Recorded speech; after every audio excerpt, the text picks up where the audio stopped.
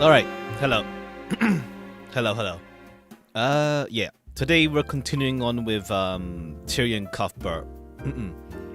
Based on the pace we're going in, we might be able to finish it next week.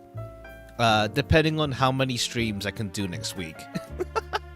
I'm busy on the weekend next week, yeah. So we'll see. We'll see. How that goes. But yeah, what's it called?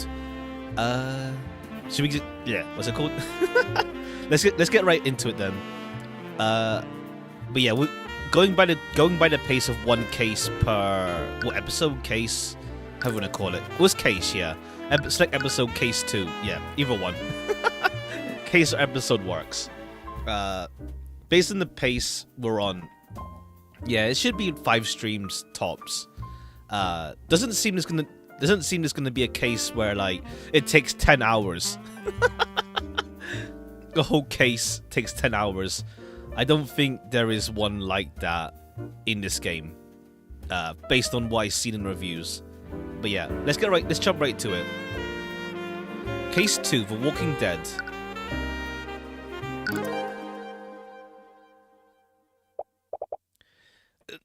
Let me go. I'm not going anywhere until I see her. Occupation student, age 16, arcane art, necromancy. Okay, cool. Is there a recap for last episode? I don't think there is. Well, last episode was literally just, what's it called? It's how we first meet Celeste. Her dad gets offed by his childhood friend, who he got a hatred of magic from because he killed his sister. What's it called?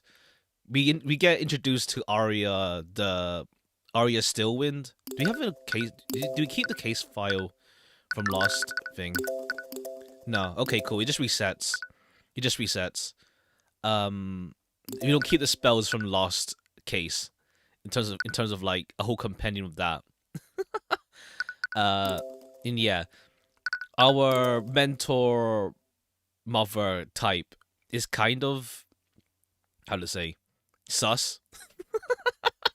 It's like he has it out for her because he thinks she's a crook for not just for defending mages that aren't from nobility, but also that apparently her methods are untoward. We'll see. We'll see if that's actually true, but it would be interesting to have like someone on our side that's actually crooked and not from the prosecutor side. Greetings. Hey there, welcome. welcome. And yeah, Arya is from a noble family, but she's a prosecutor. We don't know why she chose that, but she seems to have her head on her shoulders and not be like 100% win rate sort of deal. Lord Pierce was the culprit, yeah. Pierce was the culprit. It was pretty straightforward, that case, at least. That was straightforward. So we'll see how it goes in this one. If we see like the murder get committed right away, or if it's gonna be more of a mystery. Well, to be fair, with like Ace Attorney style, it's like, well, in Ace Attorney, we'll see how this game does it. Impaler, ha, ha.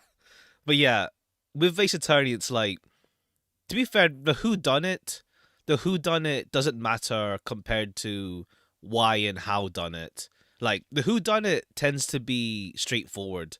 It's just the why and how that's more the question. I feel like whodunit tends to be like the guy who looks the most sus, and it ends up being the case anyway. But yeah, 4 and 5 are 6 to 7 hours long. Okay, that's fine. Yeah, that's fine.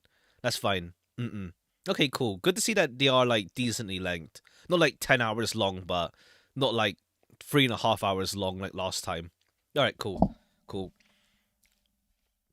I'm assuming this one's gonna be like 4 to 5 hours long tops. But yeah, we'll see. We're only on second case. Yeah, they teased it now. To be fair, like they revealed it already, so like the teaser is like, okay, cool. When they already revealed it a while ago. Make it 8 hours? I hope not. I gotta cook today.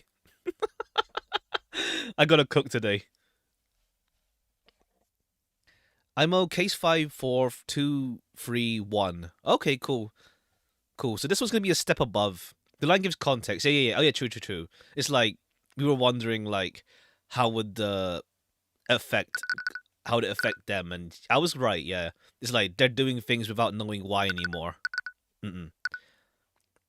Okay, cool.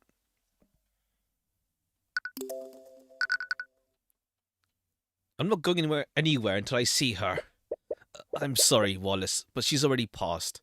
Me and my mom play this game and she's having fun. On case 4 right now. Oh, nice. That's nice. Cool. Yeah, because you mentioned that, yeah, you've played a couple games with her, I think. You mentioned before, yeah. But she's already passed. Who can use magic for arcane art? No. I think you need, like, arcane art, like, be able to use an arcane art that you specialize in. But I think, yeah, they mentioned that only people with, like, nobility in their bloodline can use magic. So, like, for example, what's his face? Orm White can't use magic. Arcane art is the preferred type. Yeah. But I think it's like, if it's none, then they just can't use magic. Like, there's only, like, nobility bloodline people can use magic.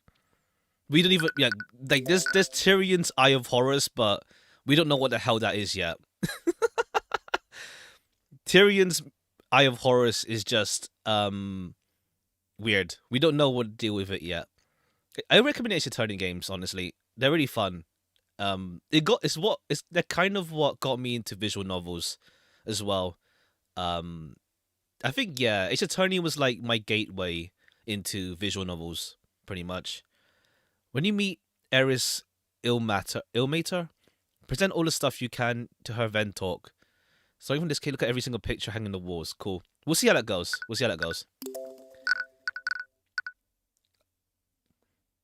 There's nothing more we could have done. How? This academy teaches... Pronounce Ilmater. I see. A pun name. Nightgrave. Okay, yeah. Necromancy and Nightgrave. Grave.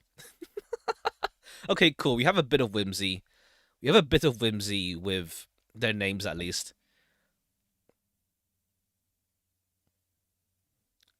How? The academy teaches the best mages in the kingdom.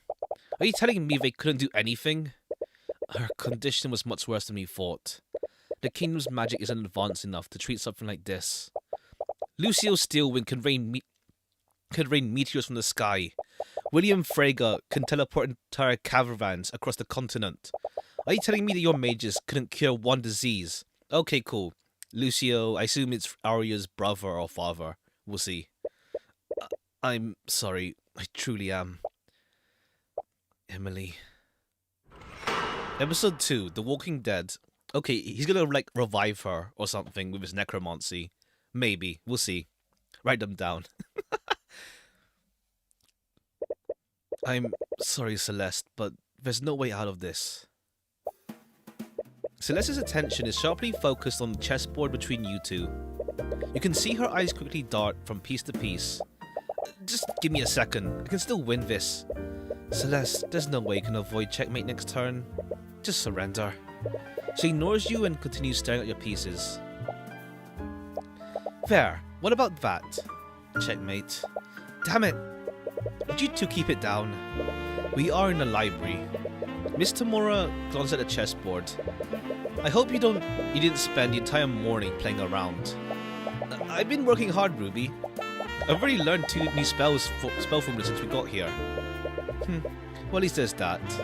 What about you, Cuthbert? Okay, cool, so Celeste is learning more magic now. We'll see if that comes into play or not at some point.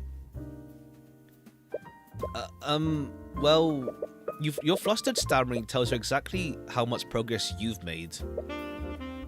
I couldn't find any books about the subject we've been looking into. You spend the entire day combing through the kingdom's imperial library, researching the Eye of Horus. Okay, yeah, it's like Tyrion doesn't even know about what the heck it even is. Okay, cool. During Celeste's trial, you awakened a new ability you never used before. Up until then, you thought the eye could only see surface level thoughts. but during that moment with Garrett Pierce, the Eye of Horus was empowered, and you could see far more than usual. You told Miss Timor about what happened, and it made you both wonder what other hidden abilities the Eye might have. You both decided it's time to find out more about the Eye and its origins. It's like, yeah, Tyrion's had this Eye thing for all this time, but like, he doesn't know why it's there. He just has it. So, we'll see what the game is doing with this Eye thing. The library supposedly held the kingdom's entire knowledge of magic and the arcane arts, but you couldn't find a single mention of any ability like the Eye. Does the kingdom seriously lack knowledge about it? Or do we need to look somewhere else? Are you sure you can't tell me what you're researching? I've travelled around the world. I might have seen something like it. You entertained the thought for a moment, but you haven't known her for very long. How long has it been since we last saw her? I mean, since we first met her, rather. The Eye of Horus is a supernatural ability that can't be detected by a spell compendium. Okay, cool. We get a bit of background information on it. You've always been wary about what the kingdom might do to you if you ever found out. Okay, cool. Cool, so most people don't know then, except for Ruby and yourself. Sorry, it's not something I can really talk about. Okay, I see. It's a supernatural ability, but we don't even know what it is. Fine. If I had to guess, I would say you're looking into supernatural phenomena. Ah. You and Celeste nearly jump out your chairs. You look over to where the voice came from. She's supposed to be a student at the academy. How long was she there? Is she the person we saw in that dream sequence? I don't know. We'll see. I think so, but it could just be another character with like long hair. We'll see. You also feel like she looks oddly. Okay, cool, it is her. Cool, it's her from the dream sequence then.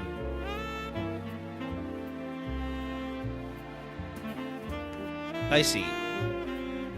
Pretty long, huh? Okay. I'm terribly sorry if I startled you. Tyrion saw her in a dream, same pose and clothes. Yeah, I was just wondering if it's the same one that we saw, yeah. I couldn't help but overhear conversation. As the girl approaches your table, you see another student frantically running after her. Eris, you can't just... I'm sorry. Oh, it's fine, Wallace. I'm sorry, but who are you two? Sorry, that was incredibly rude of me. My name is Eris Illmatter. Oh, okay. Occupation student. Arcane art illusion. And this is Wallace Nightgrave. We're both students here. Ha! Looks like a Vtube model. Hi. I mean, to be fair, like, I mentioned this back in the stream last year. The design-wise, I did go for, like, that kind of look, in a sense. Ish. Not exactly, but, like, that kind of vibe. Ish. Hi. Wallace Nightgrave, cool. Not to be rude, but that was a private conversation. Just how much did you hear? I wonder.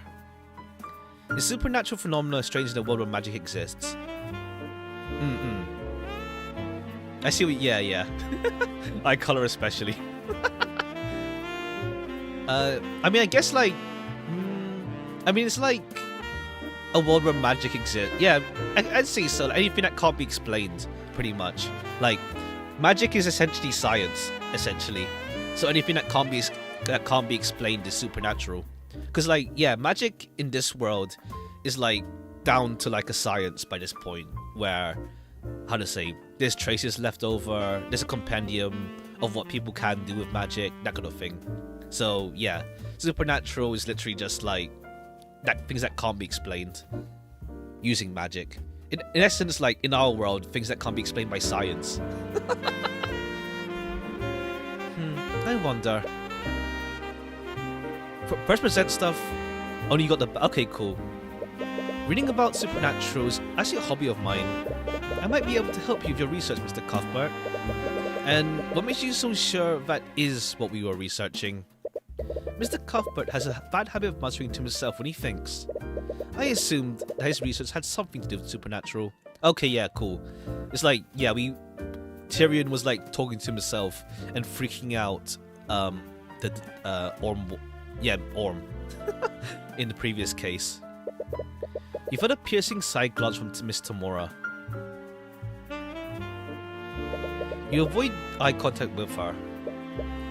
But anyways, do you mind if I ask you a few questions? I mean, we'll see, like, how to, like, when we go more in depth with her, like, whether it's delusion or not, as well.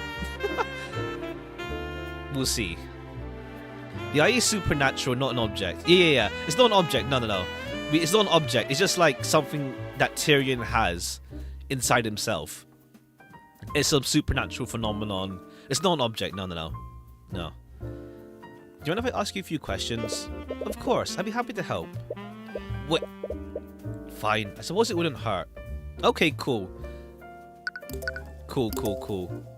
Oh, he's even gone from the text log. It's not even recorded in there. Okay, cool.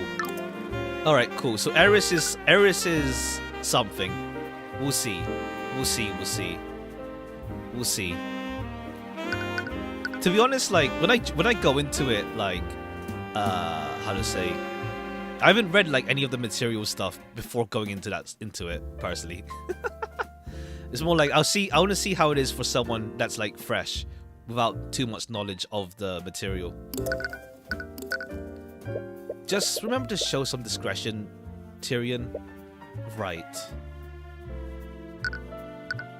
Alright, what you to say about my badge? What do you think about this, Eris? You're already resorting to presenting me things? We only just started. I really think you're overthinking things. What? Or do you simply want to see all the unique things I have to say? I'm sorry to disappoint you, but I'm not some script for you to toy around with. Feel free to try again later, though. Okay, cool. She's the fourth wall breaker. She's the fourth wall-ish breaker in this game, huh? You're not exactly sure what she's talking about? Also, it's like, that's like a massive image change going from her current pose to her, what's it called? To that pose. It's like, her eye style changes entirely. Alright, cool. Let's look around first then. The library is full of books for educational purposes. Yeah, okay, yeah, we'll see to the extent with Eris at some point. We'll see to the extent with that. So we'll see. The library's full of books for educational purposes. You've been combing through these books all morning. There's a holy text of some sort. We'll see what they're building up with Eris then. It must be related to the Church of Bahamut. Okay, cool, Bahamut. It's a globe of the world. It's amazing how other nations how many other nations are there alongside Wyvern Guard. I've been to most of these places. You should come with me next time, Tyrion. Is that a GBF reference? Ha! Bahamut is like, how to say? It's a, I know it's used in Final Fantasy as well. But I don't. What's the origin of Bahamut again? I forgot. What culture is Bahamut from? So that's a nice thought. Maybe you can travel with her when you're less busy. Anything else? There's some sort of notice taped to one of the shelves. Due to constant misuse of the Arcane construct's voice systems, voices can now only be set by Headmaster Redmond. You wonder what it's referring to. What? Is that a joke how this game is not voiced or something? Or do you mean what voice lines? From where? It's a table for students to sit at. You've been sitting here with Celeste all morning. Alright, let's talk. Eris and Wallace, who are you two? So, you two are students at the Imperial Academy? Yes, I'm currently studying illusion magic. Illusions. That's the kind of magic that lets you turn invisible, right? Technically, yes, but few mages have ever reached a high enough level for that. I'm a bit embarrassed to admit, but I'm not able to cast invisibility. That's still pretty cool. What about you, Wallace? Okay, so invisibility is the highest level, well, a high level illusion then. Usually it ends up being like, I feel like with like invisibility, it tends to be one of the more basic ones, I feel, in games. What about you, Wallace? Wallace has his own unique field of study. Okay, cool, but then the game just tells us necromancy right away. I guess you don't want to admit necromancy to everyone, huh? It's probably not your place to pry. Everyone is talking about you two. Really? It's rare for the school to let any outsiders in. That makes sense. This library isn't exactly open to the public. You're only able to get access to it because of Miss Tamura's connections. We only ever get occasional visits from the noble houses, so I was curious to see who was able to break this dull monotony. I know it's Skyrim, but invisibility is almost the hardest spell in Illusion School. Ah. Yeah, I'm thinking of Skyrim maybe, like Elder Scrolls. Like, I don't feel like invisibility was too, like, deep in, I think. I don't remember. It's been a long time since I played Skyrim. So I was curious as to who was able to break this dull monotony. This looks like so common nowadays. Yeah, it depends like how they do things, what they do with the whole meta stuff. We'll see. Or it could just be a one-off joke. I mean, obviously Eris, besides Eris of course, she's like already suspicious. In D&D, this is space stuff, it's quite a high level spell. Ah, okay. Well, I'm a mercenary, but now I work as Tyrion's bodyguard. Ah, okay, cool. That explains why you're still with us. Okay, cool. We just hired you. Cool. Mercenary. After her trial, it turned out Celeste was more than capable of affording our services. Your services. God. It's like, once again, I wish it wasn't second person.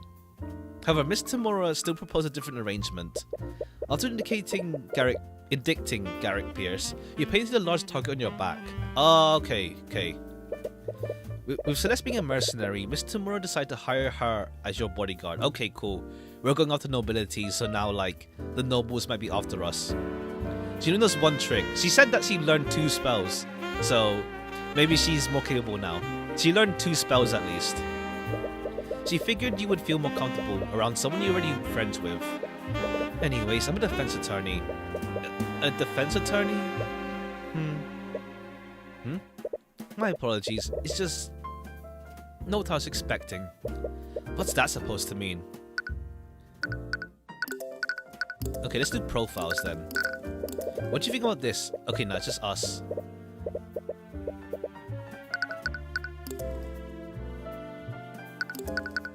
Okay, supernatural phenomena.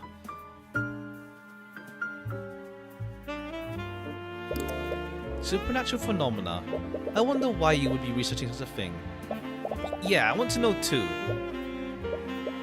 I'm sorry, but I really can't say. She's also very strong. You said she's capable of struggling against multiple. Oh yeah, true. Yeah, true. Like multiple people had to hold her down. True.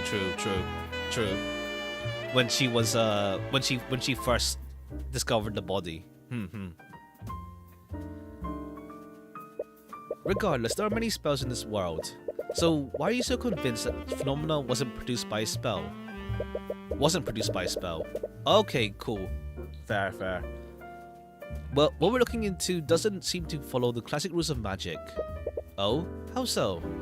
Please tell me. It was created by someone who's not a mage. Oh, really? So you're saying this was something created by a person? The words came out of your mouth before you realized it. You spent a small apologetic look to Miss Tamura. That does remind me of a story. A story? Mr. Cuthbert, do you know legend about how the kingdoms of Wyverngard was created? You mean the story about ancient dragons? The ancient what? Ancient dragon. Does Wyverngard have a story about ancient dragons? It's only about one ancient dragon. The Church of Bahamut refers to him as a Scaled Lord. Ah, okay. The Scaled Lord was mentioned before as well, yeah. I'm sure you've even heard people mention him before. Legends say the first mages were created centuries ago by him. Okay, cool. At that time, our kingdom was caught in the middle of a brutal war. With no way to defend themselves, the kingdom was on the brink of extinction. Our people prayed to Bahamut, the god of dragons, for salvation. Okay, cool. It's funny because, like, yeah, Grand Blue and Final Fantasy, they both use Bahamut, like, as a dragon type figure. But, like, I think, like, in the original mythos, Bahamut is a fish or something like that. in its original mythos. And almost as if to answer their prayers, Raphalion, the Lost Scaled Lord, appeared before them. Oh, okay, it's a different dragon that came to help, though. We just prayed to Bahamut and another dragon came. The Scaled Lord bestowed the gift of magic on a band of heroes who were fighting on the front lines. With their magic, these heroes utterly overtook the kingdom's enemies, and single-handedly won the war. It's said that these heroes went on to form the noble houses of today. Ah, okay. Cool. Simple enough. What a load of nonsense. The story is nothing but religious propaganda to prop the noble houses. Regardless, the significance of the legend is in the Scaled Lord himself. Do you mean Raphalion? Raphalion bestowed the power to become a mage on several individuals. Ah, okay. Someone who's not a mage that can, like, bestow that, yeah, supernatural. And to this day, the power can only be passed down genetically. Can you think of any arcane spells that can produce something like that? No, I suppose not. Raphalion must have had powers that weren't bound by the rules of arcane arts. In other words, he could create supernatural phenomena without following the rules of magic. Please, do you honestly expect us to believe a story like that? Is it completely unrealistic? As unrealistic as a non-mage using supernatural powers? She has a point. It's a far-fetched theory, but it's honestly the closest thing you have to a lead right now. Of course, it'd be you lot making all this noise. Was this some fantasy game for a sec? Ha! Suddenly a woman who appears to be an instructor approaches you. She looks upon each of you in an equal amount of disdain. Professor Bellwether! I thought it was an actual JRPG. It's a fusion genre for sure. Catherine Bellwether, Professor. That is Professor Bellwether to you. But did he just call you? I knew letting you rabble into our walls would lead to nothing but trouble. To my defense, this place takes place in Europe. Well, Europe-ish. But true, actually, yeah, it is Europe because they mentioned Lotus Juice is in the East when what's her face, Celeste went on a mercenary mission. You've even started associating with our malcontents. Headmaster gave us express permission to be here. You have an issue with that? Take it up with him. I'll have you know, but I was on my way to do just that. Wallace? Yes? How am I supposed to understand you when you're stuttering? Yes, Professor Bellwether. Catherine, yeah. Her name's Catherine, yes. Straighten out your uniform and fix that awful hair. You look like a street urchin. Well, I suppose it's unreasonable to expect anything more. What's the student here? Yeah, they're students, yeah. That's their profession, yeah, students. Yeah, student, and professor.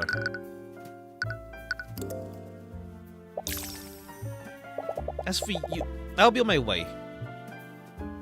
Okay, cool. Eris, like, has something. Yeah, it's clear she has something going on. What a bitch.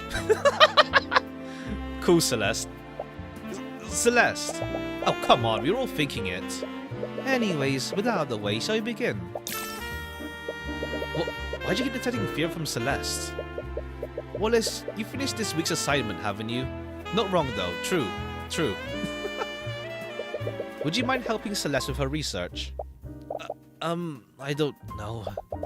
Now you mention it, I could use some help finding a specific spell formula. You know your way around here, right, Wallace? Okay. Don't worry, Miss Tamora. I'll be more careful from now on. Please do. I still have some business to take care of here, so I'll leave you to it. We spend the next few hours searching the library with Eris.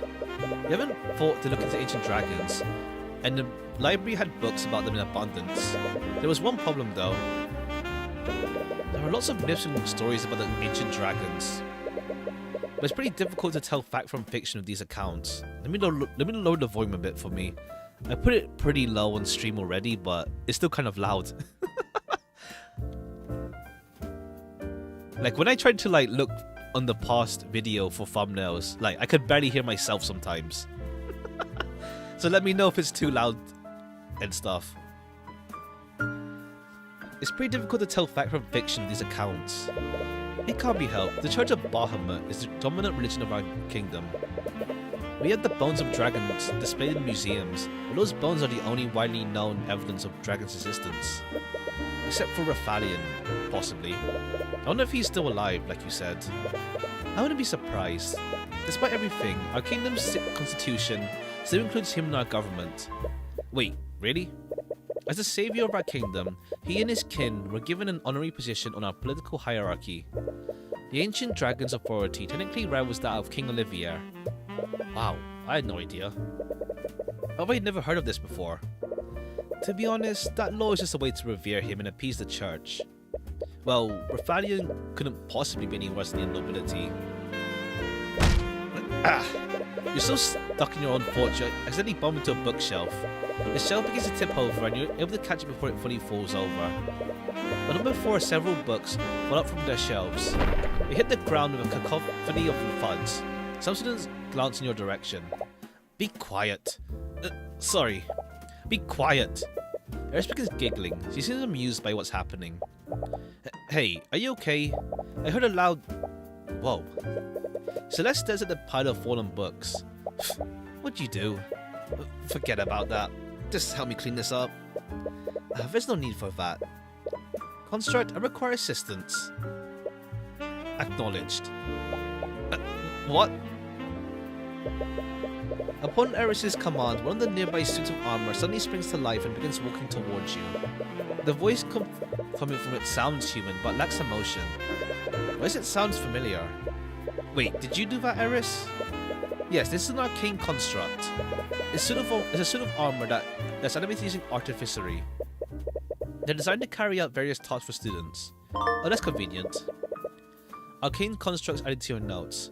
Suits of armor that are animated using artificery. They can carry out tasks when ordered to. The ones in the Imperial Academy speak using the voice of Catherine Bellwether. These voice lines can only be oh, that's the voice line thing.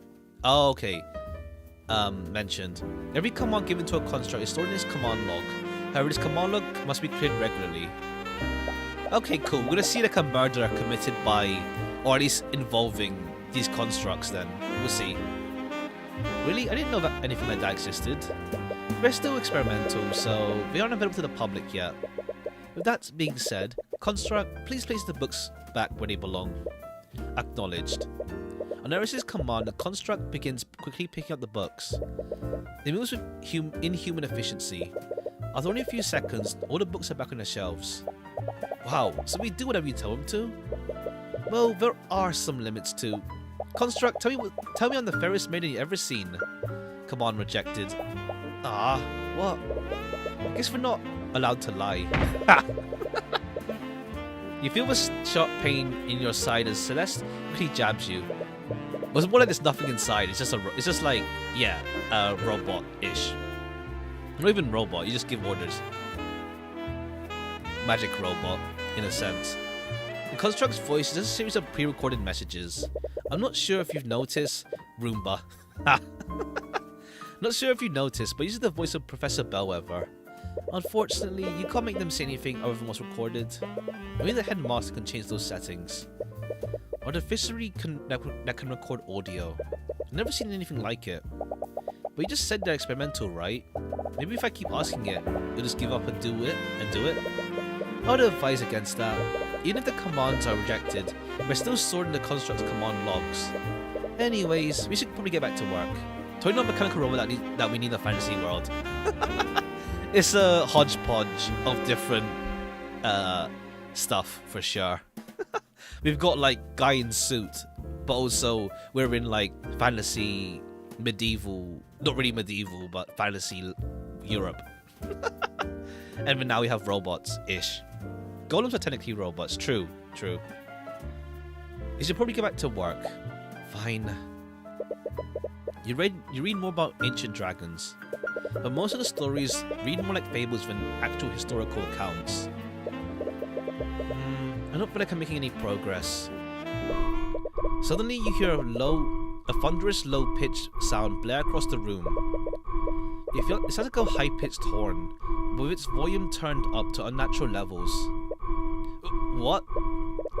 Celeste, do you hear that? Ugh, how can I not? What is that? You didn't touch anything you were supposed to, right? Just saying Europe is enough. True, true. What? Of course not. It finally stopped. Eris, wasn't that the lockdown system? Yes, I believe so. Lockdown system? The Academy is outfitted with a large artificery system. In a state of emergency, it will erect magical barriers throughout the building. State of emergency? Should we be worried? Don't worry. The lockdown is designed to keep everyone safe. We're safe as long as the barriers are up. But, Miss Tamora, she said she was going to do something on campus. I'm terribly sorry. Suddenly hear a dismembered voice, disembodied voice, echo through the library. It sounds like it's being produced magically. It's the headmaster. He's in the intercom system. Students and faculty, please remain calm. There's been a murder on the academy grounds. What? Please stay where you are and wait for law enforcement to arrive. I don't feel safe near Eris. True. Damn it, we have to get out of here. I'm afraid that's not possible. The lockdown system protects and locks each room. We can't leave the room until it's deactivated. Okay, cool. We're gonna get a closed room murder of sorts. Maybe. We'll see. Well, we don't know until we try. You run to the entrance and begin frantically pulling on the door's handles. You try to put all your strength into prying it open, but it doesn't even budge. Tyrion, stop. But, Miss Tamora, I know you're worried about her, but there's already been a murder. She looks like a Dragon Ball Z character with that facial expression. We don't know where the attacker is, or if they're still armed. The best we can do right now is stay here and wait. She's right. Damn it.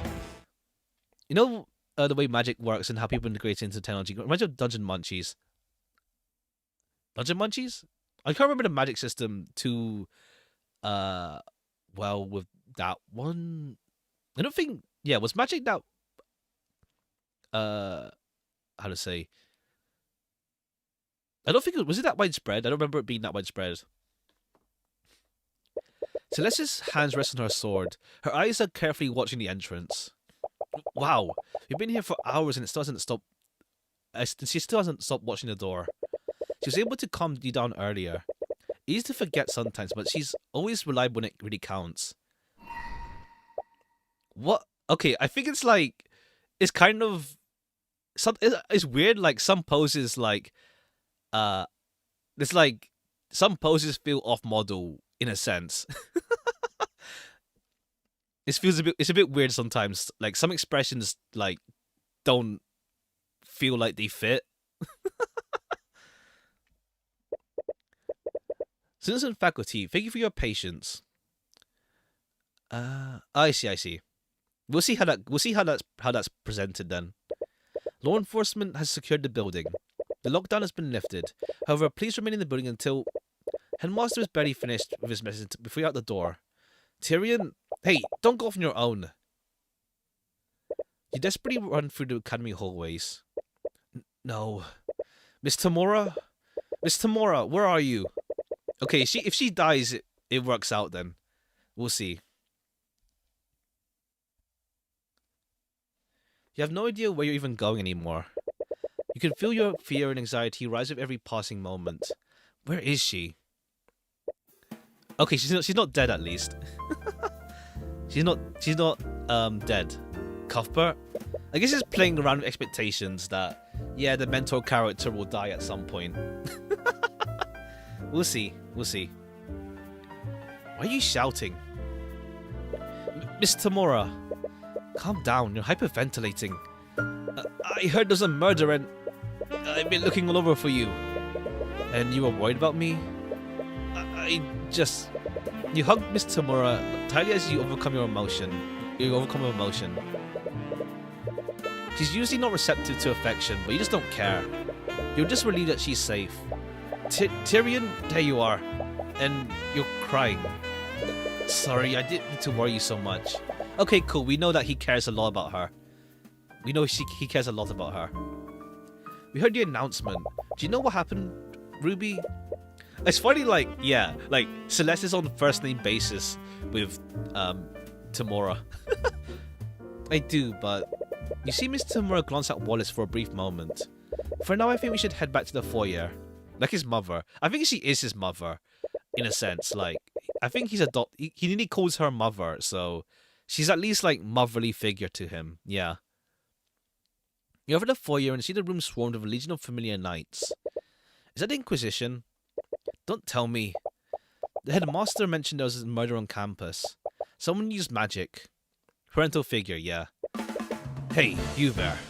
As you enter the foyer, Commander White notices you and begins marching in your direction. His attention isn't focused on you.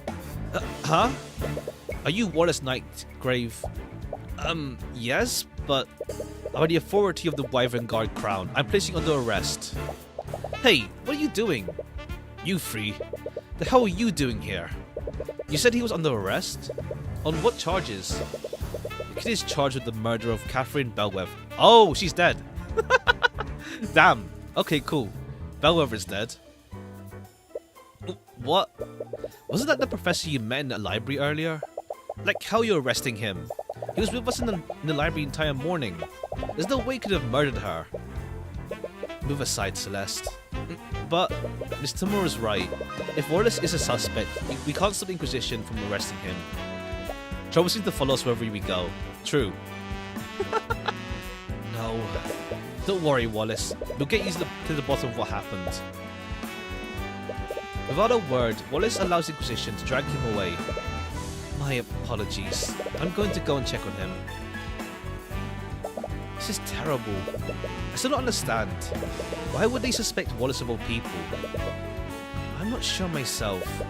Unlike most magical homicides, this school is full of plenty of mages. There has to be a long list of suspects. Oh, maybe only he knows necromancy out of everyone in the school. We'll see. Is there anything we can do? I'm going to investigate what happened. Cuthbert. Yes? He hasn't accepted you as his attorney yet. You don't even know if you're working on this case. But I know he's innocent. I just can't sit here and do nothing. Eris was also with Tyrion, yeah. But I mean, somehow Wallace killed Thingamabob, Bellwether, from like the library, even though lockdown happened. So we'll see. Well, I clearly can't stop you.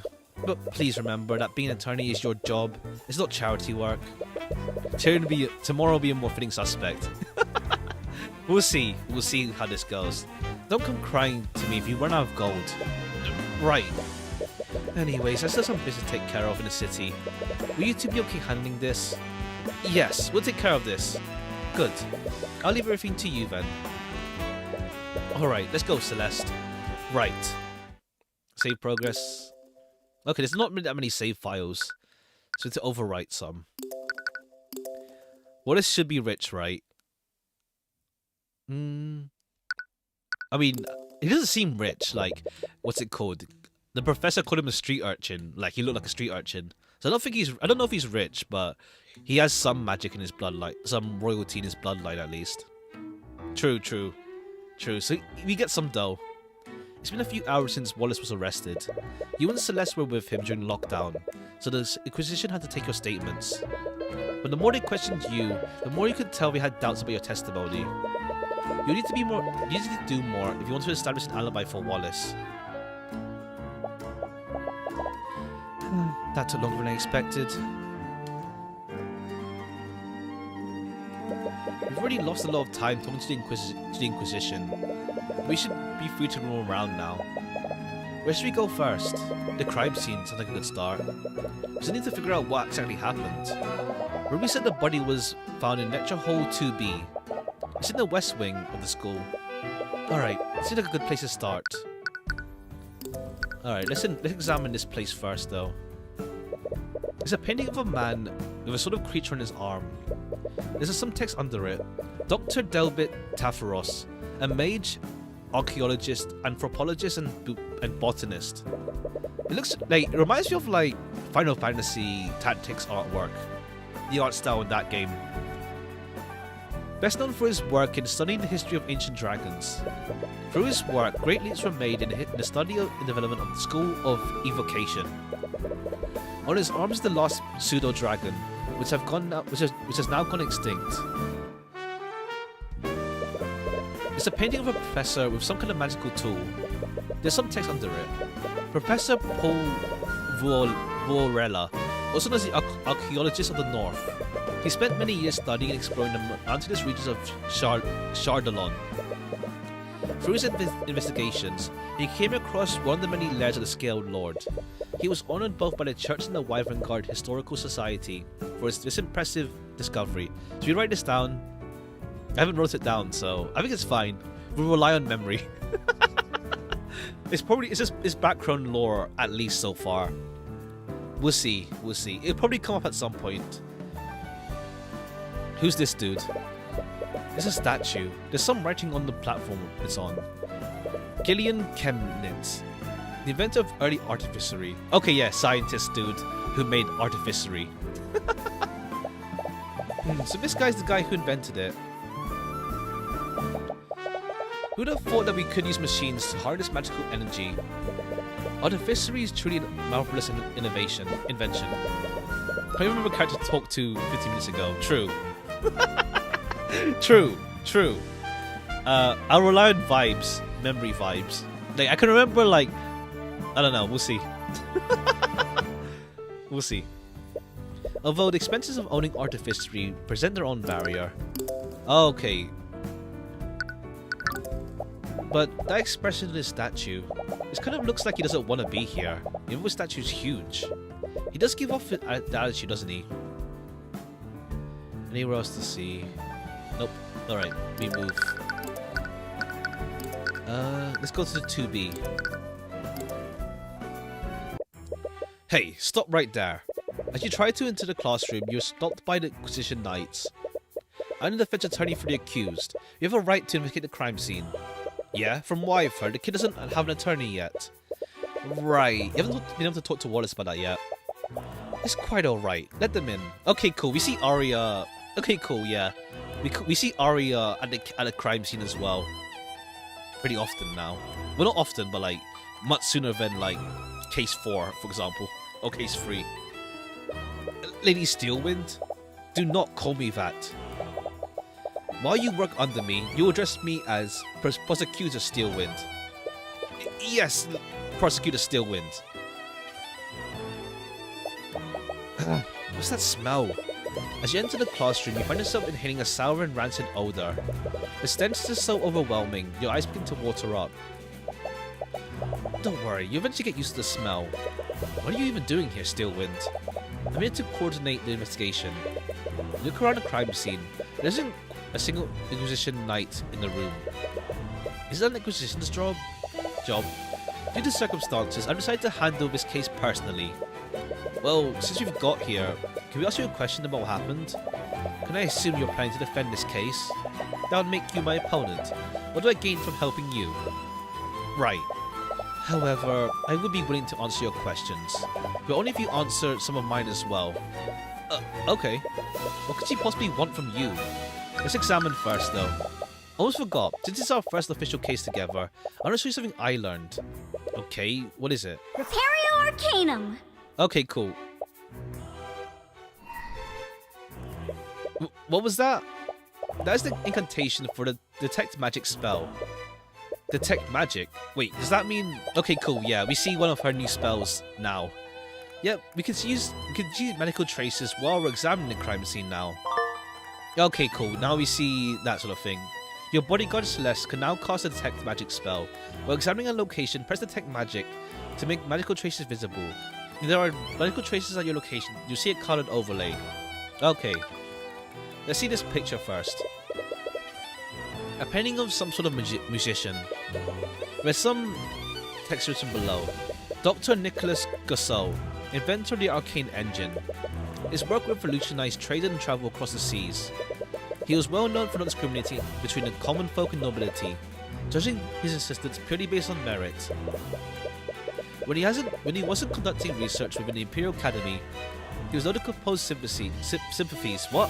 Symphonies for the king in his free time. Looks like he is a man of many talents. There's some circle behind this. No, that's the light reflection, I think. That's a shadow. This would be where students sit during lectures. Can't imagine sitting in one place all day. Have you never attended school before? No, we never had proper school in Cornhaven. I only got my education from books my parents bought from traveling merchants. What about you? That's not much education, Celeste. Not gonna lie. I used to attend a public school in my hometown, but after Miss Tomorrow adopted me, she handled my education personally. Okay, you have some thoughts on that, Steelwind? Oh, they have books here too. They appear to be textbooks about alchemy. Ah, lame. The lecture hall has a window with a view. I feel I'd stare all day if I had to attend class here. You're not much of a student, are you? I just can't spend hours in one place. I need to move around. See, it was pretty antsy while you were in the library earlier. How have you learned so many spells if you're so distractible? I don't know, I just learned spell formula and cast stuff. I see. Is that not normal? Okay, yeah, you got some like OP bloodline somehow. We'll see how that goes. I can't believe the professor's dead. We just saw her this morning. There's a chalk outline where her body was. It appears that most of the blood came from her abdomen. Is that where the fatal wound was? There's a lot of blood around this puddle, but there's no trail leading to it. Okay, she didn't move then. And there aren't any magical traces anywhere else in the room. I doubt the murderer used magic to clean it. Does that mean the murderer attacked her in this room? Maybe, but it's hard to say for certain. Bloodstain on the body. Repario Arcanum. Alright, there's two magic sources here then. What? What's wrong? There's a trace of necromancy on the body. Necromancy? Isn't necromancy the type of magic that creates undead? She's not just gonna get up and walk away, right? We're honestly not sure. The part of the reason why I stationed here myself. But what does that have to do with Wallace? Oh, you didn't know? Wallace Nightgrave is a necromancer. He's a what? You believe that he drained her life force completely using a necromancy spell. Ah, okay. Okay. That's why there are no visible wounds. And the body is moved already. Here's the autopsy report. It will tell you everything you need to know. Died at 2:01 PM. Body shows no sign of cuts or bruising. The alchemist's report has verified that death was not caused by poison or disease. Body shows traces of necromancy and illusion magic. Cause of death is not apparent, but very likely caused by necromancy. Unless like Bellwether was like already dead for a while, and like illusion was on her before to like make her look alive. And where'd the blood come from? I mean, she was stabbed apparently. The body's already gone. It was taken away already. No cuts, but was it a pool of blood? Ah, true. Maybe maybe I don't know. Maybe she was dead for a while already. But then that still implicates Wallace though. that still implicates him as being the one to like make her, how to say, revive. We'll see. Unless like Catherine died sometime way before, Wallace was forced to like revive her, and then she just dropped dead here. We'll see. But in the modern day, even Inquisition doesn't commonly deal with necromancy. They're all on edge about whatever spell we might have used. So I'm here to make sure there's nothing unholy.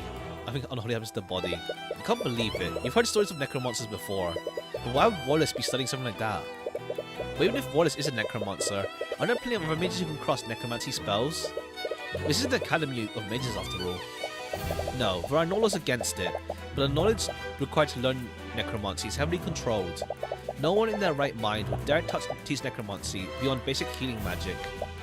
Frankly, I'm surprised even one student at this academy was allowed to learn it. I can see why, but because of this specific piece of evidence, we know that he's the murderer, but it's still too convenient. It's the first time you've seen a thought from Steelwind. Normally you can only see thoughts from a person who are stressed or excited. You doubt Steelwind is excited or excited, but something's causing her to be stressed. Is there something you're not telling us, Steelwind? Because something tells me this case isn't as straightforward as you claim it is. If you truly believe that, then why don't you prove it? The eye can't see any more thoughts from her. She must be subconsciously guarding her mind now, but she's clearly hiding something. Alright, this one's the illusion magic. Okay, green is illusion, purple's thing, and transmutation is yellow, or orange. A trace of illusion magic up next to the body. We believe that the suspect donned an illusionary disguise immediately after murdering the victim. Using his disguise, he discreetly made his way back to the library unnoticed. Assuming that Wallace isn't the murderer, the real killer must have used a similar disguise. This means that no one would have seen him leave the classroom. It'd be hard to find any witnesses that saw the perpetrator. Okay. Let's talk to you now. I can't say much about that. Okay, cool. Alright, let's talk to you then. Miss McCoy, it's my understanding you were once adopted. Would you happen to know who your birth parents are? Hey, isn't that too personal of a question? You agreed to answer my questions, didn't you? But I didn't think you meant... It's fine, Tyrion. I'm fine with answering if it helps Wallace. I don't know who my birth parents are. I never tried looking into them. I see. If I recall correctly, your spell compendium only contains one spell. Considering your upbringing, how did you learn Mage's Blade in the first place? Oh true, yeah, how'd you learn it? I bought a scroll from a merchant a few years ago. I had a Mage's Blade spell formula. But I know more than one spell now. I actually learned a few new spells today. I'm sorry, spells? As in plural? How long did it take you to learn those spells? A few hours, I think. So you learned multiple spell formulas within a few hours? What was that just now? I see. Well, I think that's all I need to ask for now. Okay. Sharing information about the investigation for that? Why is she so interested in Celeste all of a sudden? I mean, yeah, Celeste is nobility, so why wouldn't she be? Rancid smell. I can't take it anymore. That smell is driving me crazy. What is that? From what I understand, there's a bit of an accident a few days ago. It happened during one of the classes that the headmaster was teaching. He missed the instructions for an alchemy experiment. Okay. As a result, he accidentally produced this rancid-smelling vapor. Vapor? It's not poisonous, is it? Of course not. I wouldn't be standing here if it were. Misread. It's just extremely unpleasant to the senses. Foul classroom smell. Okay, that's gonna mean something at some point. Maybe a witness will say like, okay, it's nothing like smelled out of the ordinary or something. Do you know what happened in here, Steelwind? Well, it all began when the city Watson received a call from the academy. Supposedly there's an attack on campus grounds. The entire building was put on lockdown. The city watch set up a perimeter around the building while they waited for the system to activate. What? Can they kind of let them in once the scene was secure? I am not sure about specifics, but supposedly the lockdown can't be shut down manually. You have to ask one of the academy admins if you want to know more. Anyways, you two were also present during lockdown, am I correct? Did either of you see anything suspicious? What bad system? I mean, we have to see like the admins. From Aria's knowledge, it's just like automatic. So we have to see. We have to see. One sec.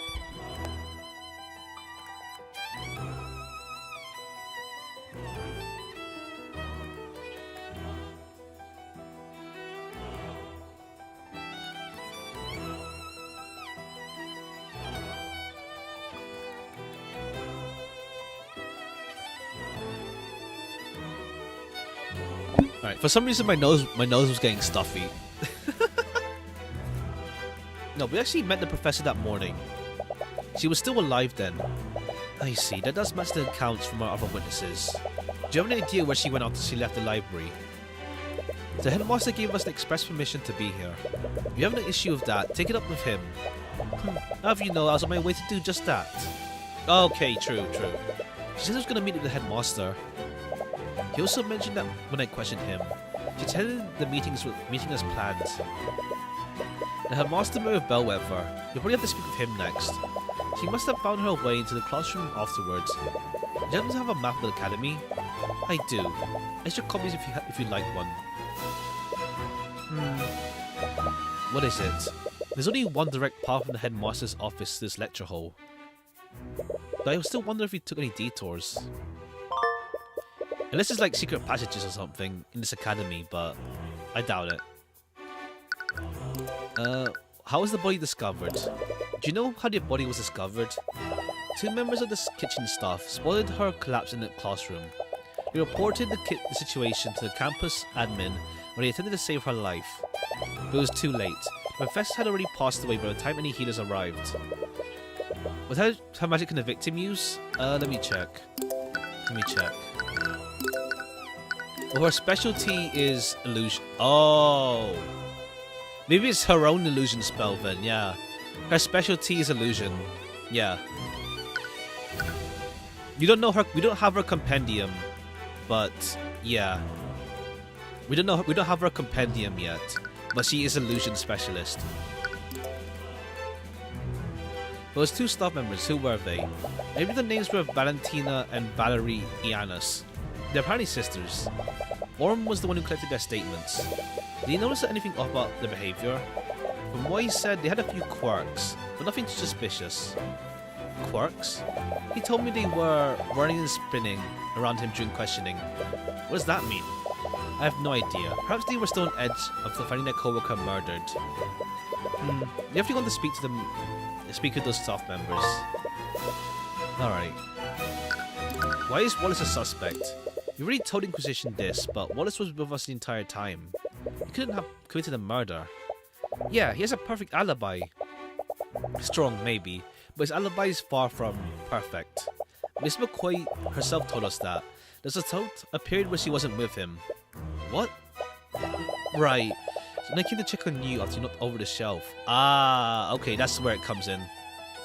I got a little lost on my way back to Wallace. But still, we lost each other for a few minutes. That may be, but his alibi isn't airtight. Evidence in this room proves it wasn't him. What do you mean? It will be easy to explain once you examine yourself. Yeah, we know already.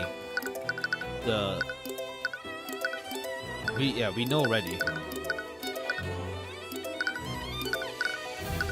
Your necromancy and illusion, so we'll have to see. We'll have to see Wallace's compendium at some point. Also, like, okay, yeah, so the library's here, 2B is all the way down here, the kitchen's here, yeah, headmaster office, but she goes in the opposite direction.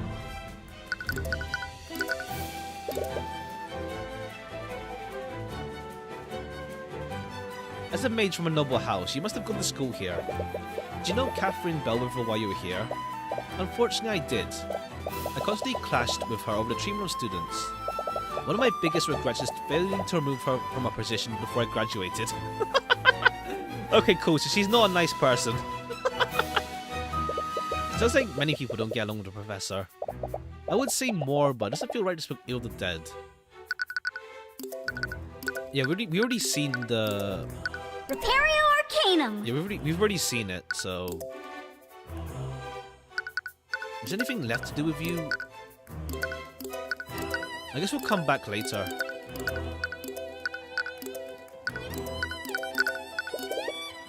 We'll come back later then. Let's see where else we go. Okay, the kitchen, headmaster's office. Let's see the kitchen. Hello? Is anyone there? Listen, there's no one out here right now. We should check elsewhere. Let's just look around first. Several commonly used ingredients are in the cooking area.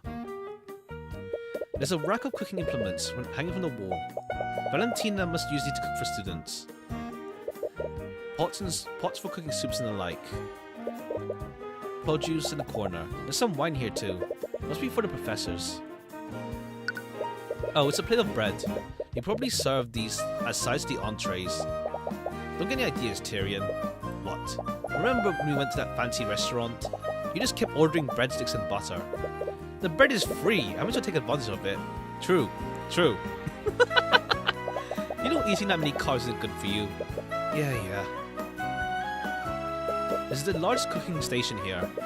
Prepare meals in bulk here. Cool, not much. Detect magic. Imperio Arcanum. Nothing. Yeah, we tried just now. Nothing in there. Alright, Headmaster. You followed the map that Steelwind gave you, and you arrive at the Headmaster's office. Oh, hello there. I was expecting guests today. Sorry for coming unannounced. You must be... My name is Theodore Redmond. I'm the Headmaster of the Wyvern Guard Imperial Academy. Okay, illusion as well. Another illusion master.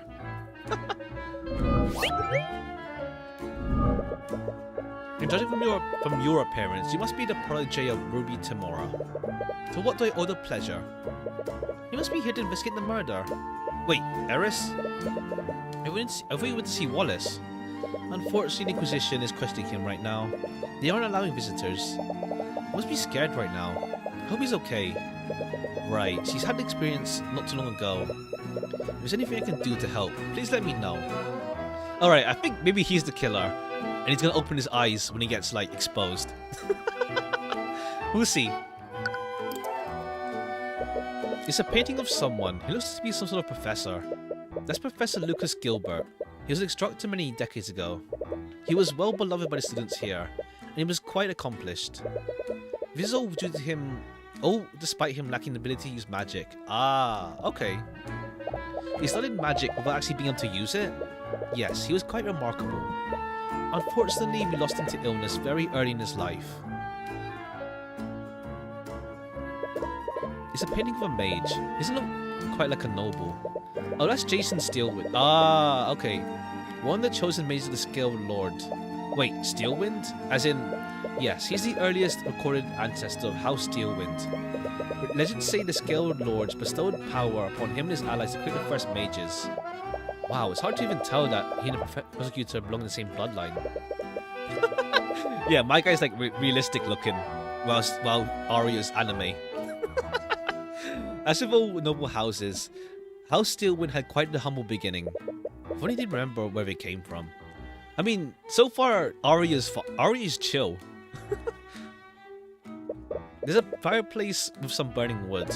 Looks pretty cozy. A window with a view of a garden. The headmaster has a nice view from up here. There's a small table for guests. Is that wine? No, actually. It's apple juice. Most of my guests are students after all. True. Imperio Arcanum. No magic here. Alright, the murder. This is terrible. To think that one of my prize students is because he didn't get robbed. To think that one of my prize students would be accused of murder. We heard your voice on the intercom when lockdown happened. Are you the one who triggered it? Yes, I activated it when I received a call from one of the staff. He reported that Bellwether had been attacked. Okay, he got a call and then he locked down the school. How does the lockdown system work? It's an artificial network that covers the entire academy. In the event of an emergency, I can activate it using this stone. The headmaster pulls out a glowing stone from the desk. You can hear the hum of magical energy emanating from it. Once activated, the system creates magical barriers throughout the building. It's designed to contain and protect each room in the building. Could a powerful mage breach any of these barriers? I doubt it.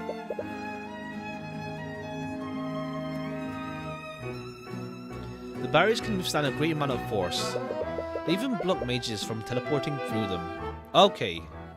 And once activated, even I can't turn it off for an hour. Okay, the Academy's lockdown is a system of artificery that covers the entire building. Once activated, it creates magical barriers that isolate and protect each room in the building. These barriers can't be breached with physical or magical force. They also block mages from teleporting through them. Okay, about Wallace. We can talk about Wallace. Earlier you said that he was one of your... What a bad system. Yeah. I guess it's like a complete lockdown thing. Like no one can breach it, so you can't even deactivate it. Earlier you said that he was one of your prize students. I just need to understand, why did the prosecutor say he was a necromancer? Because technically he is one. What? But why would he study something like that? Necromancy is probably one of the most dangerous and most scrutinized school of magic. Its image has been long tainted by stories of dark wizards raising armies of undead. However, it doesn't just control the forces of death, it also controls the forces of life. Forces of life? The truth is that healing magic is also classified as necromancy. Most healers don't care to admit it because of the stigma it has. But that's why Wallace is studying it. He wants to become a doctor. But there are plenty of mages who know healing magic. Why is Wallace singled out? For years he's been studying necromancy beyond basic healing magic. He believes that high-level necromancy could revolutionize modern medicine. Unfortunately, many among the faculty don't see it that way. Wallace doesn't hail from a noble house. He's a mage that was born among the common folk. Okay, cool. He's not a noble, but like, he has noble blood within him to still use magic. It's just that, yeah, we're not noble in terms of like heritage. He broke, yeah. He broke. He's like me. Many of the faculty fear that he'll use his knowledge to raise armies of undead, just like necromancers of old. The Imperial Academy isn't even permitted to teach it to students beyond basic healing magic. Then why did you allow him to study it? After everything that has happened to him, I made an exception. Everything that has happened to him? I'm not at liberty to say more. You have to ask him if you wish to know more. Okay, spell compendium. If you plan on defending Wallace, you need a spell compendium, am I correct? Yes, having a client's compendium is instrumental to quitting them. You may find that a bit difficult. You see, after a certain incident, he destroyed his compendium. What? Why would he do that? Doesn't he need that to use magic? A spell compendium is a device mages use to keep track of what spells they can cast. It's really convenient for remembering the formulas and incantations of your spells, but it's not actually required to use magic. I thought of destroying mine a long time ago, but they're really expensive. Luckily, I have an attuned spell compendium right here. I'd be more than happy to give it to you if it helps Wallace. Oh, thanks. Wallace just needs to maintain physical contact with for 10 minutes. After that, the compendium will attune to his magic. Just make sure that you don't let another mage like Celeste hold it. Once it attunes to a mage, no one else can use it. Ah, okay. That's how it works. Wait, but then how... Wonderful. I hope you can persuade Wallace to attune to it. Okay, cool. Eris is like breaking rules. But we'll see Eris's deal eventually. Catherine Bellwether. Can you tell me more about Catherine? Wow, that's a whole mess of emotions. Stop keeping dialogue. Ha! Ha! Ha! She was rather unpleasant to work with. Can you think of any enemies she might have? If you pay attention, you may like it. Ha! Ha!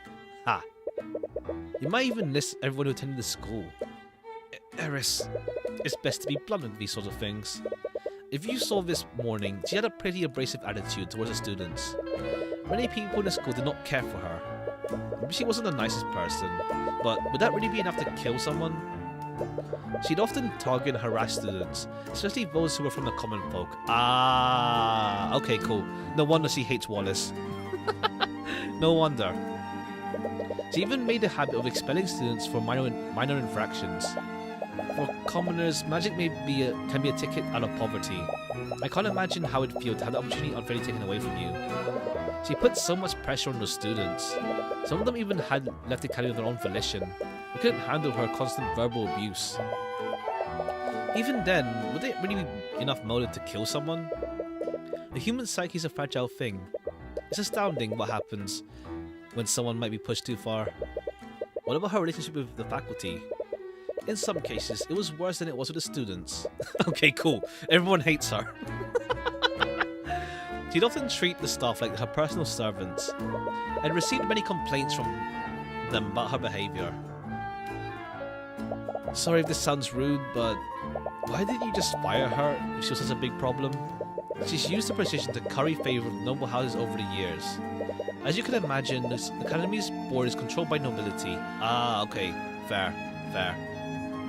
If I ever tried to remove her, they would probably support her over me.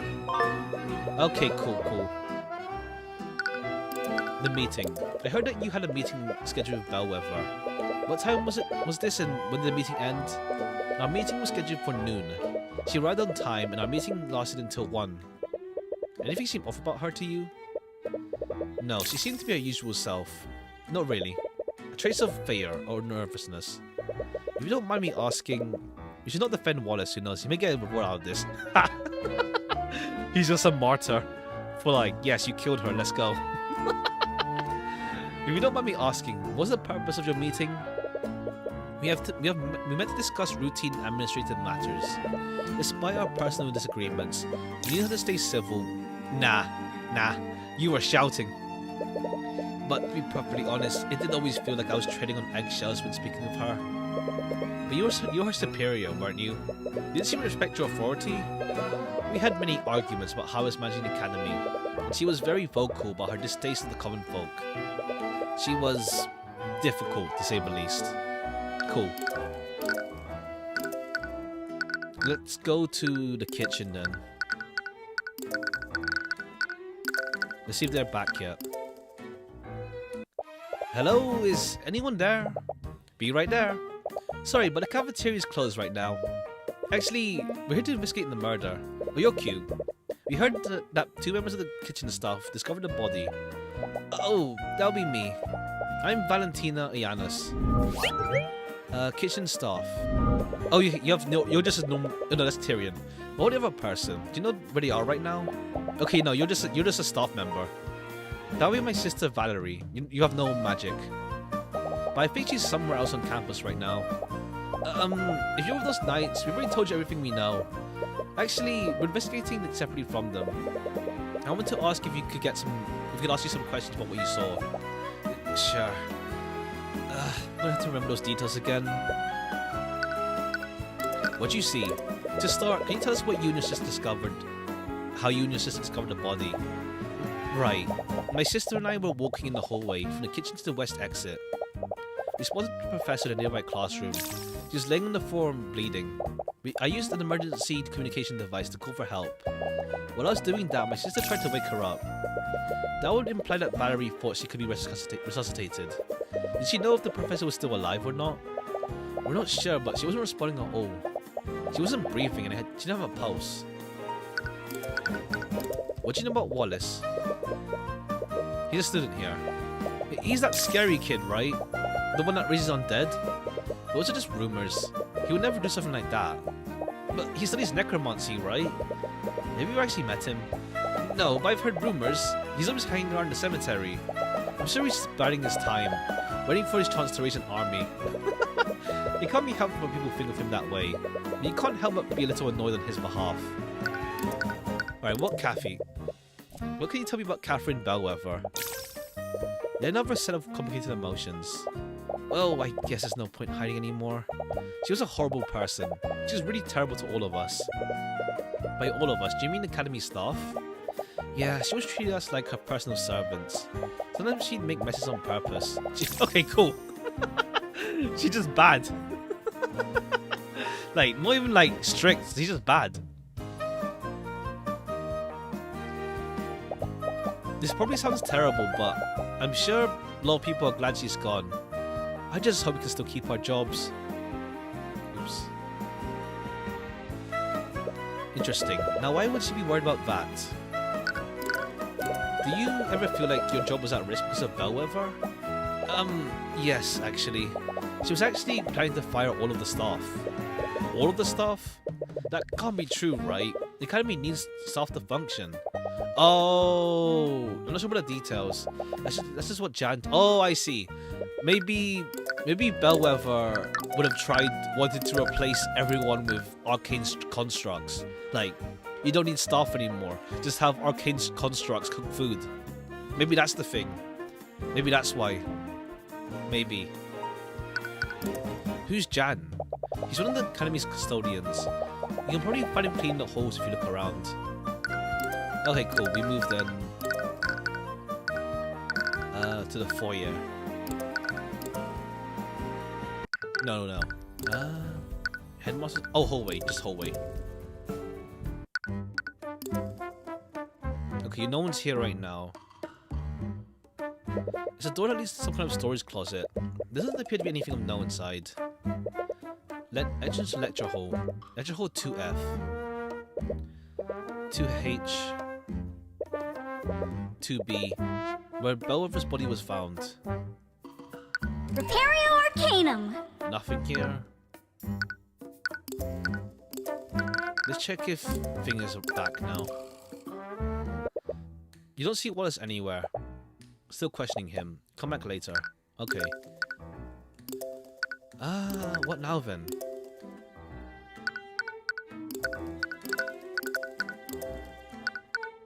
You need to be about this. Okay, now.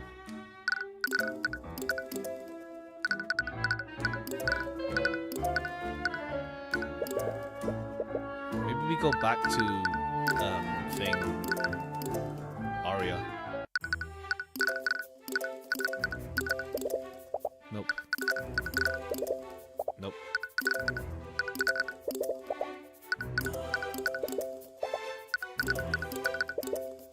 Nope.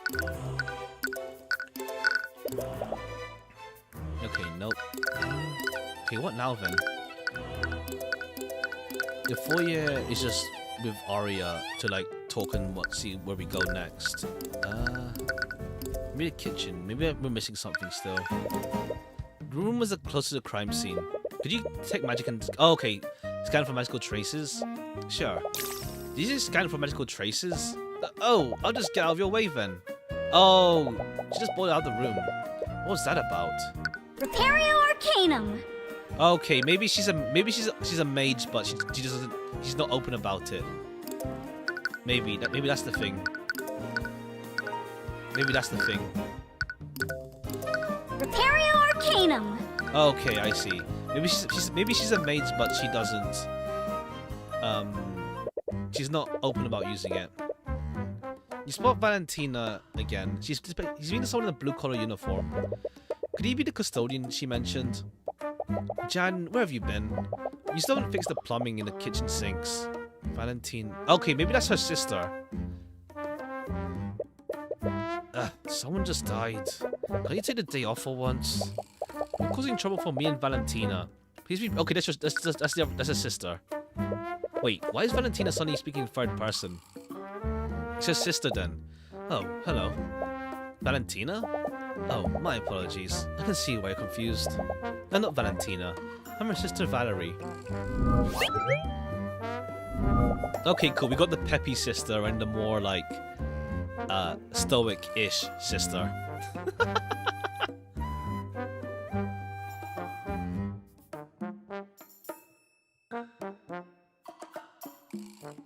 He's trying to trick us or something. You look exactly the same. You remember reading about something like this before? You two are identical twins, aren't you?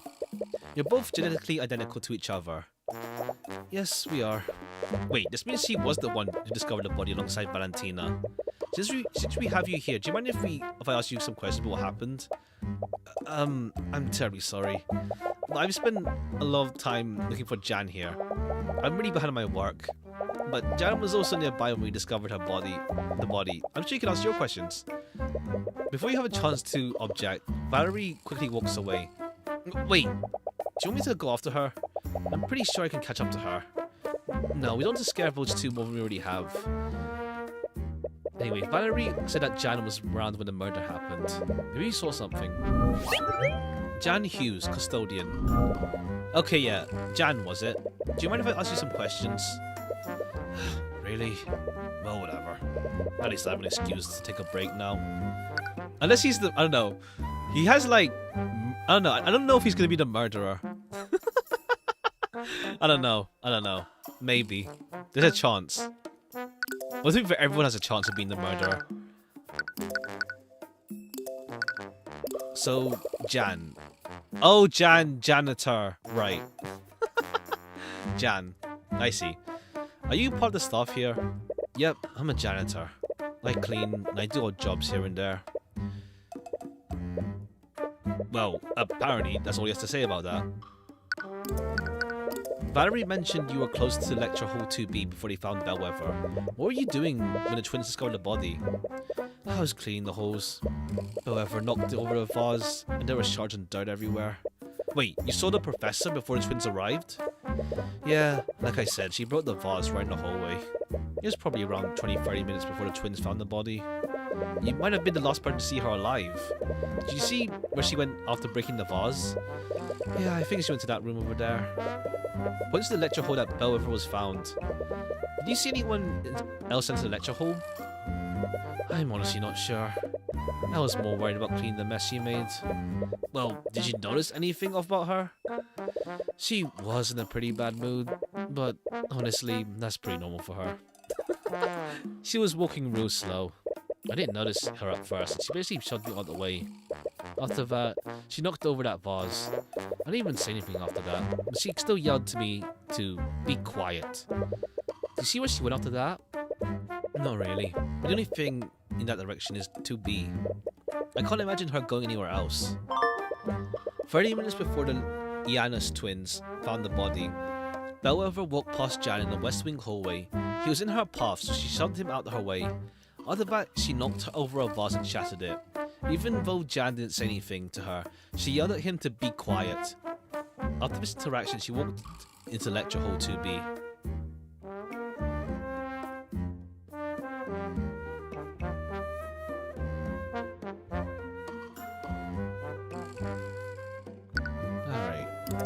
Alright, so what's your relationship with her? Can you tell me anything about Catherine? I've heard that she had a pretty bad relationship with staff. She had a bad relationship with just about everyone. Students, other teachers. I can't think of many people who actually did get along with her. I'm sure you had your own sense of own share of bad experiences with her. Yeah, she'd always yell at me when I was taking too long to get a job done. I hate to say it, but things are a lot more peaceful around here without her. It's barely been like a few hours since she died. That's blunt, to say the least. You can't exactly blame him for thinking that.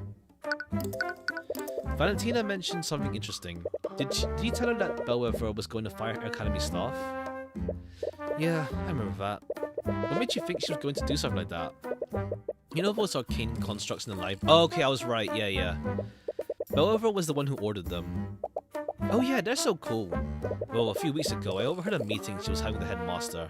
From what I heard, she was planning to order more constructs and entirely replace staff. Okay, cool. Cool. The whole robots replacing staff members deal, huh? Oh, but I'm sure the headmaster rejected her proposal. I don't know. From the way she was talking, it sounded like she didn't have a say in the matter. But only the headmaster would have the authority to fire the staff. Why would she be that confident? Don't know. All I know is that she hated having common folk in the schools, even among staff. She was really miffed that he was hiring common folk from the community centre. Overheard a few weeks ago.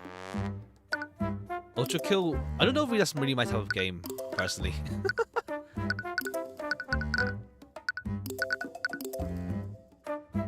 Okay, can we now? Okay, yeah. Now we can talk to you. It's over. My life is over. Wallace? Who are you? What do you want? Wallace, it's Celeste and Tyrion. From the library, remember? Oh, right. How are you doing? Apparently not well. Please tell me you're gonna get me out of here. I keep telling them I didn't do it, but they still won't let me go. I'm sorry, Wallace, but they found traces of necromancy magic on the body. And because of that, they're going to push your case to trial. What? Are they gonna execute me? This can't be happening. I can feel these walls close again. I can't breathe. Please calm down. We know you're innocent. With that said, will you let me represent you in court? Oh, right. You said you were a lawyer. But I don't really have any money to pay you with. Don't worry about that.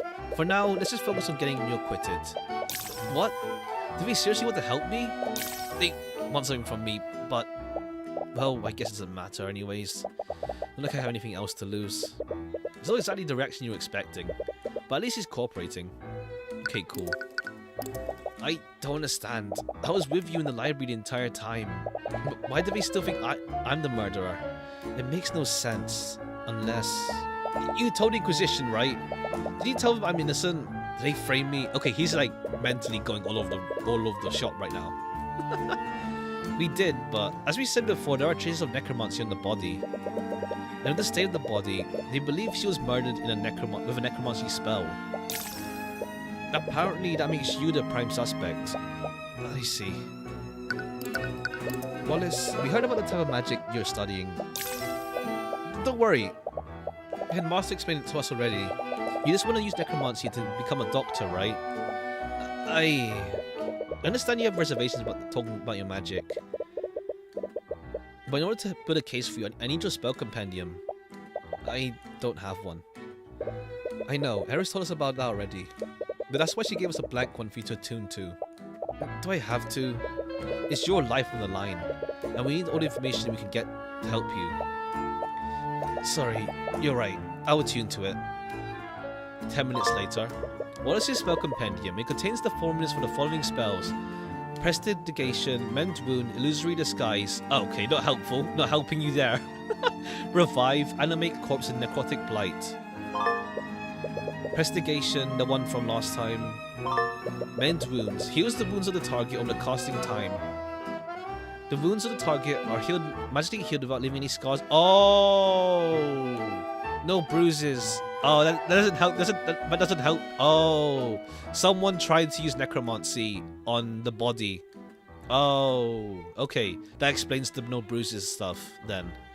Heals without leaving scars or bruises. Can't restore missing limbs. Nor can it revive someone who's died. Illusory Disguise. Places an illusion on the target to completely change their visual appearance. The disguise moves with the target for the duration. It may target look 1 feet larger or smaller. Elements hidden by the spell are made invisible. Elements created by the spell are purely visual. You cannot make physical contact with it. Okay. Revive. Floods the target with life energy in an attempt to resuscitate them. It doesn't heal wounds sustained. Results may vary. It cannot resuscitate someone who's been dead for more than a minute. More than a minute. Okay, cool. So you can like last minute revive someone. Animate Corpse. And reanimating the target using life energy creates an undead minion for the duration. The minion follows the caster's orders, but its intelligence is limited and it cannot speak. The minion can end the spell prematurely, but will only do so if ordered to by the caster. Once the spell is ended, undead will turn to being a dead body. Okay, there's no. Okay, cool. So they're gonna attack Wallace with the animate corpse thing, because, yeah.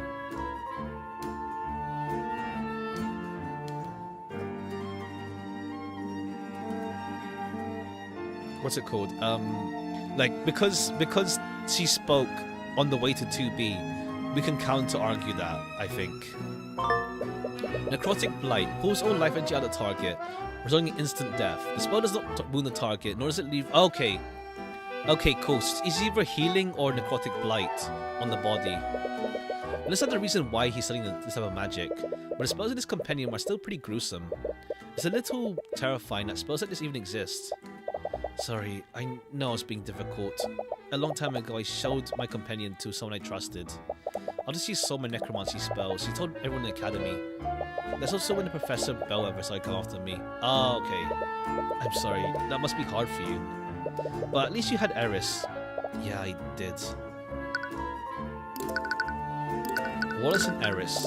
How did you and Eris become friends anyway? Why are you fearful? Okay, I think Celeste is scared of Eris.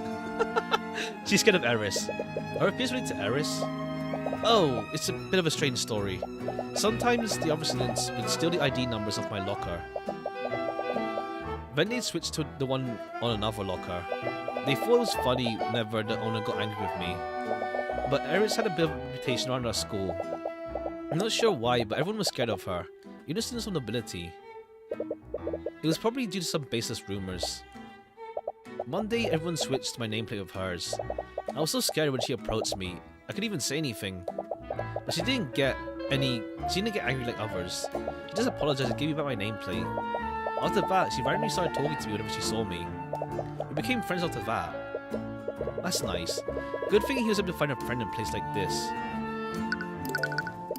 So I had to ask, if it's caused you so much trouble, why are you still studying necromancy?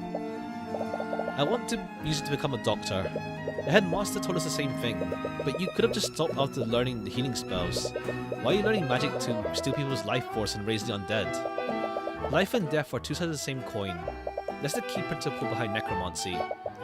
Okay, yeah, you have to like learn like the other stuff to know the other side. Yeah. The first undead was actually a failed attempt to resurrect a human using magic. Wow, I never knew that.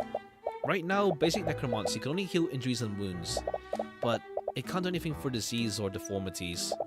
If I could just keep studying magic, I know if I can create a new type of necromancy. One that can cure diseases and save lives. Specifically wants to cure disease. Did something happen to him to motivate him that much? I can already guess the answer to this question, but how was your relationship with Catherine? It's exactly what you expect. After word got out that I was studying, Professor Bellever would always target me. She'd start yelling at me for the smallest mistakes. She'd do that to some other students too, and she focused on the ones that were poor like me. That's terrible. I'd wake up to each day, dreading the possibility that she'd notice me in the hallways. I knew how to avoid her and stay out of her way. Students were afraid of Eris. Wallace, if you would be smart, you would be too. She seems okay outside of her weirdness, let's say. She seems chill otherwise, but we'll see. We'll see more of Eris down the line, I guess. We'll see her in like future cases. But sometimes she just come looking for me. I can't believe that after everything she did, she's just gone. You must have mixed emotions about what happened. I honestly don't know how I feel about it. To be honest, I always wished she would just disappear. But now it's finally happened. I just feel more afraid. Because she's gonna come back from the grave to haunt me. Even with Bellever gone, his trauma still lingers. So just put everything together now. Have you figured something out? Yeah, I just need to take some time to think through everything. The prosecution wants to implicate Wallace the spy's alibi. They wouldn't have a reason to do this unless the evidence heavily implicated him. How does the evidence implicate Wallace? We've learned that Wallace is a necromancer. He's the only person that's capable of high-level necromancy. A magic trace of necromancy was found on the body. The trace of necromancy on the body. Okay, cool. A bit of a roundup. That means that they think that Wallace used one of those necromancy spells. Even without seeing the traces, it's pretty obvious the magic was used in the body. Right, because there aren't any wounds on it. And the autopsy report found no signs of poison or disease. Which spell do they think Wallace used? If I know Steelwind, she probably has a theory on which spell was used. The prosecution will probably argue that Wallace used one of his spells to kill Bellever. It's thing. Necrotic Blight? What was it? Necrotic Blight. He probably will say he used Necrotic Blight. That makes sense. Necrotic Blight would have drained life force from her body.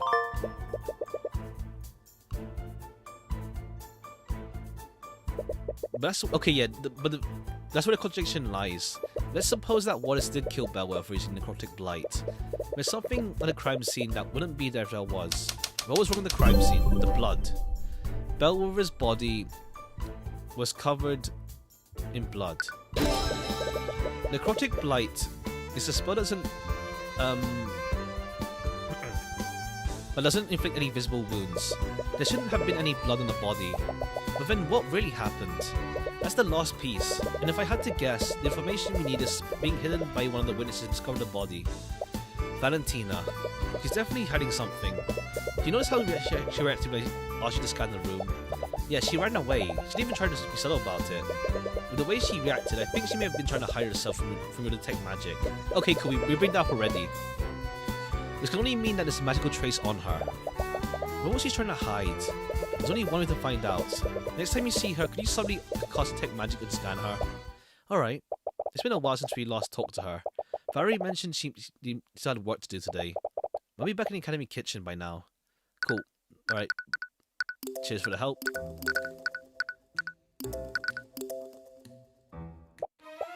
Those two are finally gone. I can finally get some cleaning done. Okay, there she is. Power word kill. Yeah, it's like you just suck her life force out, but then the blood. I don't know.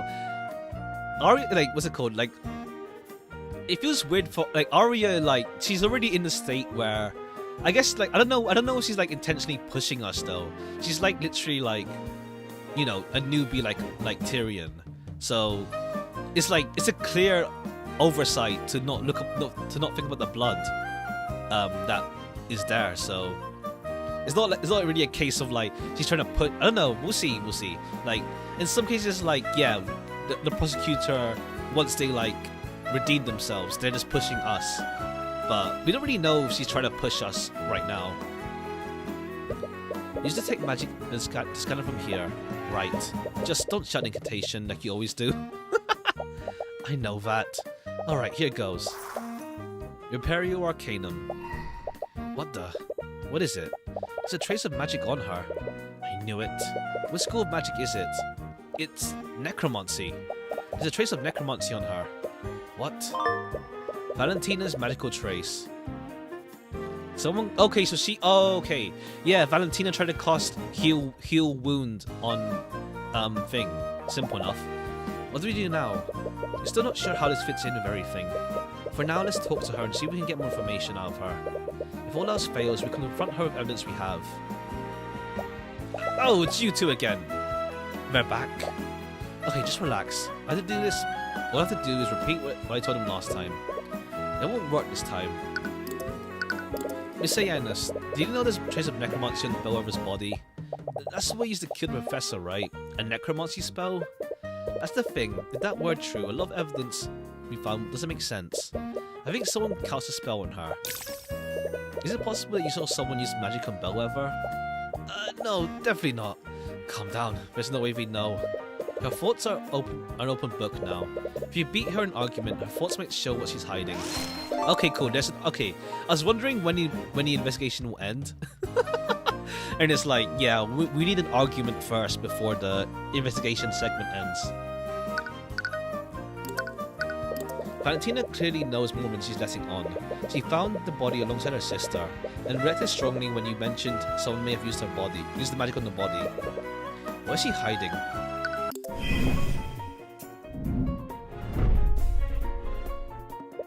Miss Ayanus, from the very beginning I felt like you've been hiding something from us. Valentina's more concerned with protecting herself and doing the right thing. She doesn't hide secrets until she thinks what she's doing is dangerous to her. She's worse than a villainous necromancer, and will not feel pity for him. There's something you're not telling us about. What are you talking about? My conscience is clear. I told you, and that's everything I know. Got nothing to hide. Use this against claims that contradict thoughts seen through the eye. Use this against claims that contradict displayed emotion. Oh, displayed emotion then. Miss Ayanus, it's clear to anyone how nervous you are. I can probably see the fear you're emanating right now. Just tell us the truth. It'll be a lot easier for the both of us. Let's say I were hiding something, which I'm not, by the way. Why should I tell you anything?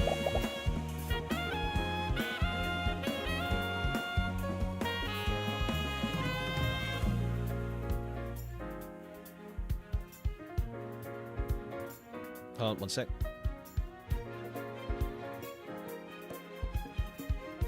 I don't have to tell you anything. You've already given your statement to the Inquisition.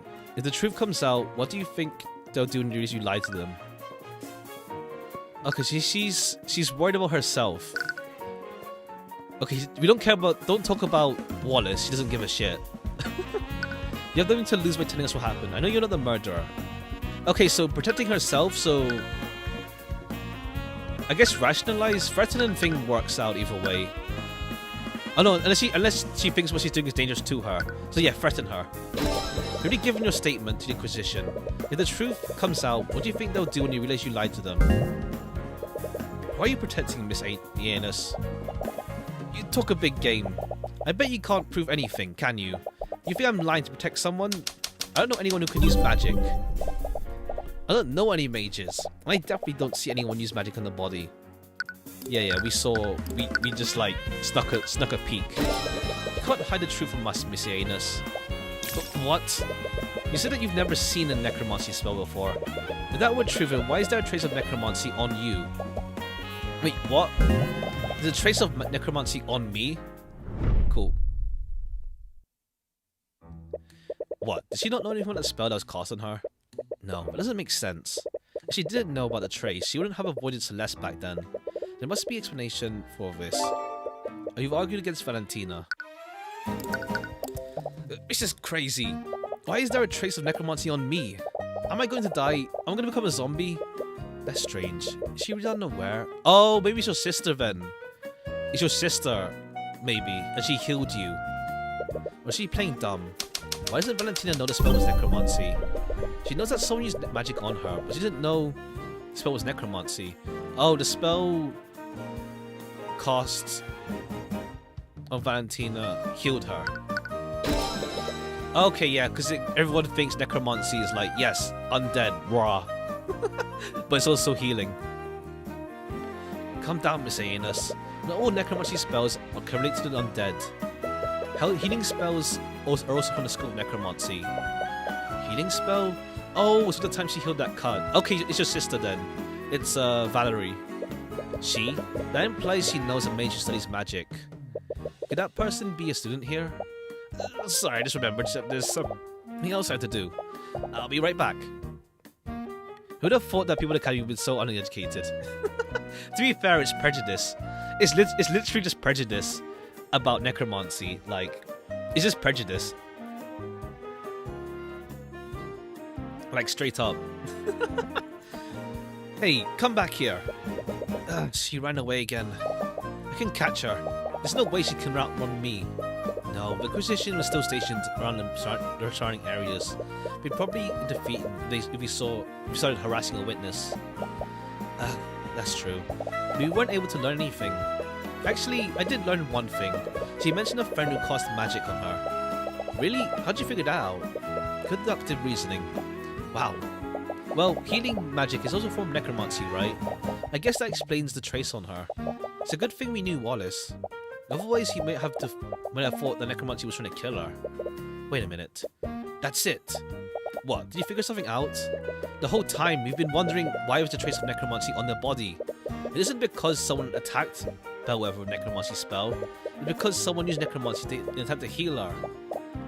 Oh, I see. Doesn't matter what type of necromancy spell someone uses. Spells from the school of magic, same school of magic, leave the same magic trace. It's not just that. The body has blood on it. What would happen if someone used a healing spell on a wounded body? It would close all the body's wounds. Okay, cool. So we deduct this part before the court case. So that's why there's no cut. Yeah. It's because with where is it? With mend wound, like it heals the wounds, but like, and it leaves no scars, no bruises.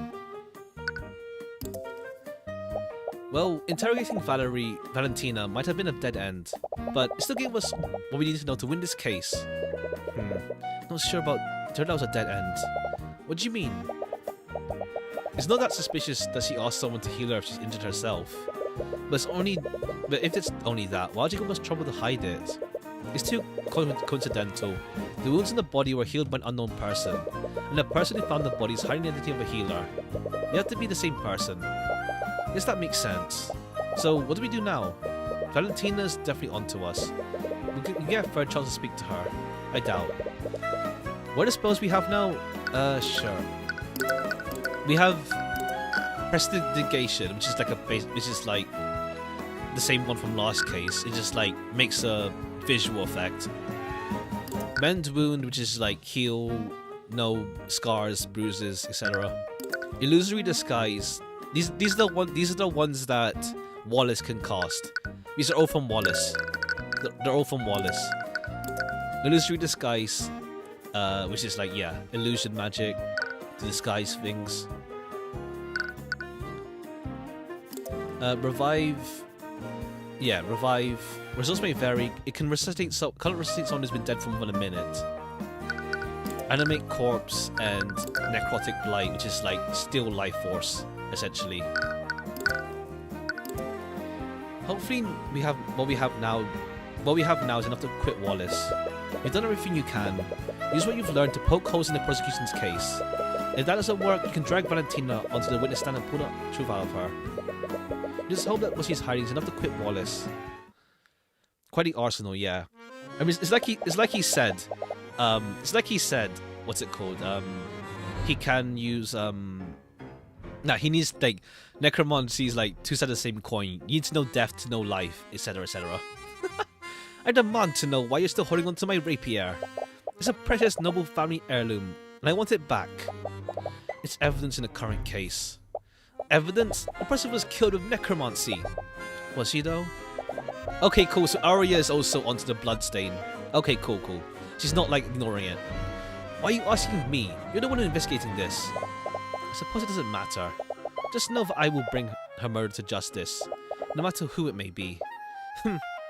Okay, cool, this person is, like, a suspect, because it's her rapier that stabbed thing. Alright, time for the trial. Just take deep breaths and relax. Hi, Tyrion. Celeste, don't sneak up on me like that. Why are you so nervous? It's not as if it's your first time defending someone. I can't help it. There's something about this building that just fills me with anxiety. It's too bad Ruby can't make it. I'd say that you should calm down for Wallace's sake, but there are so many people here, and they're all staring at me. Their eyes are prying into me like a pack of flesh-eating maggots. Gross. Don't worry, Wallace. Our investigation revealed a lot of weaknesses in the prosecution's case. We have a strong case for your acquittal. Okay. See, you can be confident when you want to be.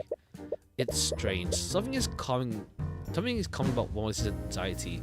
It's like he just absorbs the tension out of you onto himself. He's so nervous that it makes you calm. Alright, court time.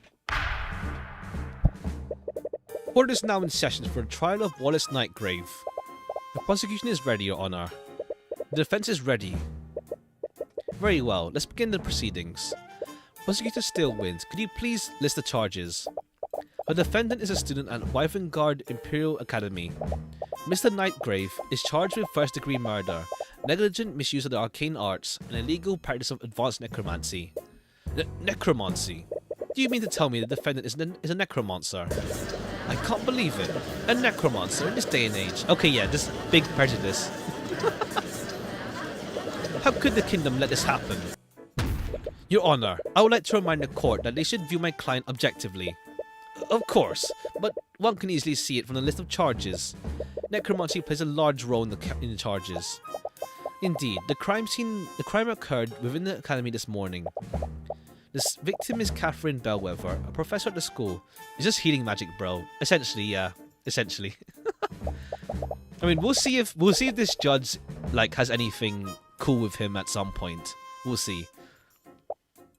Furthermore, the autopsy report shows the body has no physical wounds. I see. Necromancy is the only type of magic that can harm an individual without physically wounding them. Additionally, the alchemist's report shows no sign of poison or disease. Therefore, one can only conclude that Necromancer had committed a crime. As many of you know, necromancy is held under high scrutiny by the Crown. Aside from the defendant, no other student was permitted to learn advanced necrotic magic. As such, the defendant was the only mage in the building capable of committing the murder. I see, that is certainly compelling evidence. To properly present this case, the prosecution would have called Commander Orem White to the stand. Okay, cool, this guy. We just have to deal with the initial setup first. Commander White, please testify to the court about the Inquisition's findings. Yeah. It started when the City Watch got a call from the Imperial Academy. Someone was attacked, and when the whole building was put on lockdown. We set up a perimeter around the area and waited for the lockdown system to deactivate. When we finally got into the building, the prosecutor personally inspected the body and found traces of necromancy. There were no cuts or bruises on the body either. The body was clean. With those two pieces of evidence, we conclude that he'll only be a necromancer kid who did that. Okay. We have to, like, I think we have to press first, because, like, it's not clear. Like, we know where to go, but it's not clear of a hole in his dialogue yet. The Inquisition testimonies as you expected. You've already found and identified the holes in Steelwind's case. Find that hole in the commander's testimony. You may now bring cross-examination. Cool. I think we press first. There are no cuts. The body. Okay, do these first. How carefully was the body checked? Perhaps the prosecution missed something. The coroner couldn't find the smallest cut, bruise, or fracture on the body.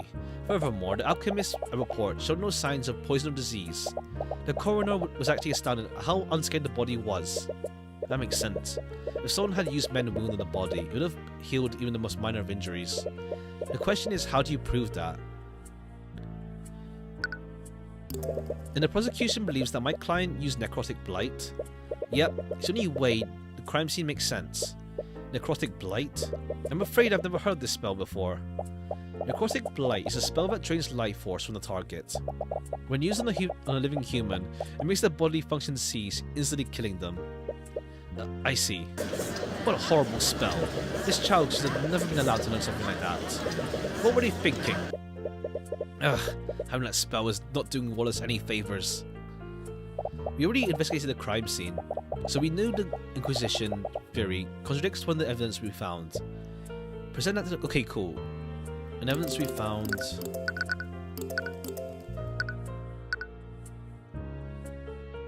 The pool of blood. Oh, the blood. Objection! No. Okay, there's no life bar. We can just like throw evidence, but like... Okay, I guess we present men's wound. Objection! Okay, I think the other part. Maybe this part. Objection! No. Oh, the body was clean. Right, the blood stain. Objection! Okay, it's clean, but it's a blood stain. That's what it's pointing us towards. Commander White, it appears you've neglected to mention any one key detail of the crime scene. Yeah, and what's that? During your testimony, you said the entire body was clean. I will admit that there weren't any wounds on the body. However, the body was certainly not clean. At the crime scene, there's a large pool of blood located where the body was. This blood came from the victim's body, and it's definitely not clean like the commander testified. I'm sorry, Mr. Cuthbert, but I fail to see the significance of this. I'd like to remind the core of the prosecution's case against my client. They are accusing him of murdering the victim using necrotic blight, a spell which would not have physically wounded the victim. So why was there blood at all? Let's not get ahead of ourselves. The fact still stands, there were no wounds on the body, nor were there reports of poison or disease on the autopsy. There were certainly magical elements in this case. But Catherine Bellwether was bleeding profusely at some point. How else would there be bloodstains on the body? Do you have any explanation for that, Miss Steelwind? No, I'll admit that the prosecution doesn't have an explanation for that. And while I do find the circumstances questionable, all other evidence clearly points to the defendant. This spell will leave a trace of necromancy. Okay, cool. I'm glad you asked. I'd like to present a spell that would have left a trace of necromancy on the body. Okay, this is where we bring out mend wounds. Mend wounds? Correct me if I'm wrong, but isn't that a healing spell? That's correct, Your Honor. Spells from the School of Necromancy can control the force of death and life. Mend wounds is in fact a necromancy spell. Really now? I wasn't aware of this. Cool. No one knows. It's just prejudice. Now, I'd like the court to consider the following. What would happen if Bellwether was wounded and someone attempted to heal her using mend wounds? All of her wounds would disappear from her body. I see. Objection! Do you honestly think I'm that incompetent, Mr. Cuthbert? Frankly, I'm a little insulted. What? The Inquisition is well aware of what happens when a mage attempts to save a victim using mend wounds. The healers that arrived at the scene already confirmed the victim was long dead. None of them attempted to heal her. Well, what if someone tried to heal her and didn't report it?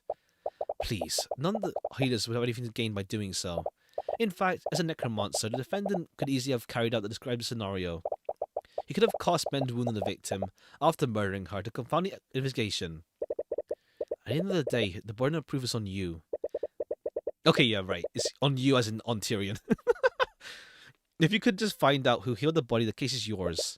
And whoever the healer is, Valentina definitely knows her. Your Honor, I admit I don't have any evidence to support my theory. However, I do believe that we can bring it to light. There may have been two people that witnessed someone cast magic on the body. Valentina and Valerie Ianus, the big sisters who discovered the body. This is nonsense. We already questioned those two witnesses excessively. Quite confusing when the game does that. Yeah, I'm not a fan of the second person narration. It's like it just feels it would have worked better in first person narration. I think I didn't play the demo, but I saw it mentioned that in the demo the narration was first person. So then I saw someone mention, I didn't read the full review, but I saw a review of someone saying that they were confused why, or rather they didn't like the change of the demo was solid with the narration being first person, but then they were confused why they changed it to second person narrator in the full game. But yeah, it just throws you off, like, oh right, yeah, it's not your fault, it's the narrator saying you. If they hadn't witnessed something like that, it would have come up in their testimony. If that's true, then you have nothing to lose by hearing their testimonies. Very well, if you're so confident, let's hear the witness's testimony. It seems the prosecution has no objections. However, in this line of questioning leads nowhere, I see no reason to prolong the trial. The only thing with second person narration I remember seeing is Homestuck. I mean, it's for the D&D vibe. It's like the game master is like, okay, you enter this building, you see people drinking on the bar, for example. It's more of the D&D style stuff. With the game master being you do this XYZ. But yeah, I don't think it works for. I think it just throws you off more than actually like helping the narrative. Unless the game is literally like gonna throw something at us with the narrator at some point, but we'll see. Unless like the game's like, oh, we talk to the player directly in that case with the narrator, but it's still a bit awkward. Do you understand, Mr. Cuthbert? Of course, Your Honor. Oh crap, it's that guy from before. You see the necromancer's lawyer? She got out the status, she's really stressed out. This could only work in your favour. Witness, please state your name and occupation for the court. My name? Witness, there's no need to be nervous. We merely want to hear what you saw on the day of the murder. Right, it's just that guy over there. You mean Mr. Cuthbert? Do you mean this man harass you, witness? Wait a minute.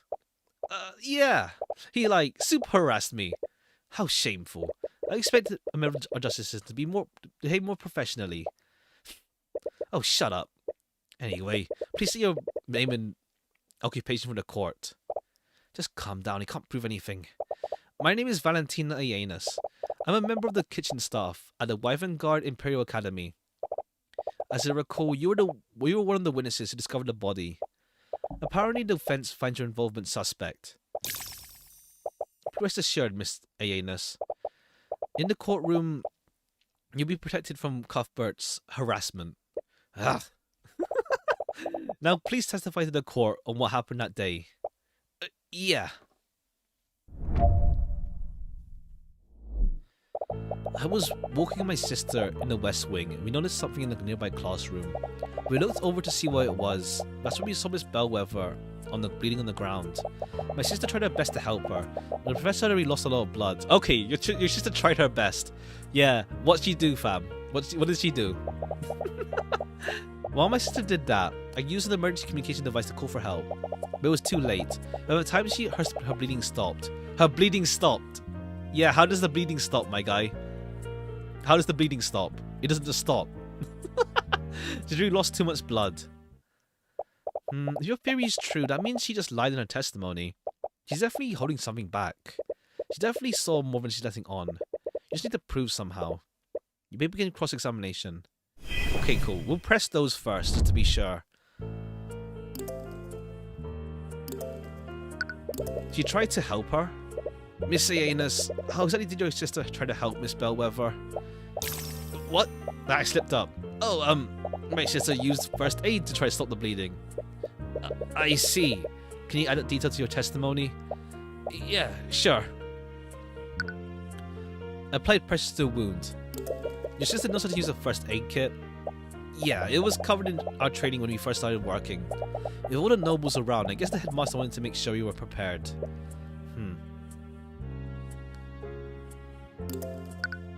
I see, that must have been a difficult experience for both of you. It's especially hard on my sister. I think she blames herself for not being able to save her. But she didn't like Professor Bellwether. But she didn't want to kill her. Want her to die. She seems sincere when she says that. And you don't see any dissonant thoughts through the eye either. Honestly, her testimony makes a lot of sense. It's hard to figure out what part she might be lying about. Your theory is that she's used men's wounds. You should focus on a statement that describes how they both interacted with her. Use first aid. Pressure on her wound. But there's no wound. Oh, there's no wound on the body. So then right. There's no wound. Objection! Witness, what is the meaning of this? What? Why are you looking at me like that? Maybe I can elaborate, Miss Aeneas. You weren't present in the gallery either, were you? No, I was waiting in the lobby. Miss Lady Stillwind told me to wait there. I suppose I should consider myself lucky. You see, Miss Aeneas, the key element of this case is that the body didn't have any wounds on it. Yeah, so? So, please explain to the court, Miss Aeneas. How did Valerie apply first aid when there shouldn't be any wounds on the body? What? No, I screwed up. I saw that wound on her. What happened? There's clearly something amiss here. I'm afraid I don't fully understand the implications of this. Are you accusing the witness of committing perjury, Mr. Cuthbert? When someone lies, they stay as close to the truth as possible while changing minute details. In her thoughts, Valentina said that she was sure she saw a wound. And she also mentioned that Valerie was the one who tried to save the professor. She didn't try to save Bellwether with first aid. Could she have used magic instead? Her sister could be amazed that we're looking for. The witness was lying, Your Honor, but not about everything. Valerie Aeneas did try to save the victim's life by addressing her wounds. But she didn't use first aid. She used magic. No, he found out. Objection! I'm sorry, Mr. Cuthbert, but your theory is completely flawed. How so, Miss Steelwind? Well, it's quite simple. We've already verified that neither of the sisters are mages. What? Wait, how can you be so sure? During the investigation, we both had the Aeneas sisters attuned to the spell compendium. Oh, okay. How does that... Oh. I mean, I think you can have someone interfere, can't you? You can have someone interfere with the compendium to mess it up because it's so sensitive. Oh, they're twins. They're twins. So they could have done it at the same. They could have had Valentina do it twice, essentially. It's standard procedure for the Inquisition when interviewing witnesses, and that means that's correct. Neither of those Iana sisters could attune to a compendium. That's right. Inquisition tricked us both. Neither of us are mages. That was close. Damn it. Were you wrong about Valerie being a mage then? Okay, it's like, yeah, the narrator has too much emotion. It's like, damn it, is Tyrion's faults. It feels all okay. I don't want to bring this every time, but like, it does stand out like a sore thumb. Like, why is the narrator getting pissed?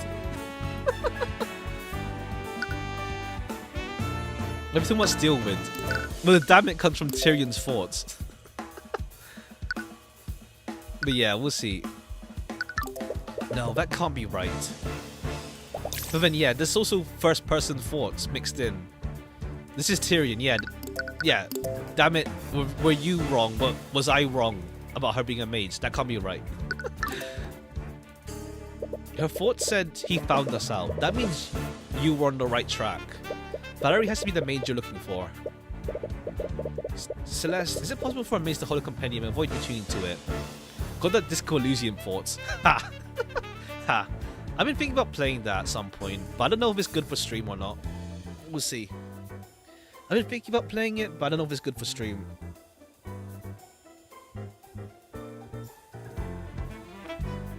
No, it just needs to be on that person. When I was arrested, the Inquisition also made me attune to one of their spell compendiums. They were really careful to make sure I did attune it correctly. Is there a way a mage could avoid attuning the companion with them watching you? Right. Commander White may be negligent sometimes, but he isn't that careless. Now, if you're done, I do believe you've exhausted all your options. Wait, I'm still not done cross-examining the witness. What could you possibly hope to glean from her testimony? Valentina should be stressed out enough to see more of her thoughts. You can't exactly say when you're planning to read her mind. There's one key element of her testimony that the court is overlooking. I have a right as attorney to complete my cross-examination. Your Honor, the defense is clearly trying to buy time. Might be compelled to agree with you. However, I also admit that some elements of the witness's testimony are quite peculiar. I will allow the defense to perform one more cross-examination. That was close. But no, this is your last chance, Cuthbert. If you produce nothing substantial, I will pass my vote. Yeah, there's no life system in the game, though. So it's like, it's chill. It's all or nothing. If you can't find anything burning in her mind, the case is finished. Witness, please give your testimony once more. Okay. Damn it, how long does it plan to keep me up here? Like I said, my sister and I saw Miss Bellwether bleeding on the ground. We rushed over to her. I was really surprised when I saw her like that. Now that you mention it, I don't know if I saw any wounds on her, but I definitely saw blood. I can't go back on that now. I need to play dumb. My sister tried to save her. She didn't use magic. Valerie, you're too kind-hearted for your own good. Neither of us is a mage. Both of us held the book the knights gave us. I was caught off guard when you asked us. You almost found us out. Okay, cool. Oh, but okay, cool. So we got like a test. Okay, cool. That's interesting. That's interesting at least. We mix in the Eye of Horus into like cross-examination moments. The commander was watching us the whole time. You can confirm him. Good thing we're twins. Or is that trick gonna have? Okay, yeah. What are we gonna do? You have pretty hard proof that Valerie isn't a mage. Valerie is the mage we're looking for. I'm sure of it. I'm not sure why they felt the need to lie to the Inquisition. And more importantly, how did they trick the Inquisition? Okay, we just press that last statement. It's not cheating if we are not breaking any rules. Okay, that's cool. Interpret. Objection! Miss Aeneas, your thoughts betray you. What? You found the fault. They must have done something, but what? It must have happened when Commander White was interrogating them. Orm was the one who collected their statements. Did you know anything about their behaviour? From what he said, they had a few quirks, but nothing suspicious. Quirks? He told me they were running around and spinning. Oh, they just moved around a lot. And just like, who are you again? Oh, you're that one. Cool. Chill. What does that mean? Okay. Running around and spinning. Her thoughts also said it's good thing we're twins. How did the twins trick the Inquisition? That means that so-called trick wouldn't have worked if they weren't twins. Valentina switched places with Valerie. Of course, they switched places. Valentina attuned to the first spell compendium, when she pretended to be Valerie to attune to the second one. Commander White couldn't tell the difference between them. Miss Aeneas, there's something I want to confirm. Use confusion, super effective. Pretty much. Plus double team, let's say. Am I correct? Yeah, the knight watched us do it. And how did he have you do this? Did you both attune to the companions at the same time? Or did you all attune them one after another? What? No way, does he know what we did? I fail to see how that makes any difference, Mr. Cuthbert. Yes, I agree. The spell compendium would work regardless of the order they went in. You may not be aware of this, Your Honor, but Valentina and Valerie are identical twins. This means their physical appearances are nearly identical to each other. If Commander White didn't have them attune at the same time, what would stop the twins from switching places with each other? Objection! This is clearly nothing but basis conjecture. Orm wouldn't fail a basic task. He did. Really, Professor Steelwind? Do you find it hard to believe that Commander White would fail at a time like this? Okay, cool. My guy catches strays. He catches the worst strays. Wait a minute, this is crazy. We didn't trick the Inquisition. My sister and I are not mages. Then prove it, Miss Aeneas. Bring in your sister and we'll have you attune two companions at the same time. No, wait.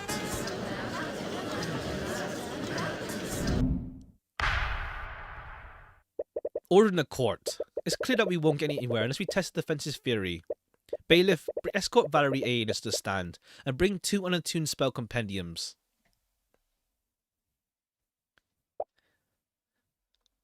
They both had their hands on the compendiums for the last 10 minutes. There's no way they can fake it in front of this many people. Alright, it's the moment of truth. You only hope your theory's correct. No, did he seriously... What is it, Professor Steelwind? What do you see? What I see is Commander White seeking new employment in the near future. God. It appears that the defense was correct. Valentina Ioannis isn't a mage, but Valerie is. What's more, Valerie Ioannis' compendium contains the Mend Wound spell, which makes the defense's theory entirely plausible. Please, just allow me to explain. He got that coming. True. To be fair, true. It's his fault. We should allow you to explain what, exactly? You're an unregistered mage, and you and your sister have made fools out of all of us with your perjury. How would you know what it's like, Lady Steelwind? What? Do you think we didn't notice your name?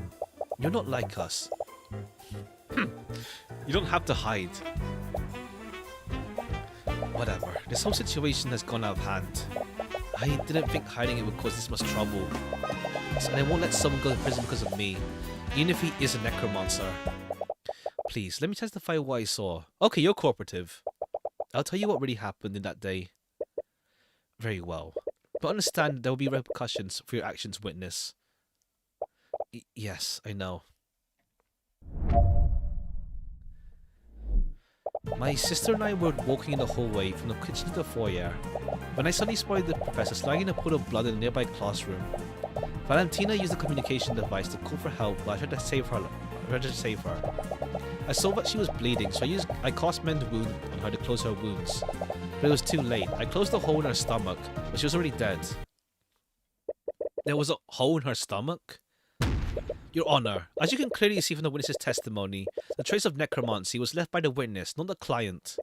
What's more, it's clear there were physical wounds on the body. I see. Well, his words trail off. He clearly doesn't want to pass a verdict when there's no clear culprit. But he has no choice. The case against Wallace is predicated on Bellwether being killed by necromancy. With Valerie's testimony, the prosecution doesn't have a sort of evidence implicating him. Very well. The court sees no reason to prolong the trial. With these new developments, the court has no choice but to find Wallace Nightgrave not... Objection! Okay, cool. What do you have on us, Arya? I believe the court is ignoring one key detail of the witness's testimony. And what would that be, Miss Steelwind? Let's re-examine the witness's testimony. Valentina used a communication device to call for help.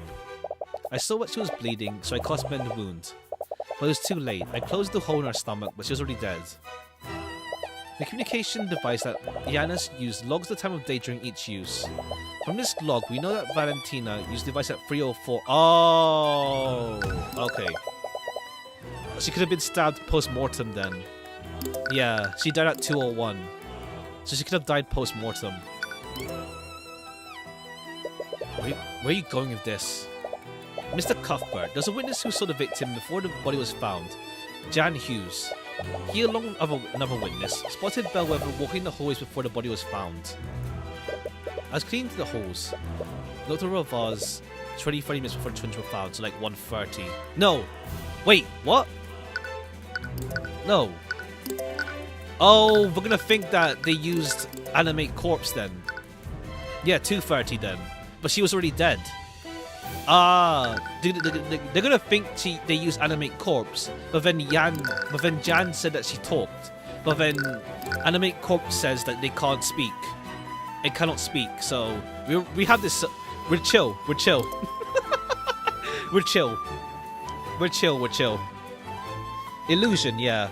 I mean illusion, but still, Animate Corpse doesn't work though. They can't speak, but then Jan said that Thingamabob said be quiet. So yeah, we still got this. 20-30 minutes before the body was found. Do you see discrepancy, Mr. Cuthbert? Wait, that can't be right. Bellwether died more than an hour before the body was found? So then how did Jan see her an hour before her death? Half an hour. I wonder, Mr. Cuthbert, how could one make a dead body move and walk around? No, you can't mean... There was more than one piece of evidence that pointed to necromancers committing the crime. The defendant murdered the victim and used necromancy to animate her corpse. Yeah, but we... Okay, we know the hole in this already. We know the hole in this already. It's chill. How reprehensible. That's ridiculous. She had a hole in her stomach when the twins found her. Janet Hughes would have noticed that. Animate corpse lost the flow of blood, so she wouldn't have tracked blood anywhere. The defendant is also proficient with illusion magic. He could have easily used an illusion spell to hide an undead bell over his body. Wounds. But another party could have easily used the illusion magic to disguise themselves as the victim. If that were true, how did they move the body to the classroom? Miss Steelwind, if your true theory is correct, it would mean that the murder occurred elsewhere. Would the Inquisition happen to know where? Regrettably, we do not. Then the prosecution's case against my client is still faulty. You can't convince convict my client without more evidence. I agree with Mr. Cuthbert. With these new developments, the court sees it fit to suspend the trial for the time being. No, another investigation segment. You'll give law enforcement time to investigate. Court proceedings for this case will resume tomorrow morning. Ah man, another investigation. Winnable. Yeah, it's chill. Like we already know the hole in this theory. How are you feeling? The body is seen moving around an hour after death. This clearly wasn't Bellwether, or at the very least he wasn't alive when this happened. So what was it? Tyrion? There's an illusion magic involved. There has to be. But which spell was it? Could it have been illusory disguise? Tyrion... Okay, cool, yeah. But this narration ends up being Tyrion's thoughts out loud. Well, no, inside maybe. So then it's like, yeah, first person mixy. Sorry, I'm just thinking about what Steelwind said. You mean about her theory? It's a little creepy when you think about it. Do you really think someone turned the professor into an undead? I don't think so. The prosecution's case hints on one clear fact: that Wallace was the only high-level necromancer nearby. You have to assume that he's the only person capable of using that type of magic. But then, how was she walking around? I don't know. It doesn't make sense.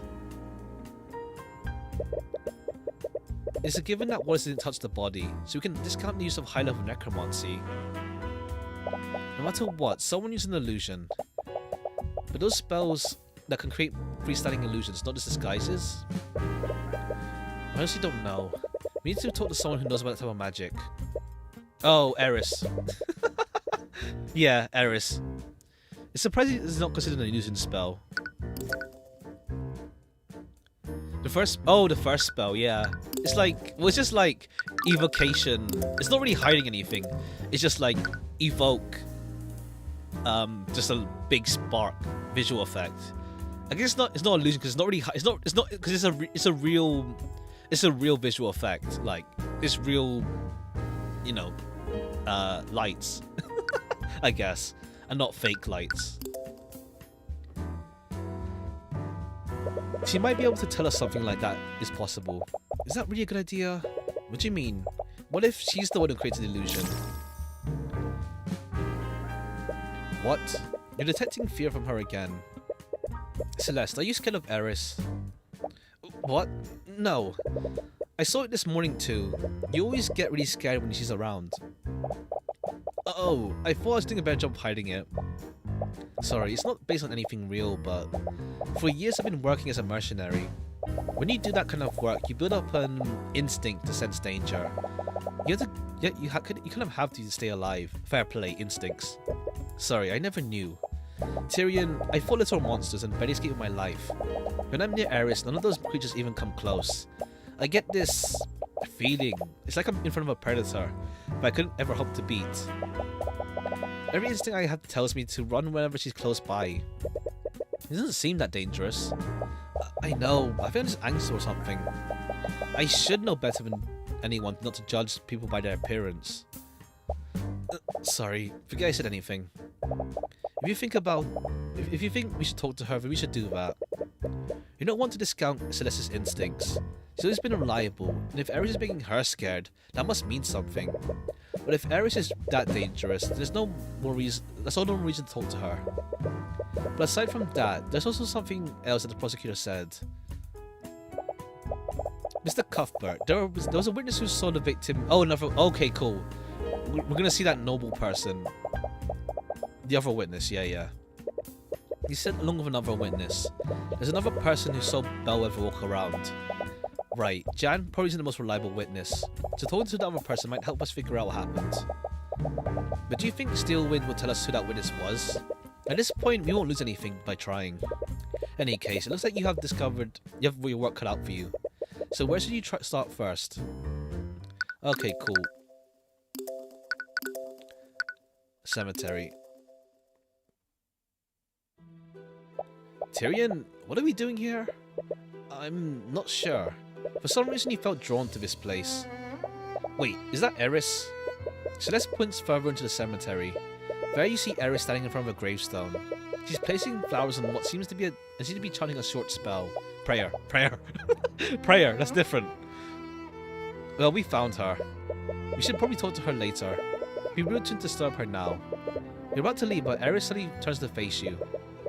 She's far away, we can see her beckoning you over. Oh, hello there. Were you looking for me?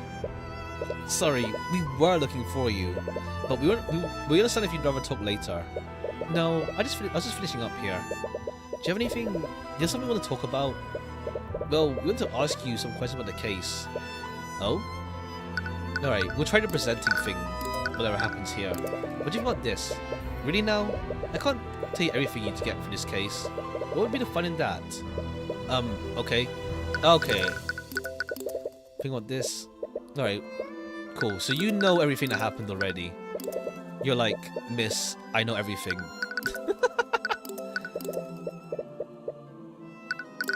Anything unique you can say? You can talk about at least, or just talk about nothing.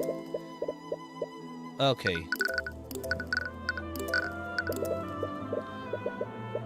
All right, cool. Oh, whoops. Thanks, I think. I quite enjoyed watching you battle Lady Steelwind. I only hope the climax lives up to my expectations. Okay, cool. That's a fancy-looking sword, Celeste. Is it from the Eastern Kingdoms? Yes, actually. How'd you know? I've encountered a few weapons from there before. They have a unique style that's easy to recognize. What do you think about this? Really now? Okay, is anything... Okay, anything else you can say? Lady Steelwind really is something. Yeah, I feel she's always one step ahead of me. But she does have a habit of relenting when she realizes she's wrong. I think you deserve a worthier adversary. Ah, I see. Yeah, because, like... a habit of relenting when she realizes she's wrong. I mean, she can be a pain sometimes, but I'm glad she pursues justice even if it means she loses. It's strange. You'd have never seen yourself holding such high respect for a noble.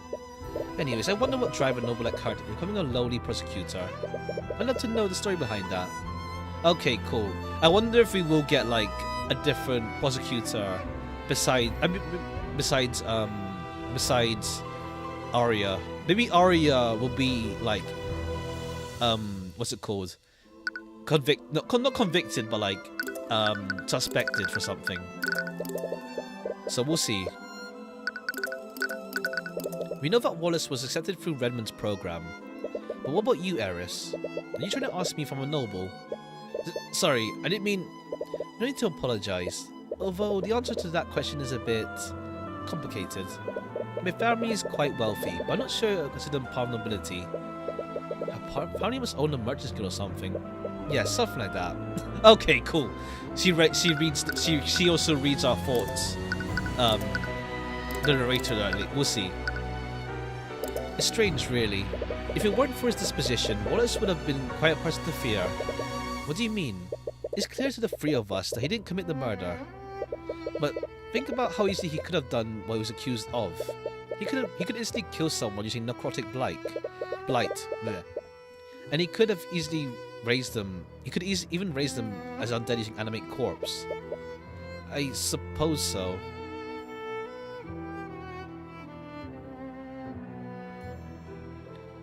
But Wallace would never do something like that. I'm surprised. It's surprising what someone can do if they're pushed far enough. It really makes you wonder how idiotic people, the people that bullied him were. I'd rather not think of such things. Alright, I think that's pretty much it. Okay, let's talk now properly. That's my first time watching a court trial. You were truly remarkable.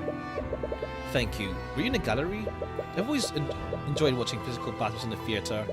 But I see now that battles of wits can be just entertaining to watch. Entertaining? Yeah, I know what you mean. You see the odds are set against him. But when he suddenly pulls out this crazy deduction, it's just a trial in his favour. I've never really thought of it like that. I'm sure it's far more entertaining to be the one making deductions. I'm not sure you mean. I practice law so I can help those persecuted by the justice system. I don't really do it to entertain myself. But is that really true? Don't you find the experience even the least bit entertaining?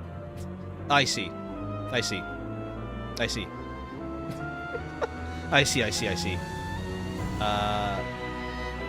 I see. A tad concerning, but okay. As in... Okay. I see. Okay, cool. What time is this? 23:10. I see. I wouldn't really put it that way. You're far too modest. You save people from the clutches of death. To your clients, you may as well be a knight in shining armor. Alright, hold on. Sec.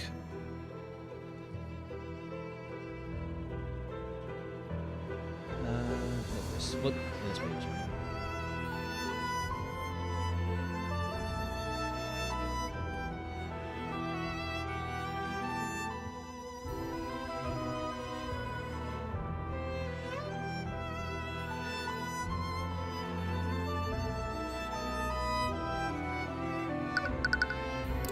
Illusion magic then. What can you tell us about that? Earlier you said you were studying illusion magic. I am. Did you want to make me? Did you want to ask me about that prosecution's theory? Yes, actually. How do you know? Easy to guess after seeing you in the courthouse. Anyways, disguising an undead with an illusion is definitely possible. As Lady Steelwind said, illusory disguise would be the best spell to use for that. But if someone created a freestanding illusion... A freestanding illusion? Yeah, we know that Wallace did animate and disguise the professor's corpse. So if the illusion wasn't disguising anything, maybe someone created a freestanding illusion of Bellwether walking around.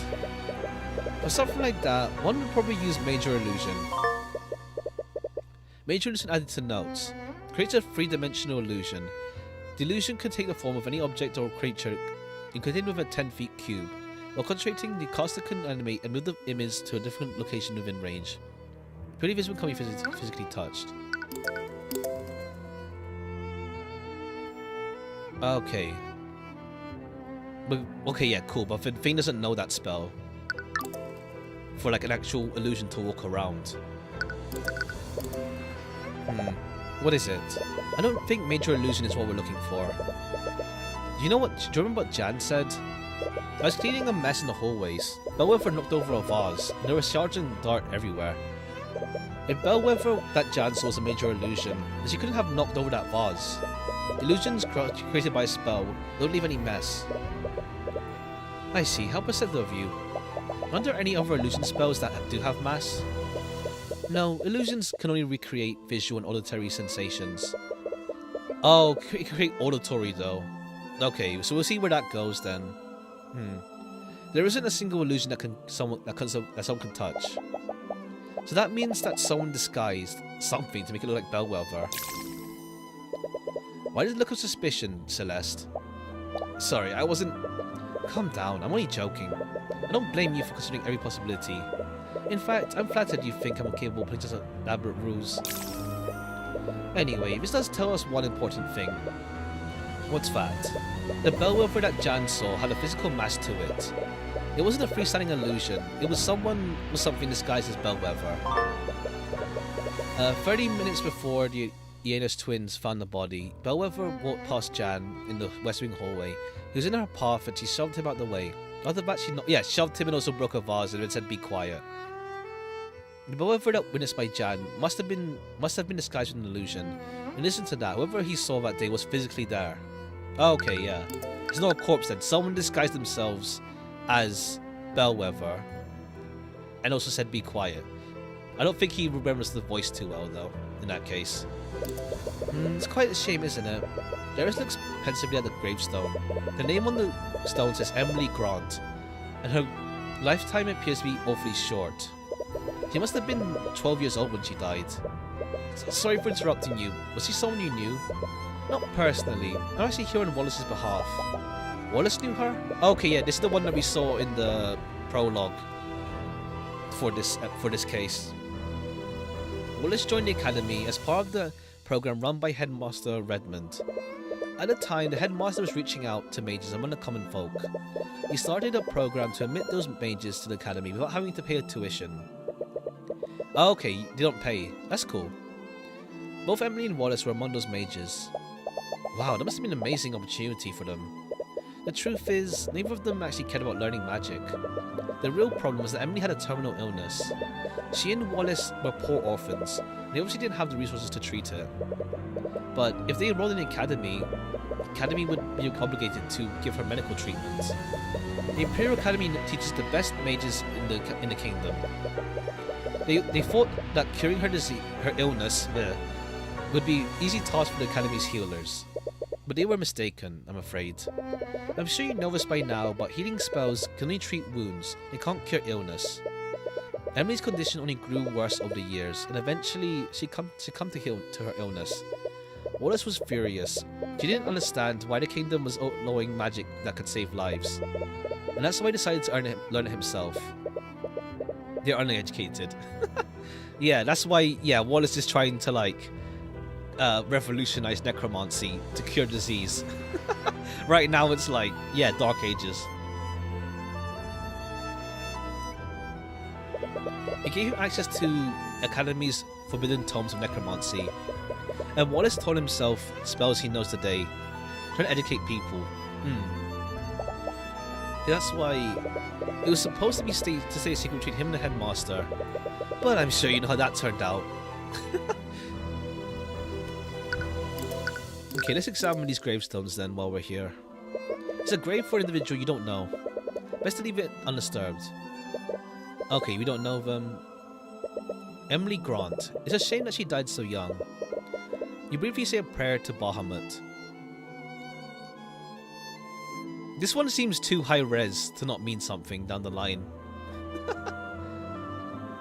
Repario Arcanum. Okay, no magic here.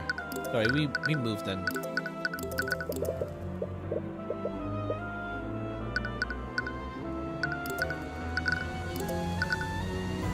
The foyer and library. Let's do the foyer first.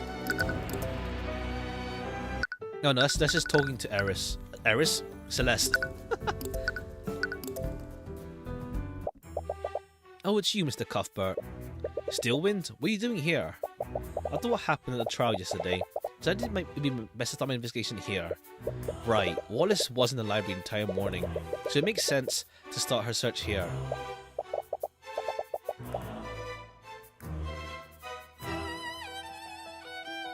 Actually, since I have you here, have you seen Eris Ilmater anywhere? It's my understanding that you're both acquainted with each other. Eris, what do you want of her? It's not for anything serious, mind you. It's just that awful commander lost her spell compendium. Oh! Now we need to produce another one for our records. If you see her, please let her know that we'd like to speak to her. We saw her early in the cemetery nearby, but I have no idea where she is now. Once again, I had to compensate for that idiot's mistakes. Maybe Eris is stealing back, or getting rid of her compendium that's held by other people. Must use some questions about the case. Very well, I suppose I still need to honor our deal from earlier. So he takes the Bahamut. We saw this with Eris earlier. Me to ask, but do you guys worship dragons in Wyverngard? Never really been a religious type, but I've seen some devout worshippers in the capital. It's the most prominent religion here. The skilled Lord Raphalion is said to be the source of all arcane magic. It's no wonder he's such a large part of the culture.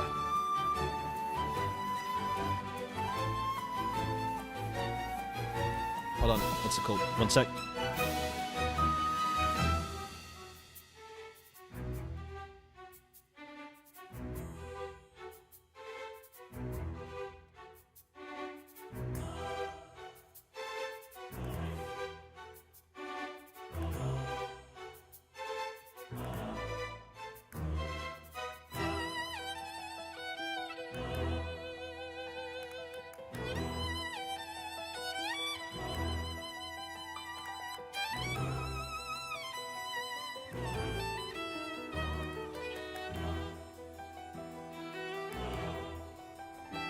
Alright, still let's just check around.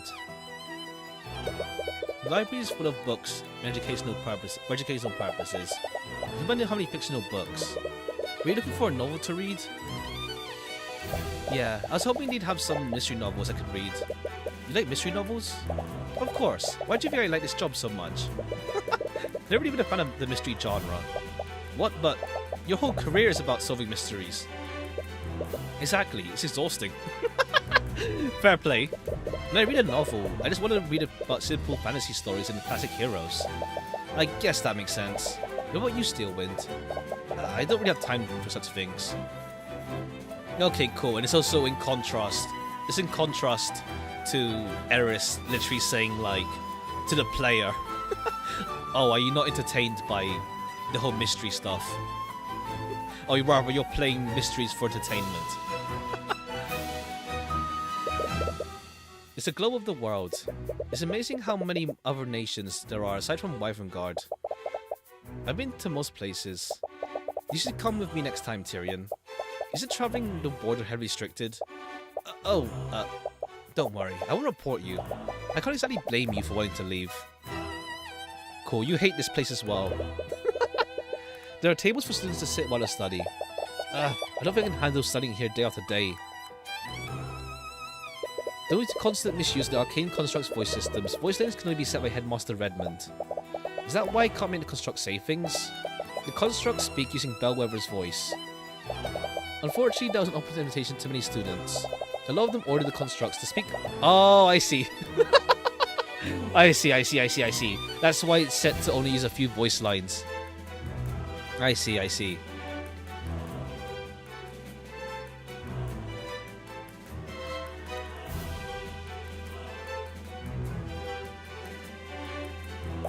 But why is Headmaster Redmond the only person who can set voice lines? There are also rumors that several faculty members partook in these pranks. I can't blame them for wanting to let out some steam. Okay, yeah, the Headmaster being controlled voice lines. Repario Arcanum. No magic here. Any leads? Have you any luck finding the scene of crime? Unfortunately, I haven't. From the witnesses' testimonies, we have a rough idea of the route Bellwether took. But none of the rooms we've checked have any signs of a struggle. Why are you so sure the struggle happened? I'm mainly basing this off the Iana's sister's testimonies. Valerie, in particular, noticed the bleeding came from a wound in her stomach. Regrettably, the body's wounds were mended, so we can't determine what kind of weapon was used. During the trial, you mentioned another witness we saw Bellwether walking around yesterday. Would you be willing to tell us who that person is? I'm sorry, but I can't tell you that. You're caught a little off guard. You've been pretty transparent with your investigation so far. What's changed? I have no obligation to justify myself to you. Nor do I have the obligation to help the opposition. Do we have a deal? Hiding information doesn't exactly seem fair to us. I believe I've given you plenty of information already. Okay, cool. It's always when a noble is involved. Yeah, whenever a noble is involved. That she doesn't like. She's not open to the investigation. Her family's dangerous. The Eye of Horus catches a stray thought from her. Her family's dangerous. What does that mean? Is there something about this witness's family you're worried about? No, that could be a feint. I'm sorry, but you have to try harder than that if you want to bluff me. She referred to the witness as her. Furthermore, she said her family's dangerous. Why would she go to such lengths to hide her identity? In any case, she's not willing to share information at the moment. Try looking elsewhere. Okay, cool, let's move. Let's go to the locker room.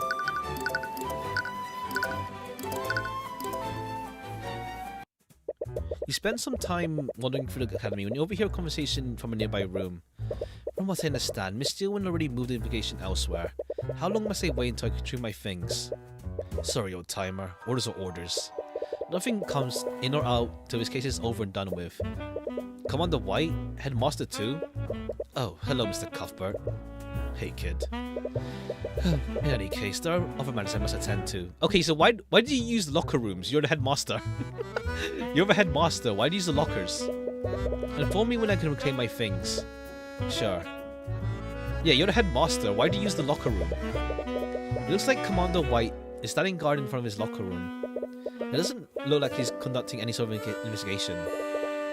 Is he hearing Steelwind's orders? Maybe I'll tell you who the secret witness is. Several lockers. It's possible to search them all. Why is he not fired yet? I mean, who else is going to take his position? Who else will take his position?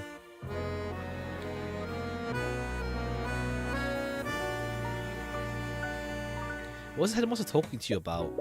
Supposedly, he has some items stored in one of the faculty lockers. The problem is Steelwind said no one can get in or out of this room.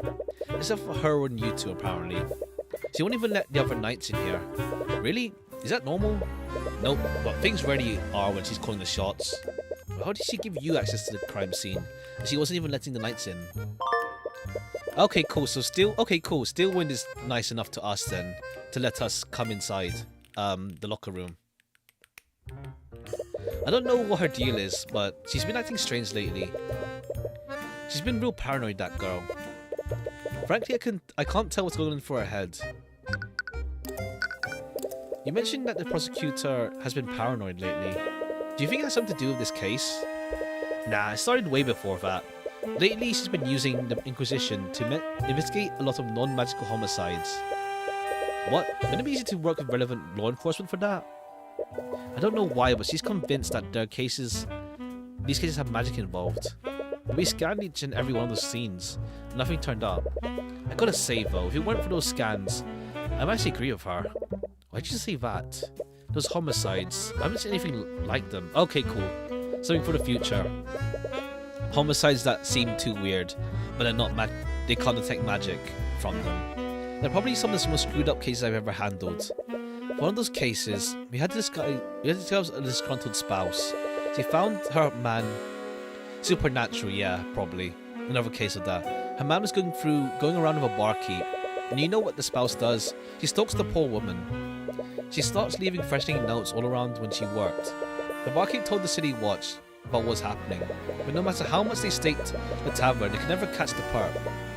Then one day, the barkeep arrived home. But little did she know, the spouse was waiting there for her. The poor lady never had a chance. Then to tie the whole thing together, the spouse waits for her husband to get home. She cooks him a big roast. Blech. Using the barkeep's remains. Wow, that story is pretty... I know. Steelwind thinks that someone developed a new type of magic to control people's minds. Nice. And those homicides were some kind of sick test run. Magic that can control people's minds. But wouldn't Mage Blight make some sense? Mage Blight? When a mage overuses magic, it can have pretty bad consequences on their mind. We tend pretty loose grip of reality. We're going to seeing things that aren't there. When a mage becomes like that, it almost never ends well. Get into a frenzy and start firing spells randomly. It's only make it worse. I've seen my fair share of Mage Blight cases, and this isn't like that. Not all the perps were mages, and the ones who were didn't even use magic. One thing was that each perp always seemed to wake up after we arrested them. All of them said it like, it wasn't me, or I didn't have a choice. They didn't have a choice? What would that mean? I doubt it means anything. Sometimes people can't face the things they've done. You just say you had no control, but to take responsibility. Oops, still more to talk about. The secret witness then. You wonder if you could mislead the commander into revealing who the witness is. During the trial, Steelwind mentioned there's someone other than Jan Hughes. Saw Bellwether walking around. Have you seen them around lately? We wanted to speak to them. Ha! Nice try, kid. Well, it was worth a shot.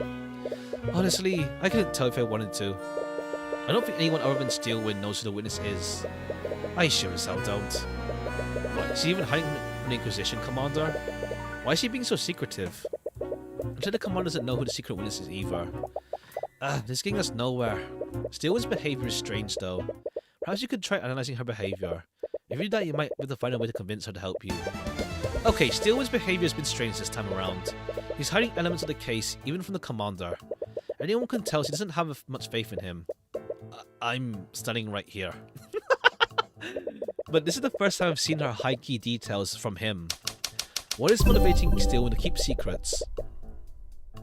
Logic. Paranoia? Well, it's logic, I guess. It's logic technically, like... They're dangerous, so that's logical. Okay, so she's scared. She's driven by paranoia. Good on Steelwind. She's been hoarding information about the case. There's only one reason why she wouldn't utilize the Inquisition like she usually does. It's because she doesn't trust them. Oh, okay, in that case, fine. I mean, I guess I was like, it's logical not to be scared. Oh well. I hate to say it, but it doesn't really surprise me. She's always been standoffish with us. But there is one exception. Who is Steelwind's trusted this far in this case? Us.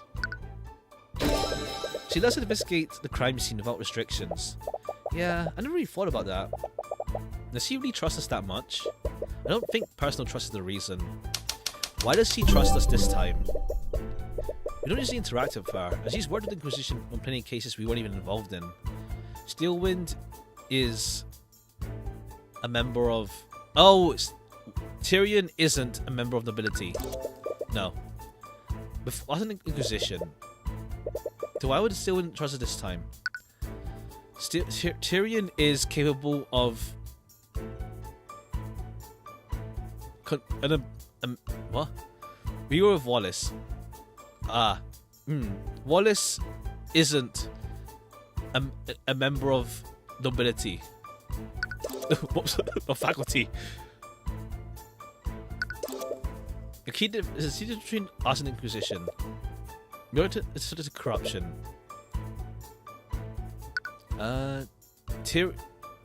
Tyrion is capable of... Isn't capable... Oh, we can't use magic. No, not Steelwind. Tyrion. No. Oh no, because Inquisition can't use magic either. I'm gonna have to trigger happy, yeah. Controlled by... Isn't controlled by nobility. Steelwind doesn't know much about us, but she does know we aren't prone to noble corruption. Right, you did the noble during the first case. Last case. Meanwhile, the Inquisition usually bends to nobility's whims. Well, I can't argue with you there. What can you infer about the secret witness?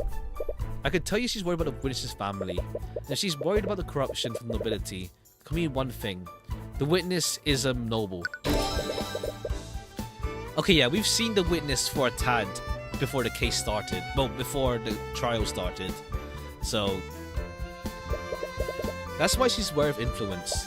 But we're obviously not going to do anything corrupt. Why is she hiding the witness identity from us? You recall seeing a forthright eye. Yeah, she's dangerous. I think she's worried about our safety. Yeah, I guess harassing a noble can only put you in danger. But I'm the protege of the infamous Ruby Timora. Yeah, it's not as if you weren't already on nobility's bad side. I'm sure the Pierce family still has it out for us. I do wonder, like, I was thinking about this before I started the game, as in before I started the stream, rather. Like, I was wondering if we would have a case where a noble just gets away scot-free. Like, I'm thinking of that case with, in Great Ace Attorney, with, I forgot his name, the small guy in the top hat, him, the Irish dude. Like, what's it called? Like, that one was like a really good example of like the justice system not working because of like corruption and influence and stuff like that. Yeah, when Zeke's got robbed, yeah.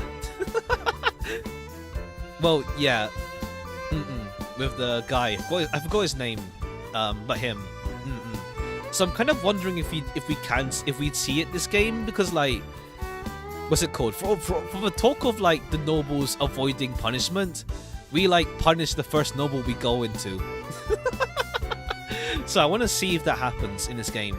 if a noble can like use enough influence to like say screw justice, I'm noble, etc., etc. The Pierce family still has it out for us. That could mean the family we're dealing with is even more powerful than House Pierce. Yeah, like we don't really see, like we have a bodyguard, but we don't really see right now, like, yeah, we say that the Pierce family's after us and we have a bodyguard now with Fingerbob Celeste, but like I want to see there's any more effects down the line. But yeah, Timora, like Timora defends mages that aren't from nobility in court, and like apparently she's dodgy with like her own set of like, I don't know, like some dodgy business. I can't remember what he said exactly, but Commander White mentioned the rumors to us last case. Yeah, the prosecutor's wary of them. They could even be as powerful as Steelwinds. Oh, the other... Right, they mentioned another family, the F family. Wait, don't tell me you think we're dealing with one of the 4 pillars. 4 pillars? So name people used for the top 4 noble houses. These families stand at the top of the kingdom's aristocracy. If I recall correctly, they're House Freyga, Von Sanctus, House Sybil, and House Steelwind. Okay, yeah, Freyga. Freyga was mentioned in the prologue of this episode. Steelwind is part of them? Yeah, which makes it so much weirder that she's serving as prosecutor. The 4 pillars: Freyga, Sanctus, Sybil. What is it? Steelwind's weird behavior all started after she exited this room. We were at a crime scene and she left to follow a lead. An hour later, she came back to lecture hall and booted everyone out. And behavior changed after investigating this room. That means she found something here. And that something must point to the family from the 4 pillars. The commander looks a bit anxious. You know, Steelwind's orders say I can't snoop around here. But you two, on the other hand, don't worry, just leave it to us. I have some school records that say which lockers belong to which student. Use it to tell which locker you're looking at. There's an arcane construct in the back here. It's probably here to aid the students. Anyways, I don't think it's relevant to our investigation. We can make a small note of it anyways. Yeah, it's relevant then. It's relevant then. You can use the legend the commander gave you. Look carefully across the list and find some notable student names. Wallace Nightgrave, Miriam Freyga, Jaden Von Sanctus, Warren Sybil. Wallace Nightgrave. Open Wallace's locker.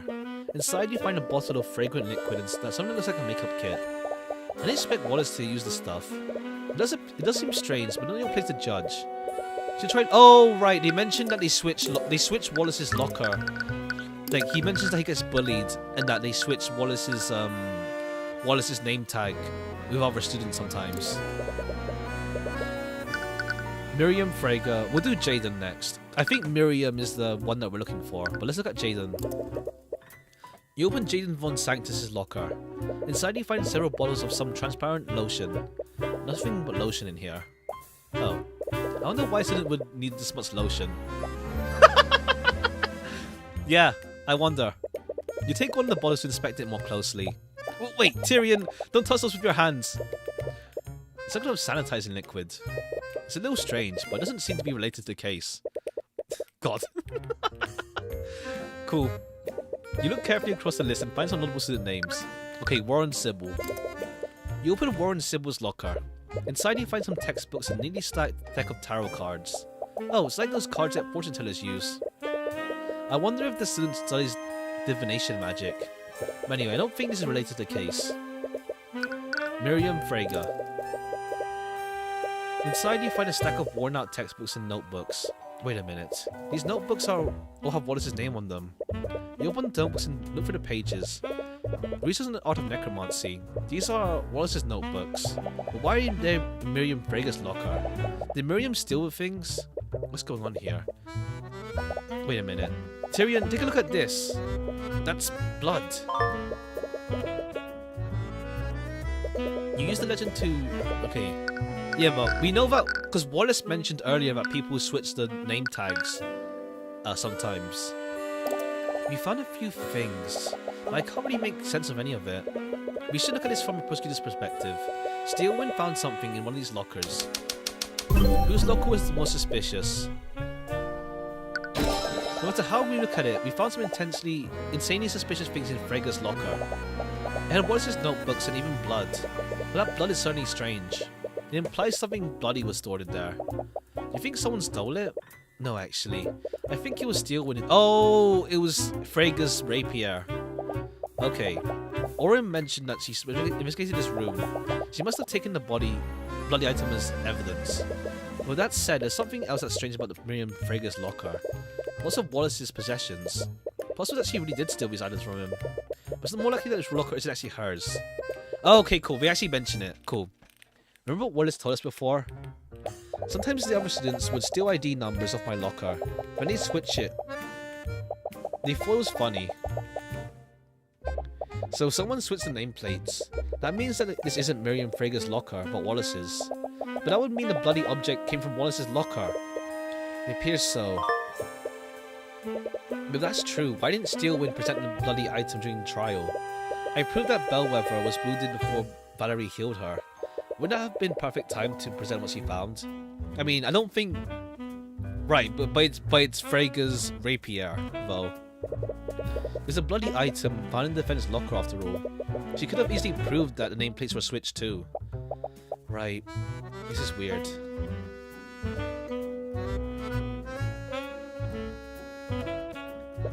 There's something more to it this nuance scene, but what? I think we'll just ask Steelwind ourselves. Cool, back to Steelwind. I think the cemetery's empty now. Oh, Eris is still here. We can't tell her that they're looking for her.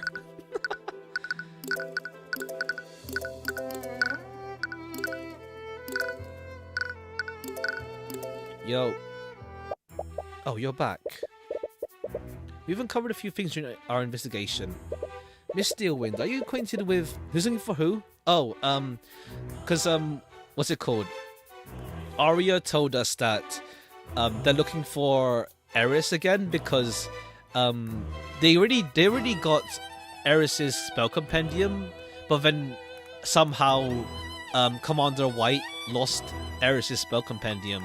So, like, they literally asked us, oh, if you see Eris, can you tell her that they're looking for her? Because they need to get a spell. They need to, like, get her spell compendium again. I mean, I think this time around though, I think it's Eris messing around again. It seems like maybe she glitched out her freaking compendium from what's it called? Commander White's possession. So I don't think it's his fault this time. I underestimated him.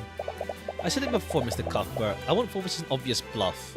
It's not a bluff, Miss Steelwind. And I'll prove it using this evidence we've gathered. Miss Steelwind is paranoid, and for whatever reason, it's due to the involvement of Miriam Frega. If you can convince her why she's being so secretive, she might give you more information. I don't think whatever Eris does is magic. True, it's like supernatural.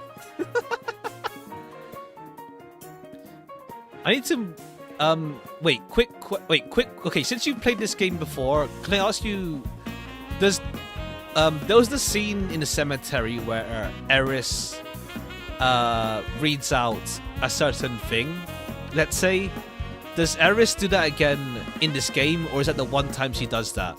Just to be certain. Like, does she end up, like, reading out a certain thing, let's say, in this game again, or is that the only time she does that? I want to be certain.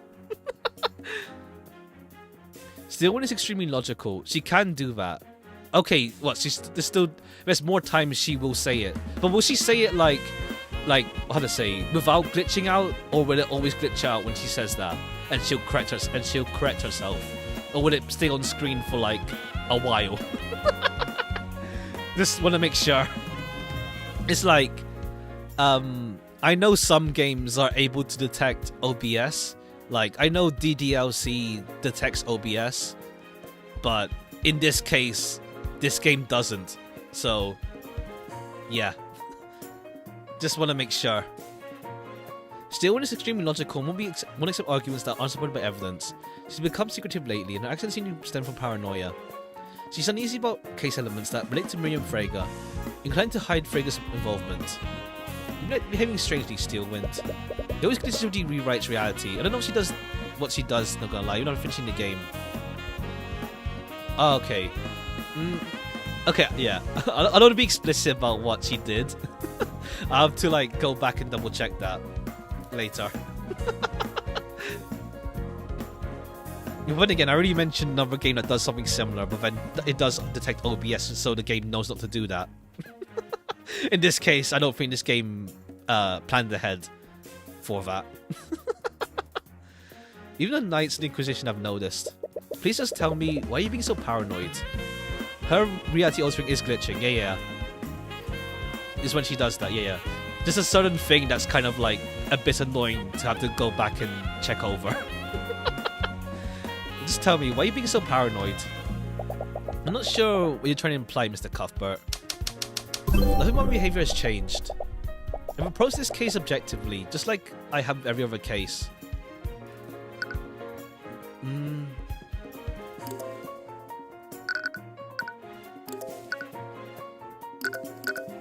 Okay, oh yeah, Steelwind's orders. You've ordered the Knights to stay away from the crime scene, and you've taken it upon yourselves to conduct the investigation yourself. That's not normal behavior for a prosecutor. I took those actions because the Inquisition is incompetent. How could I possibly trust them with anything? The Knights are incompetent. But even you conceded bio delegation. During Celeste's case, you still delegated tasks to the Inquisition, and you could have easily investigated the McCoy Tavern yourself. Doesn't see it, it's only shown to the player. Yeah. It's just like a certain thing that was shown. I don't know if she does that again or not. I'm asking. The Academy is huge, but you wouldn't conduct your investigation this way. You had a good reason. Then why don't you enlighten me? Why would I act in such a way? What would cause me to behave so strangely? Evidence and locker. This is the reason why you've been acting so strange, Steve. Okay, fine. You mean she'll do that and a lot. Oh. I have to be careful then. God, alright, we'll see. The 4 pillars then. You know the Inquisition is corrupt and will bend to nobility. So what would happen if a powerful noble... I need to double check what was it. I need to double check it. What would happen if a powerful noble were publicly involved in this case? With that noble's influence, they'd probably order the Inquisition to conceal their involvement. A high-profile noble was involved in this case, Steelwind. So you don't know what happened. Yeah, I should probably stop mentioning it. It's like that Streisand effect. A high-profile noble was involved in this case, Steelwind, and I believe that noble is Miriam Frege. Again with this, do you think you can bluff me by throwing out names of random nobles? Not every noble is a malevolent criminal like Garrick Pierce. I said it before and I'll say it again. Does it involve the Freges? Can I read the voice if I can catch it? Ha. Evidence and locker. How do you explain this, Steelwind? The commander told us that you were following a lead in the locker yesterday.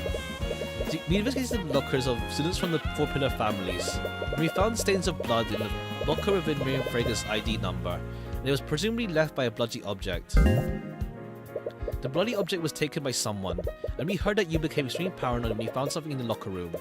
If I had to guess, I'd say you took the bloody object. And what evidence do you have to support these outrageous claims? What? The only thing you have is evidence of a bloodstain. There's a myriad of explanations for that. Everything else you mention is pure speculation. You can't prove that piece of evidence exists. Could have found a number of things in that room, and I think that all. Let's not be coy, Miss Steelwind. Everything that anyone can tell the bloodstain is the most notable thing in that room.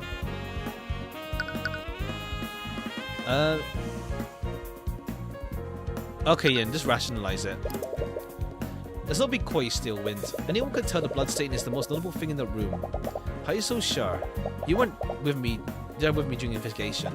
As I said, any number of these things could happen to change my behavior. Okay, we just have to threaten her then. We have to threaten her that we'll drag Frege to the stand if we must.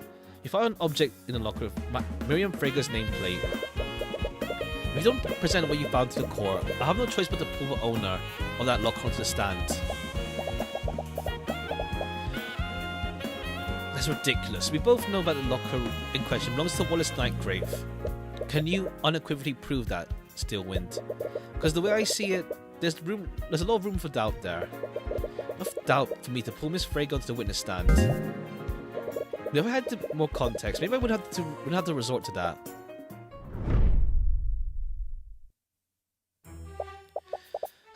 Well played, Mr. Cuthbert. I suppose I don't have a choice, do I? Certainly persuaded Arya.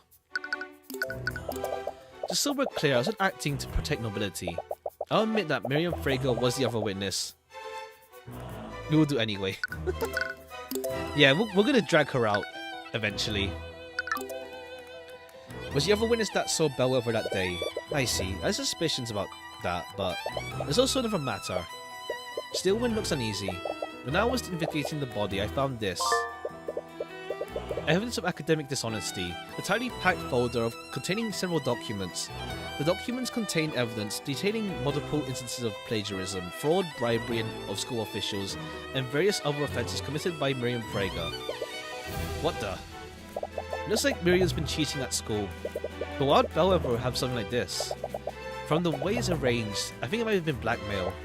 Miriam Frege is considered a prodigy in the practice of conjuration arts. She's won a litany of awards, and she will most likely graduate with honours.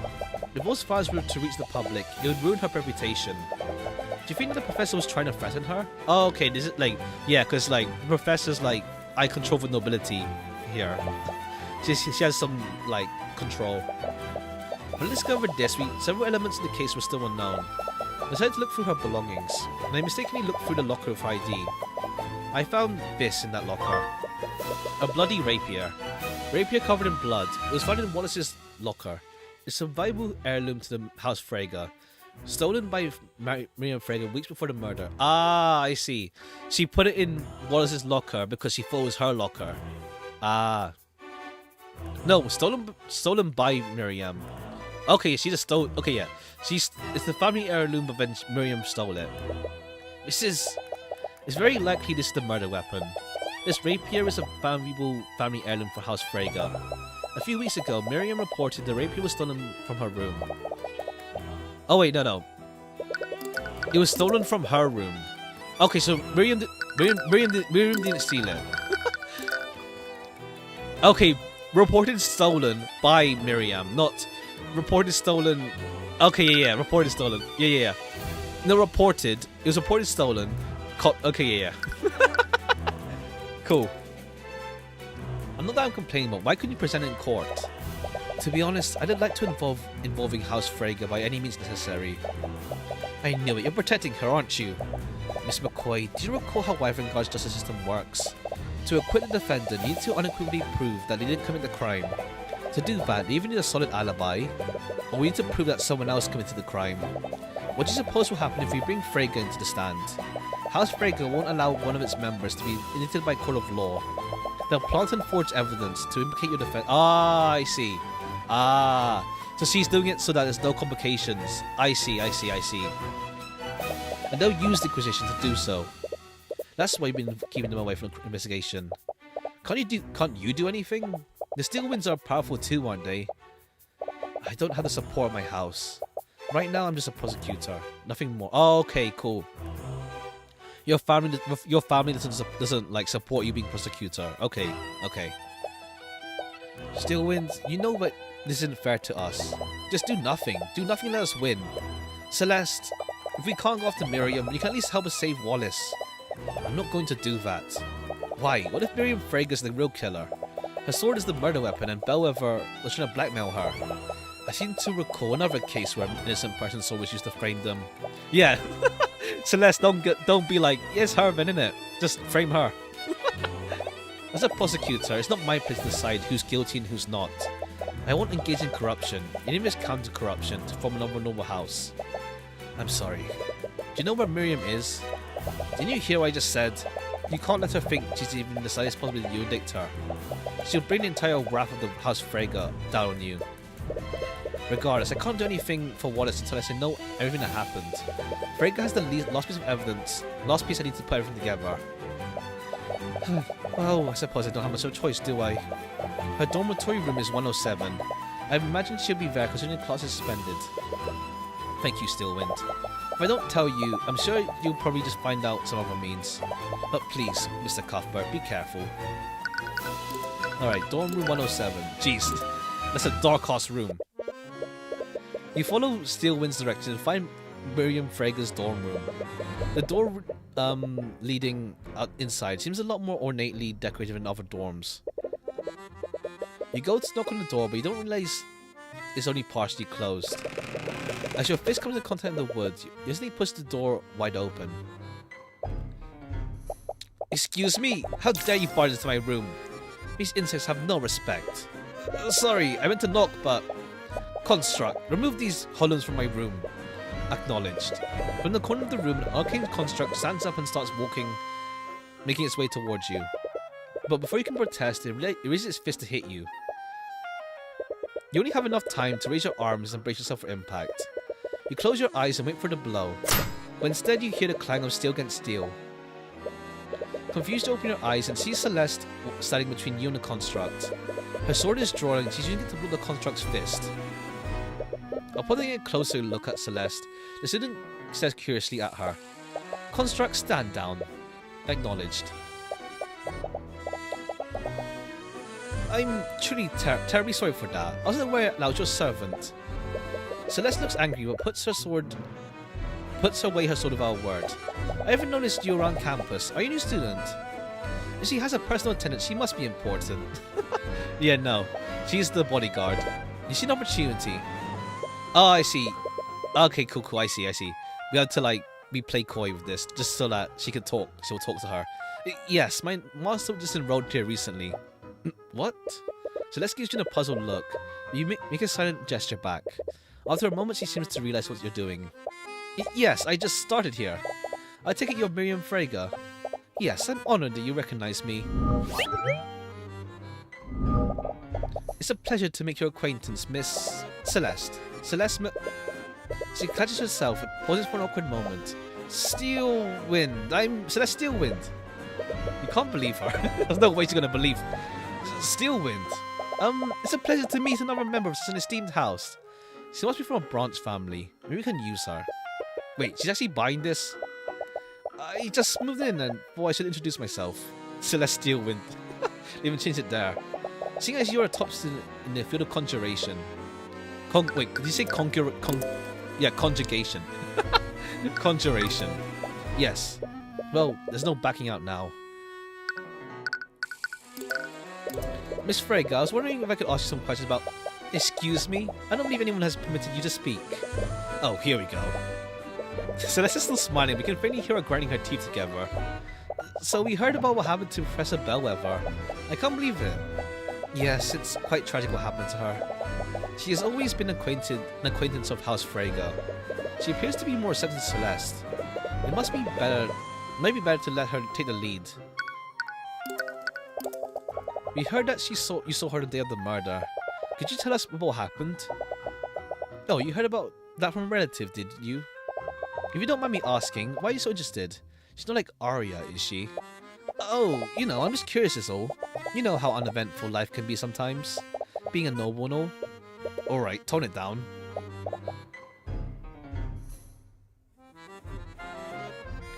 Oh, is that all? I was worried you were going to go down the same path as that poor confused Arya. What does he mean by that? Well, I'm in the middle of study break anyways. I must have time for you to sate your curiosity. Construct, please prepare us some tea. Use that lotus tea we imported from the Eastern Kingdoms. Okay, lotus again. It could be useful if I win her favor. Acknowledged. Lotus tea? You have lotus juice? You feel you're slowly losing control of the situation. What do you see? I heard you saw the professor on the day of the murder. Where did this happen? I was in the hallways when I saw her coming out of the headmaster's office. She was heading towards the library. Oh. Do you remember what time this happened? The library. Yeah, the library's the opposite direction, isn't it? Yeah, headmaster's office. Oh no, yeah, it's in this direction anyway. I'm not sure, honestly. It's a little embarrassing, but I have a bad habit of getting too absorbed in my work. It's not that I've let entire hours pass by without noticing. Do you have a rough idea at least? I think it was in the morning. She thinks it was in the morning. Anyway, did anyone seem off about her? Oh no, it's a short encounter. She's scared. I immediately greeted her. She responded in kind. Or at least that's what should have happened. The thought just now. What does it mean? Slowly glance at Celeste and catch her attention. In small motion, she shake her head to indicate that Miriam's holding something back. Were you and the professor really on good terms? I heard she was pretty mean towards the other students. Towards the riffraff, maybe, but not students like us. She was a great ally to House Frege, or at least she used to be. Okay, used to be. That's why we were planning on appointing her as the new headmaster. Oh. Wait, what'd you just say? Did you just say your family was going to appoint Bellwether as a new master? Headmaster. Oh, I'm surprised you didn't know. House Frege holds several seats on the Academy's board. We were making plans to have her replace that lout, Redmond. You want to sack the headmaster? Did Headmaster Redmond know about this? Of course not. That's a large-scale plan. This was a large-scale plan. Along with Redmond, replace all staff with arcane constructs. We have to keep everything under wraps, or else the help would have left prematurely. And where would that leave us? But Jan probably overheard Bellwether talking about the constructs. Did Bellwether prematurely reveal the plan? Or Jan lying how he found out? Unless it's going to turn out that Bellwether was warning Redmond. I don't know, we'll see. But alas, with Bellwether gone, we'll have to delay our plans. Okay. Oh, we heard that Arya took your rapier as evidence for the case. Can you believe her? She still won't give it back to me. My father will still have my head if I can't get it back soon. How did it become part of the investigation anyway? The headmaster all along, maybe. I can see that. I can see that. The headmaster knows. Oh, yeah. The headmaster knows. But then why would... I don't know why... the headmaster knows illusion magic, yeah. He's illusion... He's illusion based. Wrong person. Yeah, he's illusion specialist. But then, it's not good either though, for like... I don't know, we'll see. We'll see.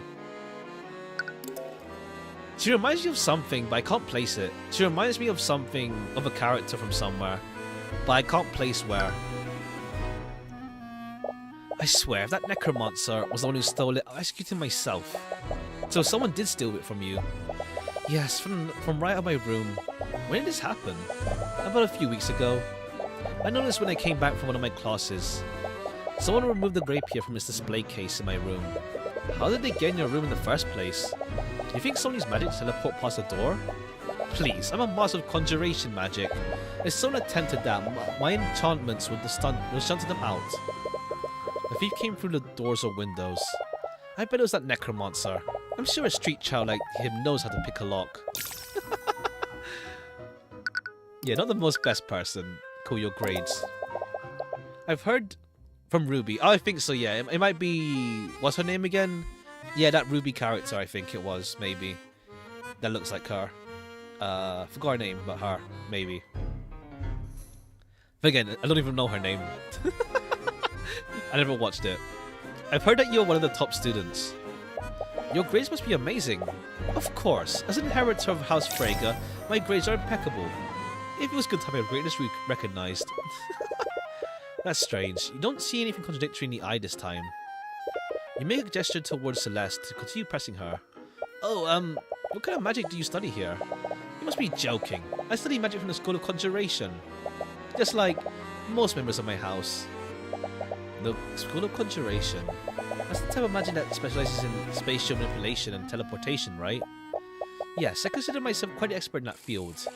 Why, the Crown Prince himself asked for my assistance in research study. Let's have work with someone of my caliber. Again, you don't see any faults that contradict what she's saying. Oh, okay, so maybe it's a forgery then. Maybe it's not real. Maybe it's fake then. Maybe she's just doing it to like... Yeah, maybe it's fake then. It could be fake. It could be fake then. Like, so far, Frege seems legit for her magic. Does that mean she's not lying? If she's smart enough to get the crown prince's attention, why would she be cheating? You said something about my wayward relative before. Were you talking about Arya? Oh, I'm terribly sorry if I offended you. I'm sure it must be a pain to see the way she's acting lately. Yes, it's been extremely hard. I malfunction. I don't think so.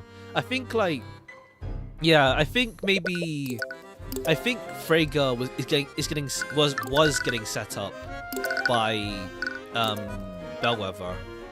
Like, I think her grades are actually good. Like, she's legit good at magic, but she's being set up as a fraud for some reason. Hang in there, Celeste. Do you know what she even interrogated me about the murder yesterday? Can you believe it? A Steelwind running around a crime scene like a common knight. Why, if I tried something like that, my father would disown me. Does the nobility not approve of Steelwind becoming a prosecutor? I always thought it was strange. What is motivating her to do this? Honestly, she probably thinks she could do anything just because of our betrothed. Oh, Aston deserves better. Okay, so she's already got arranged marriage. Celeste's eyes perk up on hearing this. You'd be lying if you weren't also curious about who this Aster is. When you shot her down a stern look, doesn't stay focused. You can't risk blowing her cover for gossip. Yeah, it's like, oh, you don't know who Aster is? Who the fuck are you? You have an arcane construct in your room. Setting her up. Ha ha. I thought they only had them in the library and locker room. The construct was a gift from House von Sanctus. I have to say, they're quite convenient to have around. They look really cool. We should get one. I should get one. You should. A construct would be far more useful than that tenant of yours. Unfortunately, there's still some issues with their intelligence. Their intelligence? There are issues when you give them complex commands. Might be easier to show you. Miriam turns to the construct and begins gesturing towards it. Construct, please retrieve my textbooks and bring them here. Then cast Steel Wind Strike at this location. After that, retrieve some plates and set them on the table. Acknowledged. What? The construct stands up and retrieves Miriam's textbooks from one of the shelves in the room. When he's at the table you're sitting at, just like she ordered. But then, suddenly stops moving. Wait, what happened? The construct obviously can't cast Steel Wind Strike, so my second command was impossible to carry out. But did you notice something else? Oh, I see. So you can only do one command at a time. Correct. My third command was impossible to carry out. So why did you ignore that command? Constructs execute a series of commands in the order they're given. Oh no. Okay, yeah. When it gets interrupted, then it can't do anything. Let's say one task is impossible to complete. When a construct gets that task, it will deem the entire series impossible. Yeah. Chain of command broken. Yeah. As a result, it will stop executing the series altogether. If a task in the series of commands is impossible, then the command will interrupt the sequence of commands. Exactly. Wait, what? Then that command will interrupt. Okay, yeah. I said it wrong. Logic limitation. Yeah. Lady Steelwind, I'm afraid we must leave now if we want to make our next engagement. Oh, right. Let's go, servant. Oh, leaving already? The victim the janitor saw was a construct. I don't think so. Because the construct, the construct does have, that's the thing, the constructs do have Bellwether's voice, but the issue is it said be quiet. So Yan heard be quiet. So yeah, I don't know. Be quiet. I don't think Arcane Construct would say be quiet though. Or why would it say be quiet? Unless it like, oh, maybe if it hears any noise, it will automatically say be quiet. Maybe that could be the case. It could be set to automatically say be quiet whenever it hears a noise. So maybe like Freya tried to say hello to it, and then it said be quiet. It's like, okay, shit, fair play. We'll see. Leaving already? It was a pleasure talking to you. Yeah, sure. I hope to see you around. We make your way back to the foyer with Celeste. With all the time you spend, you only have a brief amount of time before night falls. Are you sure you didn't want to talk to her more? You were getting a lot out of her. Already got a lot of useful information. The more time you spend with her, the more likely she is to see through our ruse. Right.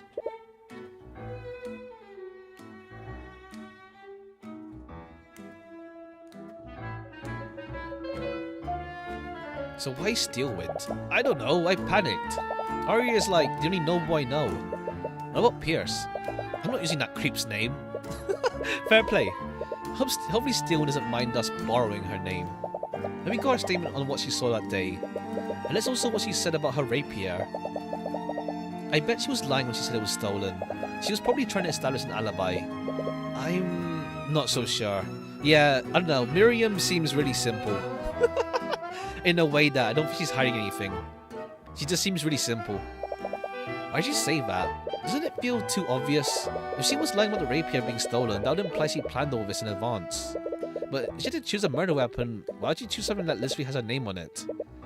I understand if the murder weapon was a spur of the moment decision, she might have just used something nearby. But if this was premeditated by Miriam, the rapier would be the last weapon she would choose. Right, I guess that makes sense. There's also the evidence of academic dishonesty. It doesn't match up with what we heard from Miriam. You mean all that stuff about working with the Crown Prince? She was probably just making things up to look good in front of me. I have an insight when it comes to this. Under normal circumstances, I can usually tell when someone's lying. And a lie as grandiose as that would definitely have been seen through. She's too dumb to plan something so complicated. Pretty much, yeah.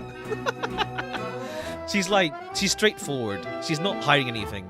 She's like really straightforward as a person. People can subconsciously shield themselves from the eye of Horus, even if they don't know about it. But when they do that, you usually can't see any thoughts from them. You also saw that she was lying about her encounter with Bellweather. You'd have seen dissonant thoughts if she was lying about her grades. Oh yeah, true, yeah. The only part that was iffy was when she encountered Bellweather. Guess I'll trust your insight. But what does this mean? I don't know. Even with everything we found, I'm still not sure who the real culprit is. At the very least, I think we should probably try to pull Miriam onto the stand. If she testifies in court, I might be able to find something we can use. That's a big maybe. If you don't play your cards right, you might spook the Fragus enough for them to pay the judge. Either way, it's getting late. It'll turn in soon. Yeah. I just hope you did enough to acquit Wallace. Okay, cool. Back to court. Back to court.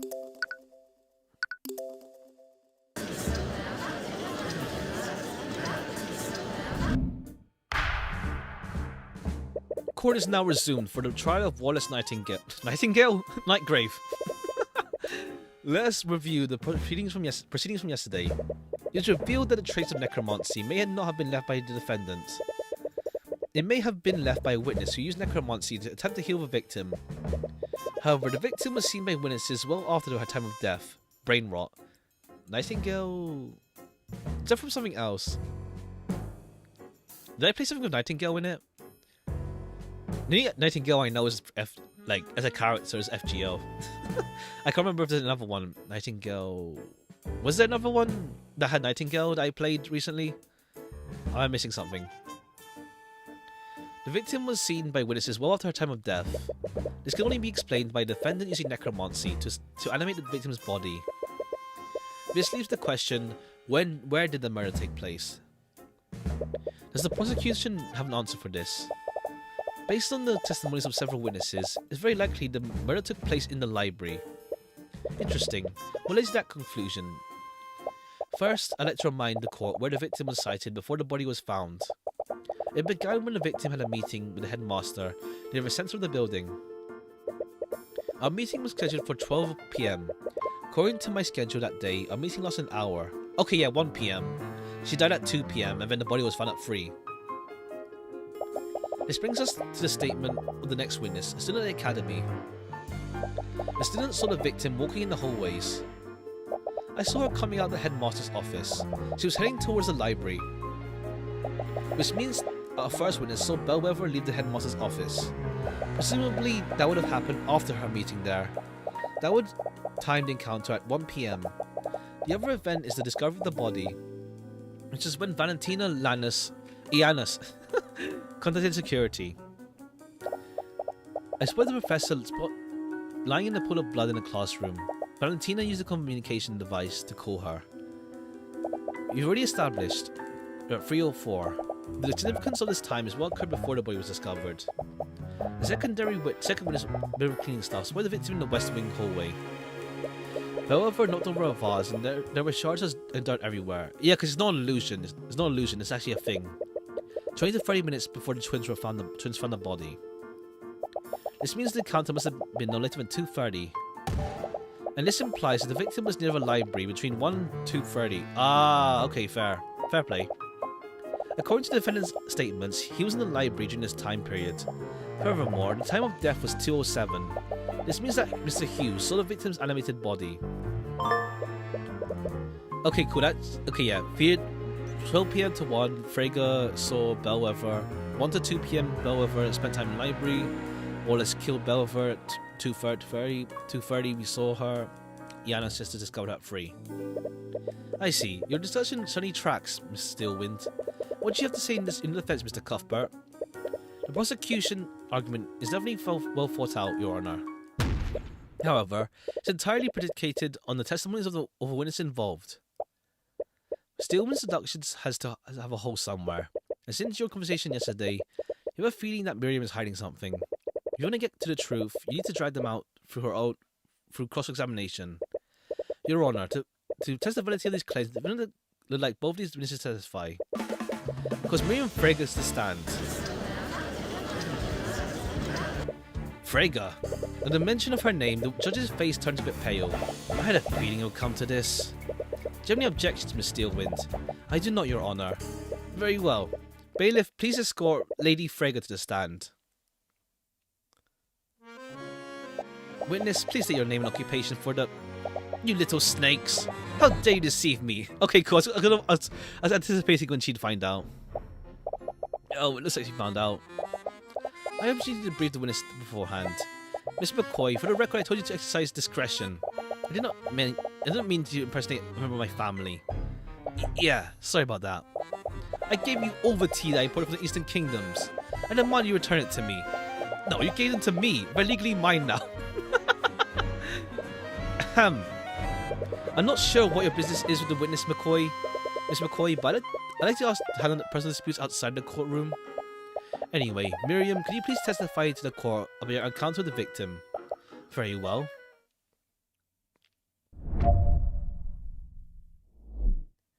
I was working on a research project in my dorm room when I decided to take a break. I left my room and went on a walk. As I saw Miss Professor Bellwether exiting the headmaster's office, she was walking in my direction, so I agreed with her and responded in kind. She was headed to the library. A short time after that, I went back to my room and continued my work. Okay, we need to see how she responded. Only a brief encounter. However brief it was, witness testimonies verifies two things. One is that Miss Frege saw the professor exiting the headmaster's office. The other is that she witnessed the victim towards the library. So this gives us a rough timeline of where the victim was before her death. Does seem consistent. Did Bellwether really enter the library that day? Oh, did she mention that she saw her go in the library? Oh, she headed towards the library, yeah. You feel like you would have seen her there if she did. Mr. Cuthbert, you may begin your cross-examination. Alright.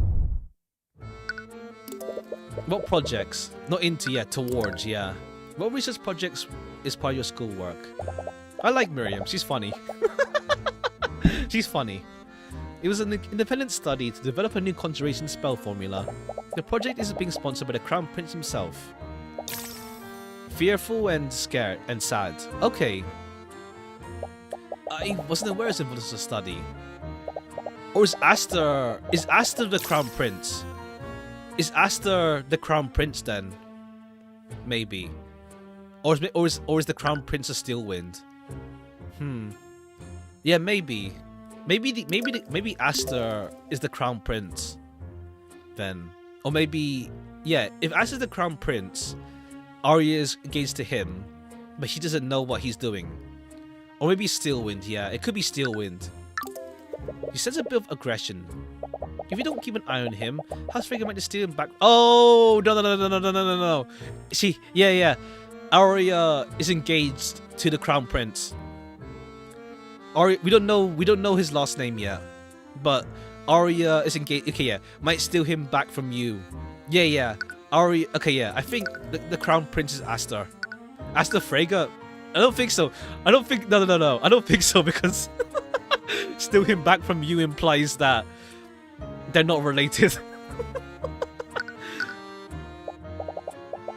I don't know. We'll see. Unless it is Frege and like steal him back as in like we won't let you marry him. I don't know. We'll see. As if His Highness would align himself. No. As if he would align himself. No. Then he's not. He's not Frege then. He's not Frege. Our banking houses form the economic infrastructure of our kingdom. Perhaps he'll come to the Steel Winds if he needs to clear a den of goblins. With all due respect, maybe focus on the matter at hand. Of course, Your Honor. Maybe. We'll see. I could just totally be wrong. And you're sure you saw her exit the headmaster's office? Yes, I remember it clearly. I was surprised that she was still meeting with the headmaster at all.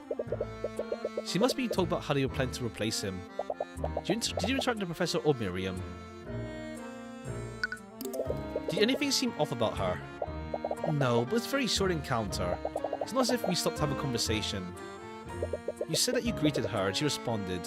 What words did she use? Why is that important? Miss Frege, it's possible that someone used illusion magic that day. Every detail about the interaction could be important. Well, I bid her good morning, and she said good morning in response. Okay, later on, we'll head towards the library. Did you see her enter the library? I didn't, but there's not much else in that direction. From the testimony of Jan Hughes. Good morning. Yeah, I don't think it's that. I don't think it's good morning, she said. You noticed she later came from the library. If she didn't enter the library, she was still in that area for more than an hour. How long did you leave your dorm room? Only for a few minutes. I tried not to let my breaks go for too long. And you didn't see the professor again after your first encounter? No, I did not. Her testimony seems pretty straightforward. Could still be lying. I'm not sure. We'll have to focus on her statements. Yeah, it's this, good morning.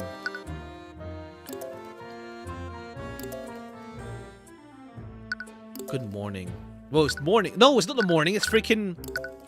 It's 1 PM. It's not morning. It's not morning. Did the victim say good morning when we met her? No. But no, it's not morning. She must have seen her at 1 PM. So why the hell would you say morning? Objection! Miss Frege, if I recall correctly, you have a habit of getting absorbed in your work. So much so, you even lose track of the time of day. Yes, but what is that? Oh, responding kind. But then, even if Frege said good morning, it would be... There's no way that Bellwether would have said good morning. Because she knows the time. What does that have to do with my testimony? Earlier in today's proceedings, the prosecutor made the following argument. Our first witness saw Bellwether leaving the meeting with the headmaster. That time would time at 1 PM. Miss Frege, you said good morning to the professor. You'd have been mistaken. Because that encounter could only have happened during the afternoon. And your point is, you said it yourself, Mr. Cuthbert. The witness simply lost track of time. What the witness said isn't important here. The significance is in what the professor said in response. She had just come out of the meeting that was scheduled for afternoon. Okay, yeah, it could be a construct then, yeah. If it responds good morning backwards. She would be well aware it was no longer morning.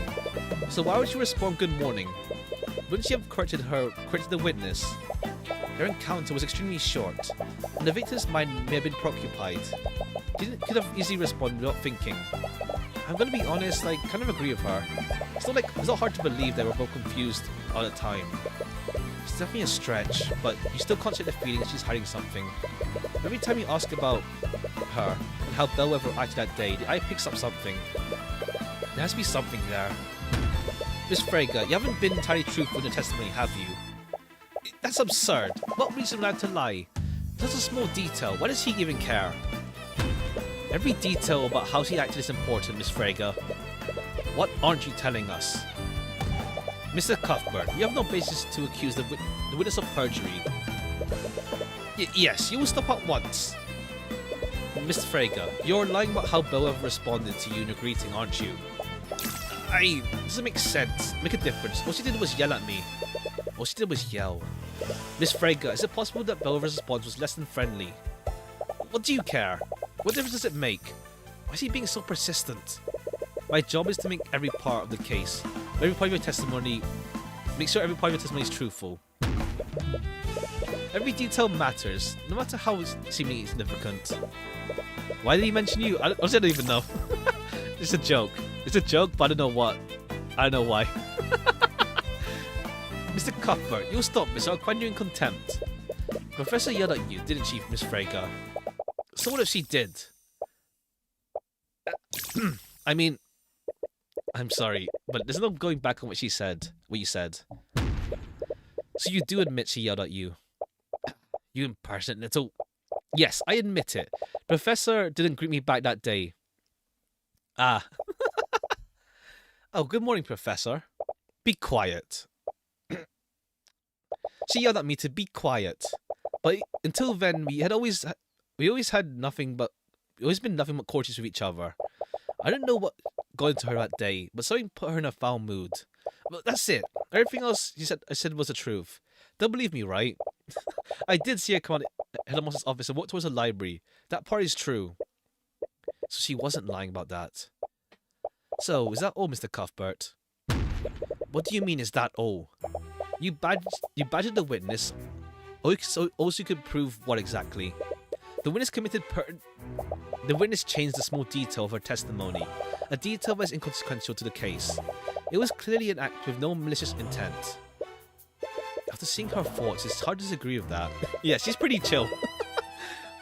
You were so shitty I could lead you somewhere.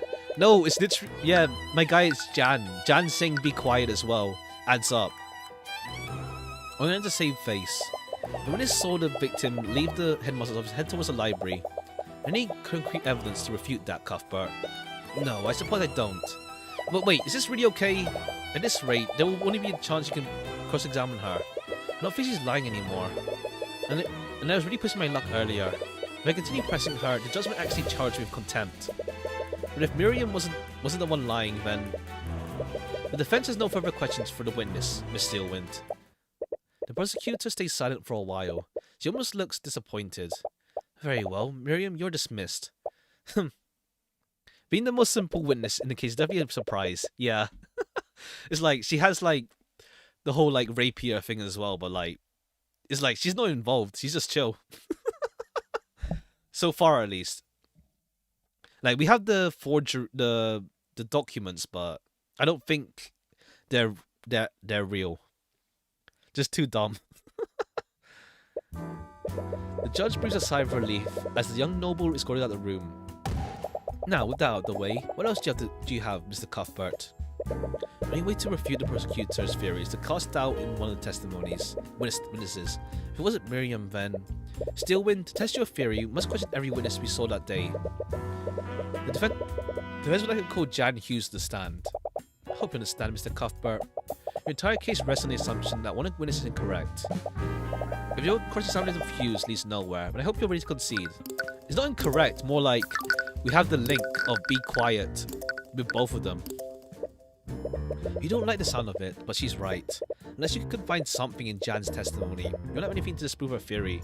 It's the be quiet part. He's chill. Bailiff, bring in Mr. Hughes. Okay, because if they bring up the corpse talking, then that's obviously not necrotic animate corpse. Witness, please state your name and occupation for the courtroom. Witness, name and occupation. Right. My name is Jan Hughes. I'm the cleaning staff of the academy. Mr. Hughes, please testify to the court about your encounter with the professor that day. Sure. It looks like pajamas, not gonna lie. I know it's like work overalls. I know it's overalls for work, like janitor overalls. But it looks like he's to me it looks like pajamas. Like he just woke up. I saw the professor when I was cleaning the West Wing hallways, about 20 to 30 minutes before the body was discovered. She walked by me, she looked pretty out of it. I heard she was undead when this happened, pretty creepy if you ask me. After that, she went into the auntie classroom. Okay, easy. Easy peasy. We got this. Well, that was straightforward. Come on, Jan, what are you supposed to do with that? I don't know, you guys are lawyers. I'm just telling you guys what I saw. Mr. Cuthbert, you may begin. Okay, yeah, she's not undead because she spoke to you. Let me just double check to press. Did anything else look off about her? I mean, yeah, she wasn't undead after all.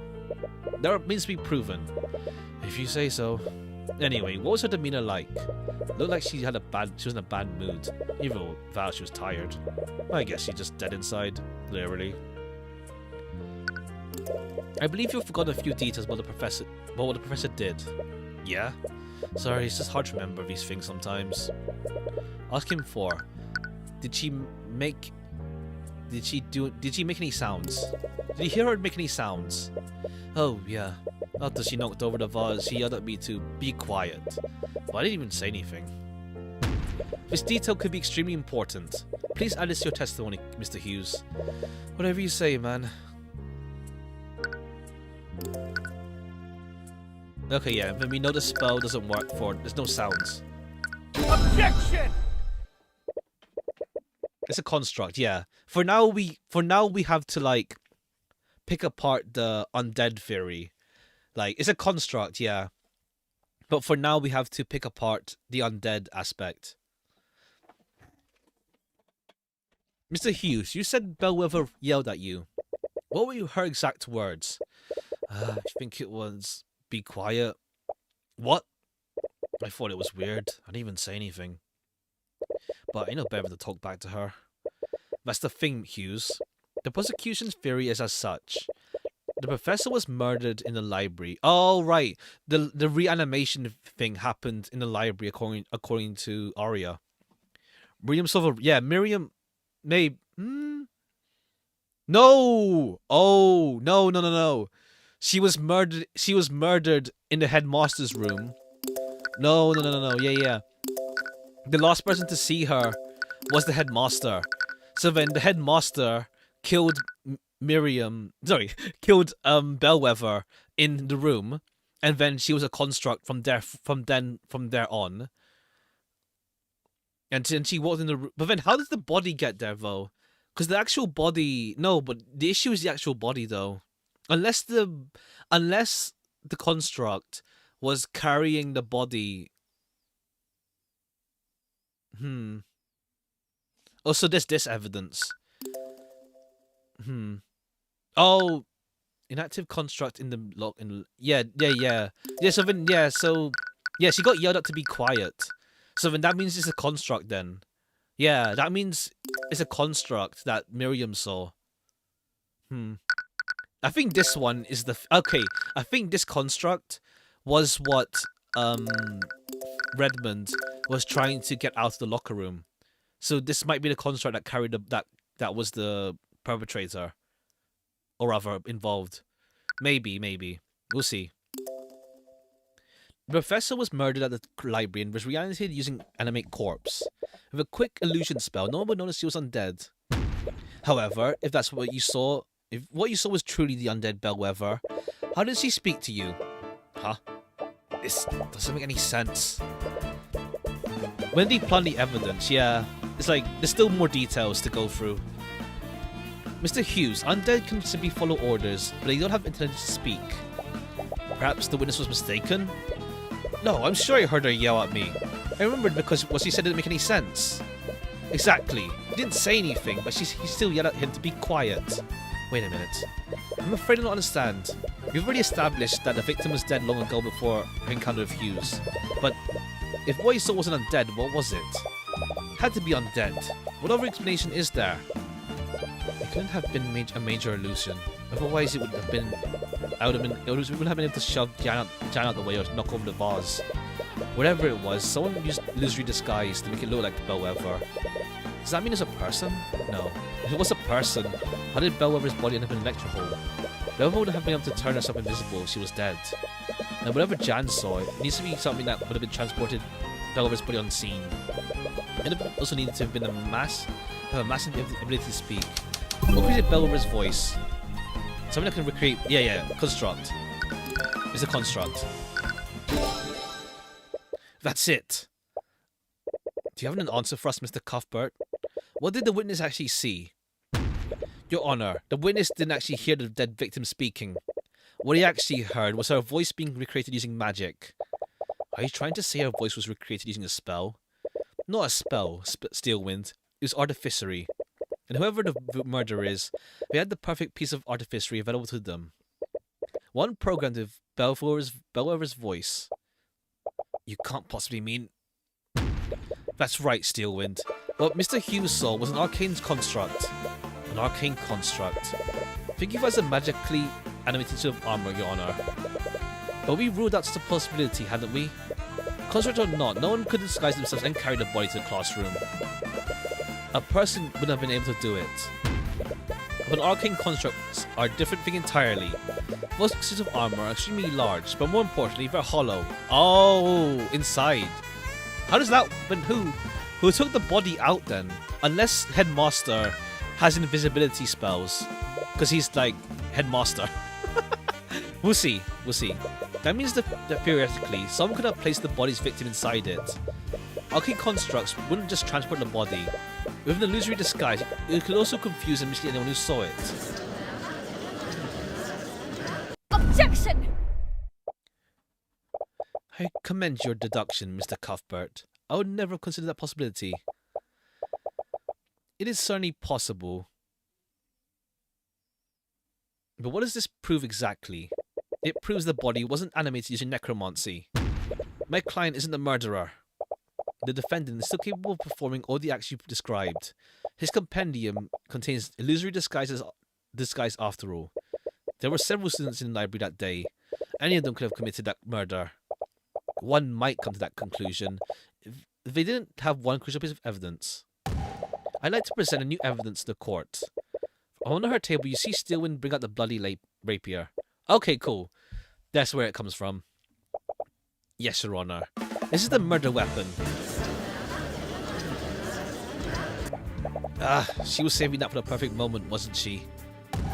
The rapier was reported stolen by Miriam Frege weeks before the murder, and during the investigation, it was finally found in the defendant's locker. Wait! He was clearly trying to use one of her possessions in a paltry attempt to frame her. Why, he even stole her locker's nameplate and placed it over his. Damn it, that's not what happened. But honestly, it sounds more plausible than what really took place. Just sheer coincidence. We're basically back to square one, aren't we? Anyone could have told a construct to do all those things. Wait, anyone? Is that really true? Construct transported the professor's body, and someone used illusion to make it look like her. They even had a pre-recorded voice to make the illusion more convincing. Who ordered it to hide the body? No, but okay, but do we throw the professor now? Several memories flood. Okay, now we throw the professor in. Not professor, headmaster. Several memories flood back to you. Mr. Hughes, you said that Bellwether yelled at you. What were her exact words? I think... Oh, right, because he does the voice lines. He can program voice lines. She yelled at me to be quiet, but until then we always had nothing but chorus with each other. I don't know what got into her that day, but something put her in a foul mood. Be quiet. Oh. Sorry. Oh. Be quiet. Eris begins giggling. She's amused by what's happening. Oh, this part. Oh, I forgot we saw her there. Oh, when we made the books. Ah. I didn't realize Eris had like white hair as well. I didn't notice. The construct's voice is a series of pre-recorded messages. I'm not sure if you even noticed, but it uses the voice of Professor Bellwether. Unfortunately, you can't make them say anything other than what's recorded. Only the headmaster can change those sets. Oh!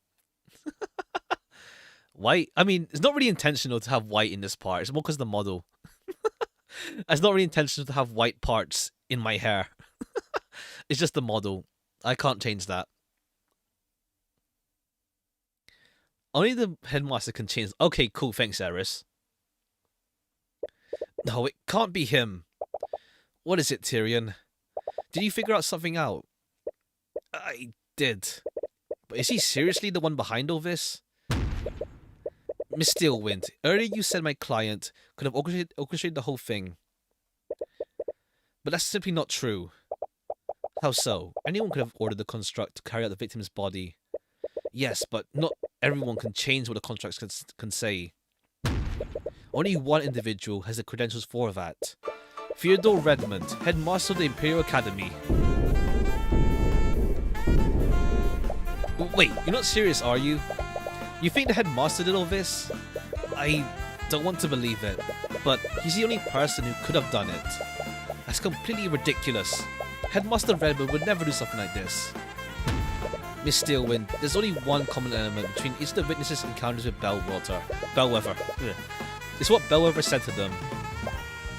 She yelled at both of them to be quiet. Miriam Frege was particularly surprised. She had a good relationship with the professor. But when greeted by the professor, Bellwether just shouted at her, almost as if the professor was reporting indiscriminately. And recall her encounter with Jan Hughes. The professor knocked over a vase and shouted be quiet immediately after, even though he hadn't said anything. She was responding to the sound of the vase breaking. Now let me ask you this, Steelwind. Where did Bellwether come from before she encountered Miss Frege and Mr. Hughes? Her meeting. With the headmaster. The moment she said it originally, I thought the headmaster was going to be a killer. Yeah, it works out. It's more like because we're brought up to think that Redmond is kind and all that stuff. Like, yeah, he helps out the poor people coming to school. But like, motive-wise, I think maybe, if Thingamabob, if Bellwether threatened him that I'm gonna take over your job, lol, and then that gives him motive to murder her. It appears the defense truly means to indict Theodore Redmond. If so, we have no choice but to take a brief recess till he can be brought here. There's no need.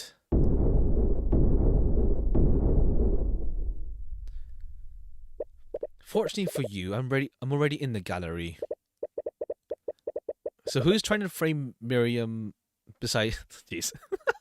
I mean, it has to be... Okay, I get it. Right. Because, okay, so the headmaster killed Bellwether because Bellwether is planning on becoming headmaster, but this plan was orchestrated by the Freges. And so the headmaster is planning on indicting Miriam with this false evidence, as well as her rapier. Either one screws Miriam over. So that gives him motive then for both. Has he been here the entire time? Now, please correct me if I'm wrong, Mr. Cuthbert, but do you think I am the one who committed this crime? I'm sorry, Redmond, but no matter how I look at it, everything I found points to you. No, there's no need to apologize. In fact, I should commend you on the lengths you're going to defend dear Wallace. The court appreciates your understanding, Mr. Redmond. Angry. He's pissed. Now then, to clear the air, I suppose I could give my testimony on what happened that day. He's pissed. He's gonna open his eyes. He's gonna open his eyes for a big moment, surely. That day, I had a meeting scheduled with the professor at noon. She showed up at the expected time and we discussed various administrative matters. Our meeting went on for an hour, after which she left to prepare for the next class. Despite our many disagreements, we still knew how to be civil with one another. After all, I had no reason to bear a personal grudge against her. Okay, we can present the thing to this. We got you now. I just can't see it. He seems like such a nice person. Is he really the person we're looking for? He has to be. No one else could have orchestrated the whole plot. You just need to find out how and why. Okay, easy enough. We got this. No personal grudge. She planned to kick you out, my guy. Objection! Redmond, do you really hold no animosity towards Bellwether? Of course not. I did have strong opinions about her methods of teaching, but I always remained professional. We both did. Frankly, I find it hard to believe. In fact, I think you might have had a very good reason to murder the professor, considering she was going to take your job. What? So you knew about that? I'm sorry, but I don't follow. Yeah, cool, we know about stuff. Just how is the professor going to take the headmaster's job? Professor. Yeah. According to Miriam Frager, Catherine Bellwether was currying favour with the noble families. In fact, there was a plan to oust Redmond and appoint Bellwether as the new headmaster of the academy. What? But in any case, I doubt that headmaster had any idea of this until now. I'd like to remind the core of the witness's reaction just now. He said, "So you knew about that." His reaction was one of surprise. But he wasn't surprised by this information. He was surprised that I knew this information. That's... Please, dear Arya. Okay, his eyes are open now, let's go. I may be a frail old man, but I'm perfectly capable of defending myself. If you have an explanation, Mr. Redmond, then by all means, I'd love to hear it. Gladly. He locked in. Pretty much, yeah. He's locked in now. It is true that I knew about Frager's plot beforehand. I only just learned about it. Oh gee, man. Ha! On the day of the murder, the professor told me about her plan. She's going to replace me as headmaster and replace the staff with her arcane constructs. Oh, we have Jan's testimony. I think we have Jan's testimony about that. We have Jan told us that. Where is it? According to Jan, it was a few weeks ago. Now you might say that this would have given me the perfect motive to murder the victim. However, the supposed murder weapon was stolen from Miss Frager. This happened weeks before the murder and my discovery of the professor's treachery. I had no knowledge of this plan before she told me, but if I would have known to steal Frager's... Oh! Okay, we have... It's two statements we could use. Are you satisfied now, Mr. Cuthbert? There's no way the headmaster could have come up with this plan. If you really did do this, that means he stole the rapier too, right? Most likely. His alibi makes sense. He could have planned this whole thing unless he knew about Bellwether's plans. That would mean he knew about this weeks ago. But how did he even find out? Best way to tell convincing lies is to leave a lot of truths and only change one detail. Bellwether did tell him, but she actually told him weeks ago. How do you prove that? Oh, the sword was stolen weeks ago. The sword was stolen weeks ago.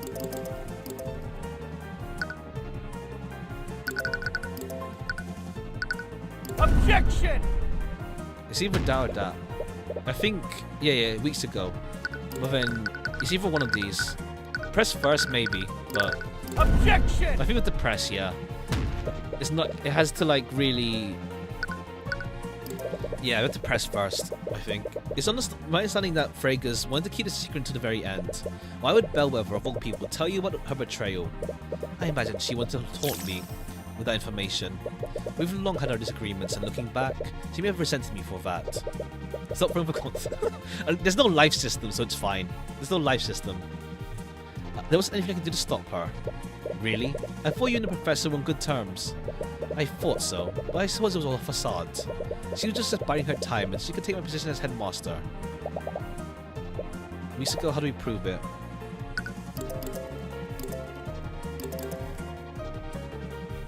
On the day of... Okay, maybe this.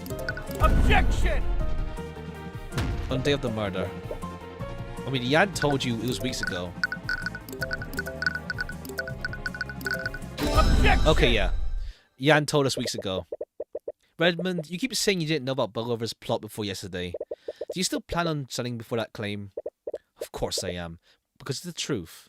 I'm sorry, Redmond, but you should really close your doors during meetings. What? Did someone see? The one comment you look. Ha. It is true that Bellwether revealed the plan to you during one of the meetings. In fact, Jan Hughes happened to overhear the same meeting, but only overheard the part where the staff would be replaced. He's pissed. And that's the strangest part, Redmond. According to Mr. Hughes, this meeting occurred weeks ago.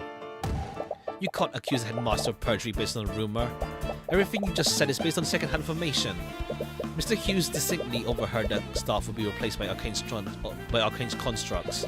That is too specific and too accurate to assume that he misheard a different conversation. Professor probably only overheard her plan for the Arcane's constructs. This doesn't prove that he knew about her treachery beforehand. Professor Bellwether had no authority over the cleaning staff's employment. It wouldn't make sense for her just to reveal her plan for the Arcane's constructs. That only makes sense if he knew Bellwether would be taking his job. So, tell me one thing, Redmond. Why did you feel you need to lie about this? Is it because you saw a need to protect yourself from my accusations? Redmond, I asked you a question. Did you murder Catherine Bellwether? What a fine mess this is. I'm not done. Not yet. Headmaster? So you truly plan on pushing this, are you? Well, your thesis sounded promising, Mr. Cuthbert, but I believe your argument could use a little work. Okay, so we go into his head now. Argument. You think I killed Catherine Bellwether? Me? I'm an elderly man in his late 80s. I was alone and had nothing to overpower Bellwether with. I could barely walk, much less wield a rapier. Arcane constructs. But you and Bellwether weren't the only people in that room, were you? They're gonna plus this attorney, yeah. There's a mix, yeah, with the argument segments. You need the Arcane construct to carry Bellwether's body. That means the construct would have only really been in your office. And with your privileges, you would have easily programmed the construct to stab Bellwether for you. Even so, I think about what must have transpired afterwards. Recall, Miss Stillwin's time and the Bellwether's witnesses. With your theory, the contract would have spent more than an hour in the library. Present Arcane contract for 100th time. Ha! JRPG, I see what you mean, yeah. I like the violin in this. But yeah, Arcane construct is the key to everything. Having it there would have risked my so-called rules from being discovered. Luckily, Lady Frege can't tell night from day. Thanks, Miriam. I would have the construct linger around the library. I wouldn't have the construct. What? He's scared? Logic. I wouldn't have the construct linger around the library. Luckily, Frege can't tell night from day. Makes me like Miriam. I like her. She's like, yeah, she's funny. I like Miriam. I like her.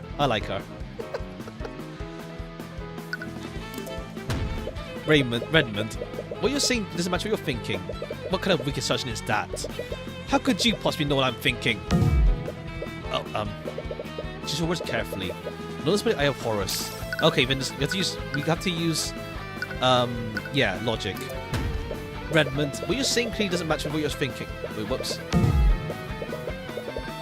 No, not logic, intuition. No. With evidence, yeah. Something fine. The timing deduced from Miss Frege's testimony is predicated on one thing. She saw Bellwether exit your office after your meeting. Oh, right. However, if you assume you're lying about this, when this meeting ended, your entire argument falls apart. Miss Frege would have encountered Bellwether after her death at 2:01. Miss Frege wouldn't make a mistake like that. She had an unusual voice. Did I say that? I don't realize how I speak sometimes. I just say words. Miss Frege thought it was morning when she saw Bellwether. You can't reliably tell the time. Then what about where the rapier was placed? If I really was the murderer, then that would mean I planted the weapon in young Wallace's locker. Several students had lockers there I had access to. I would have placed incriminating evidence. One of my prize students, if I had to frame anyone, he'd be the last person I chose. Oh, okay. Different intonation from usual voice. Okay, I don't realize it myself. I just say words. I don't realize it myself if I say anything differently. I'll double check the VOD if I said it any different. I'll double check the VOD because I don't realize.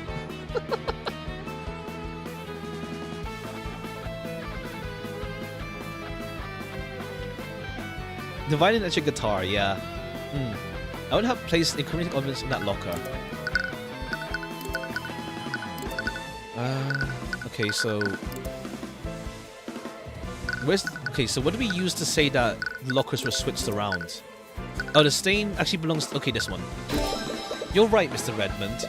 You wouldn't try to frame Wallace, but you would try to frame Miriam Frager.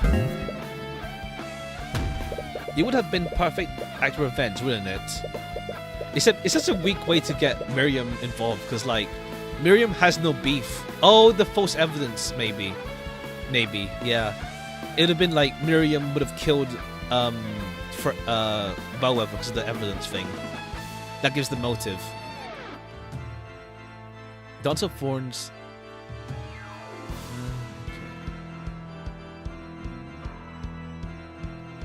Alright. I see Homestuck. Oops. You murder your treacherous co-worker and blame the daughter of that family that helped her. But something went wrong, didn't it, Redmond? The labels of Wallace's locker and Miriam's were switched. Anyone who saw that would have easily mixed them up. I am the headmaster of the Imperial Academy. I have records of all the students' lockers and where they're located. There's no reason I would make a mistake like that. If I truly planned this, I would have known where Wallace's locker was. A simple change in labels wouldn't have led me to make a careless mistake like that. Oh, the construct. He didn't actually go in the locker room. He used the construct to bring the sword there. But it wasn't you, was it? Your Arcane construct was the one who planted the rapier in the locker. I bet you commanded it to place the rapier in the locker of Miriam Frager. But it saw the ID number on Wallace's locker and assumed it was Miriam's.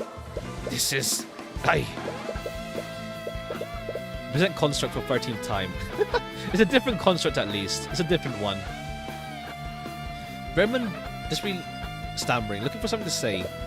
Miss Steelwind, say something. What? Mr. Cuthbert, your theory may be plausible, but there's evidence to support it. Ha! That's right. You don't have any proof, do you? No evidence of my orders. Oh, the command log. You could just check. Seeing that I could have committed murder, is it the same as proving I did? Yeah, there's a command log. Yeah, they keep the command log. No, that's not right. No, try the orders given to him. Yeah, this one. It gives... Yeah, it says that they check orders in the command log. What? There's no evidence of my orders. Oh, wait, the logic limitation? No, that's not right. What the fuck are you talking about then? It's the command log.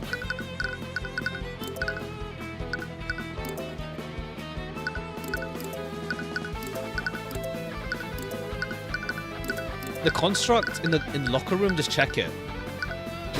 Okay, either one. The construct that's still there. Oh, right, it was never touched. Right, because Arya put it on lockdown. All we have to do is take a look inside and we'll see the blood inside. Oh, right, true. Is that so, Mr. Cuthbert? Well, why does he look so confident? No, Mr. Cuthbert, I already checked the inside of this construct during my investigation. The interior is completely clean. What? The construct's primary function is to assist them clean, dear Tyrion. They have a function that allows them to clean themselves, inside and out. Well, we can look at his command history, right? Think about it, Mr. Cuthbert. Do you have honestly think that a murderer will leave behind evidence like that? True. True. I'm sure that whoever orchestrated this plot, they ordered the construct to wipe its logs when it's finished. True. No. That's right, Mr. Cuthbert. Your case against me is theoretical at best, but I suppose I can give you marks for trying. Damn it. He followed everything. Was he seriously able to get rid of all the evidence? You're running out of options, but you still have one tool left. Okay, yeah, we use hacks. I'm becoming to glare like that, young Tyrion. He's doing it again. Okay, cool. Arya is where's present balloon? Ha. Ha. Okay, yeah, Arya is catching on to our eye attack, at least. Bring yourself back to the moment of Garrick Pierce. Think about what's at stake for Wallace, just like you did with Celeste. His life and future are in your hands. Naught can remain concealed. Empowered Eye. You have to read the Empowered Eye again. Redmond did a good job of covering his tracks, but there has to be something he forgot to get rid of. Okay, let's just project other stuff for first. I can't believe I let this boy push me this far. I was too careless. I should have been more wary of him. Let's just see what he thinks about everyone. Celeste? Nope. No thoughts on her. Ruby? It's all that Timura's fault I'm even here. If it weren't for my debts, that boy would never have met Wallace. Oh, I see. See, he owes Ruby Timura. That's why he let us in the library. Okay, a bit of background information. It's all the nobility's fault. This whole time they were plotting to throw me out. It's their fault that Belweather is dead, not mine. Project some stuff to just look at his thoughts. Yeah. That's what I'm doing now. It's like with Garrick. It's nice to see his thoughts on some things as well. Have rollers on the hands of the Frigs and the Steel Winds. Okay, nothing about Orm. Ah, my head. The stress from this trial must be giving me a migraine. Why can't you make him feel more Eris? Okay, Eris is interesting. I suppose it doesn't matter. Okay, yeah, Eris just gives him headaches. Okay, you don't think about Wallace, you don't want to think about his ass. Catherine, I can't believe I put myself into the mess with Bellwether old people. Why do I feel remorse for her? She deserved what happened to her. Not about yourself. What about the cooks? I was thinking myself, the staff. Bellwether would have thrown them on the streets if not for what I did. Okay, he does care. This is that DLC character. You only unlock the pink for $8. Ha! This is all that nobility's fault. Okay, cool. Prestigation. Let's think about that spell. How about Mend Wounds? Nope. Let's try Major Illusion. Nope. Necrotic Blight. I don't think you want to pick up any spells. Revive? Nope. Do you think she Faust? Ha. Runestone. How about... Okay, I think Construct is probably the thing, but... I had to do something I could to shift guilt away from myself. But I didn't leave any holes in my alibi. No, I counted for everything. No way I left any evidence behind. Lockdown system. Okay, yeah, that's the same thing. I think Construct is the last thing, so I want to, like, do everything else around it. The Construct's orders were clear. Plant the body and let your whole 2 be. And then plant the evidence in Frega's locker. It was supposed to head to the straight storage room after that. What happened? Oh, was it supposed to be in the locker room? Okay. It wasn't supposed to be there. The smell? I wondered, did I leave any other piece of evidence behind? I was far too reckless. I need some way to keep that lecture hall empty. Oh! Oh, he made the smell. Oh, right, he must have been botched the... Oh, he's the one who botched it. It can't execute command. Oh, yeah, the logic error. Right, there was something he must have said that was too complicated. Oh, put in the locker, but then he got stopped there, yeah. He must have... one other command after locker room and storage room was the error. Must have botched the alchemy experiment on purpose. But doesn't really tell... Oh, okay, that explains this at least. He's the one... Oh, the headmaster performed. Oh. Oh, I didn't realize. Okay, cool, yeah. My illusion should have been flawless. I can't believe this boy's able to deduce what happened. No, it's not 12. I did everything I could to cast down on Frega's brat. I can't believe Valerie placed a trace of necromancy on the body. Brain rot. Yeah, you've been throwing references a lot to like other stuff. The brain rot is real. The contract placed evidence in the wrong locker. So he did send the locker. Okay, it's the logic error then. Yeah, it's the logic limitation. But let's just do other stuff first. I did everything I could to cast doubt. Okay, yeah, that explains that he did that explains the evidence. That he fabricated evidence of cheating. Make her look like the murderer. But yeah, it's just like other stuff like on the side that's not brought up, but it's something nice for the player. The construct's orders were clear. Plant body. Okay, yeah. Too many words now that makes me think. Ha. Okay.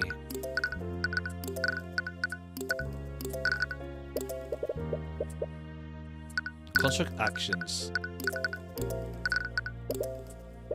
Orders were clear. Why was this content in the locker room though? It shouldn't have been there if I followed my orders. No matter, I wiped its logs. He had nothing on me. Or he did, so he did order to wipe its logs. Cover its tracks. He probably would have done this last. Wait, he ordered the contract to go into the storage room. He would have done that after he was finished planting evidence. But we found it in the locker room. What's the contract from leaving the locker room? What stopped it? The logic limitation. No, that's not right. Redmond clearly didn't intend for a contract to end up in the locker room. Someone must have interfered with it. Oh.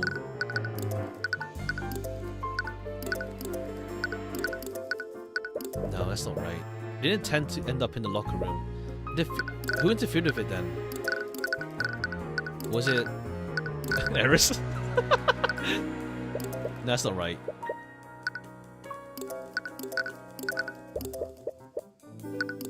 Present construct. Sure. No. It's not that. Oh, the locked. Oh, he overlooked the lockdown system. Ah. He fucked up. He locked it down. Okay, yeah. The lockdown system. The body was probably reported earlier than Redmond expected. This means he probably started the lockdown before the construct finished the locker room. How did the lockdown affect the construct? It can't move. It's stuck. Redmond's series of commands was interrupted by the lockdown. Okay, he screwed up the lockdown. It's his fault. The series of commands would have been interrupted. Wait a minute. Every time you scream, I die. Ha. Constructs execute a series of commands in the order they're given. But let's say one of the tasks is impossible to complete. When the construct gets that task, it will deem the series impossible. As a result, it will stop executing the series altogether. So if the task is in a series of commands, that means the command will interrupt the entire series. The construct final command was to wipe its memory, but if its orders were interrupted by lockdown, then... Oh, the memory is still there! Oh! Miss Steelwind, I have nothing more to ask the witness. What? You're not giving up, are you? Do you even have to ask? Yeah, I thought so. But how are you going to prove he did it if he's not testifying? Don't worry, the next witness's testimony will be all I need. Next witness? That look on your face is that one of defeat. What are you planning?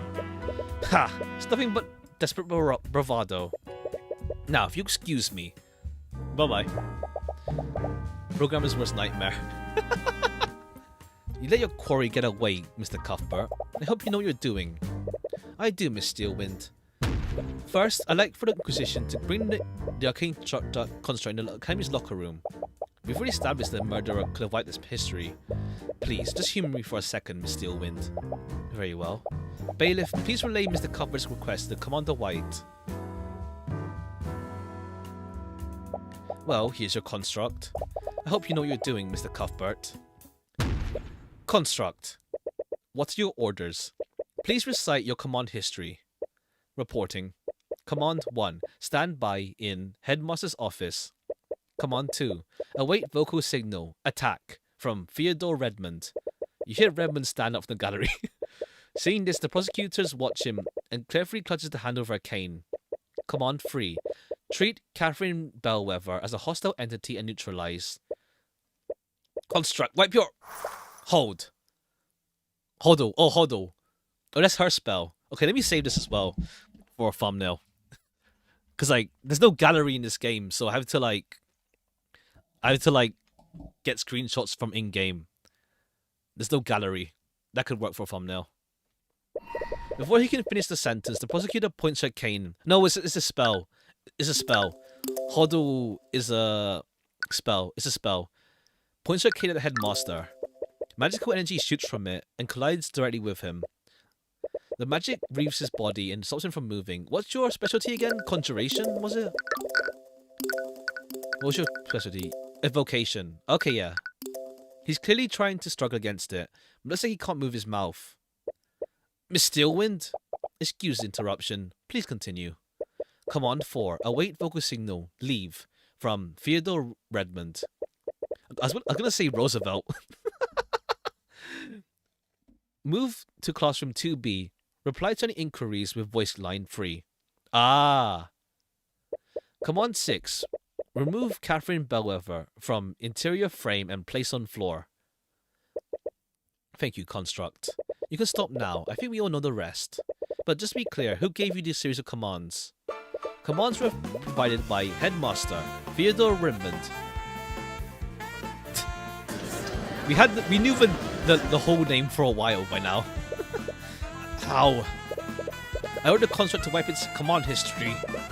Mr. Redmond, constructs don't follow the same logic humans do. They're prone to error when their commands are impossible to execute. Impossible? In what way were my commands impossible?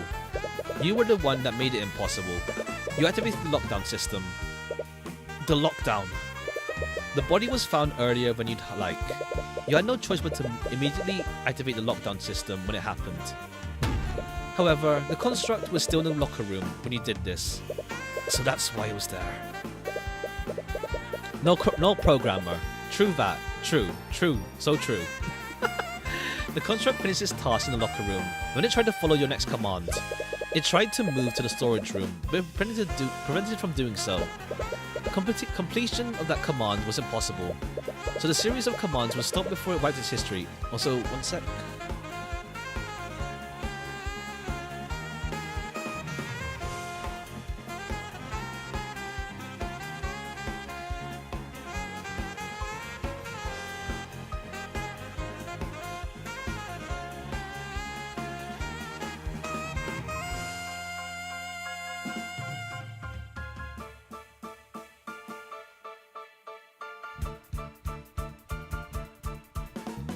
The series of commands was stopped before it wiped its history.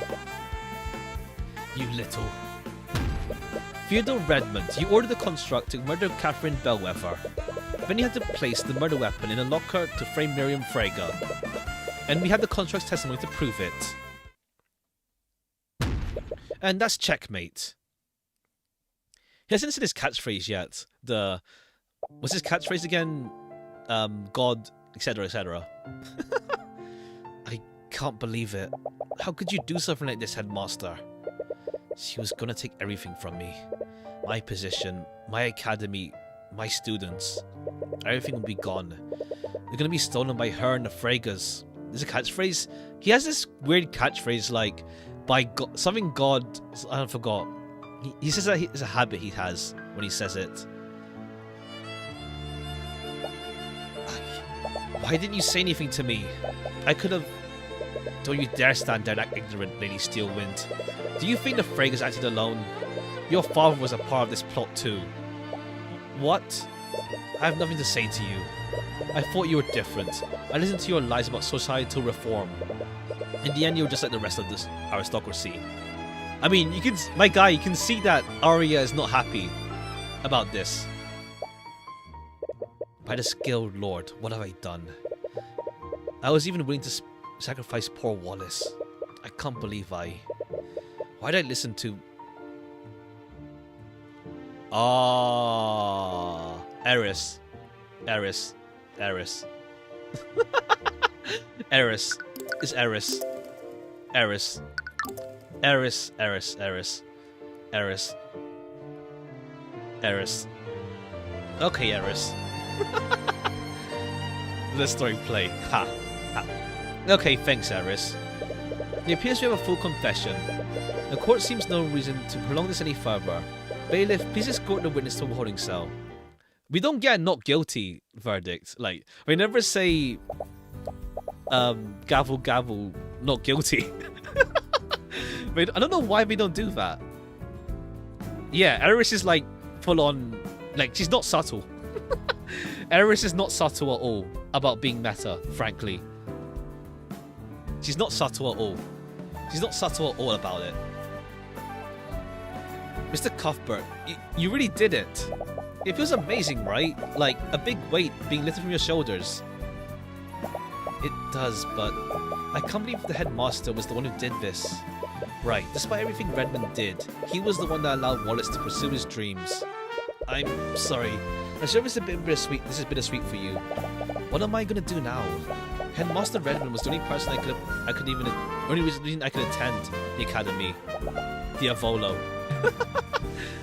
A bit of both. With him gone, oh come on, don't think like that. You got acquitted. I'm sure it'll work out. You want to agree, but necromancy is basically taboo.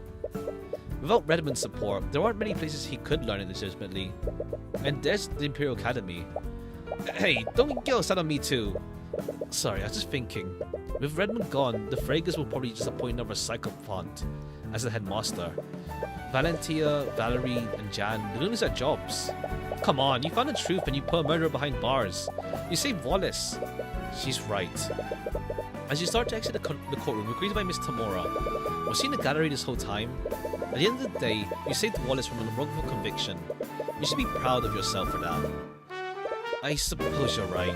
Maybe I am thinking this. But the doubt still linger in your mind. Now, come on. Taking Wallace to that restaurant we went to last time. Do you remember how much that place cost? Don't worry, I have plenty of gold. Am I the only one on this team not making any gold? Why don't you meet us there, Celeste? I need to talk to Tyrion for a moment. Alright, let's go, Wallace. Okay. Also, one sec.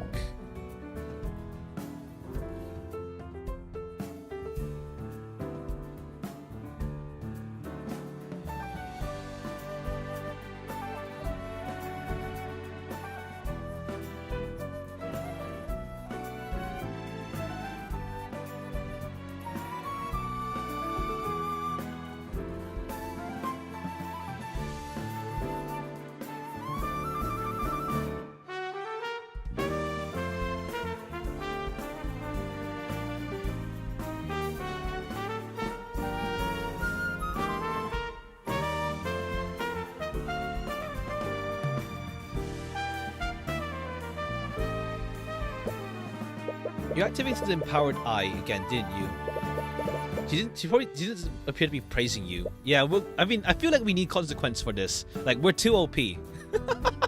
Tyrion is too OP with that. I didn't really have a choice.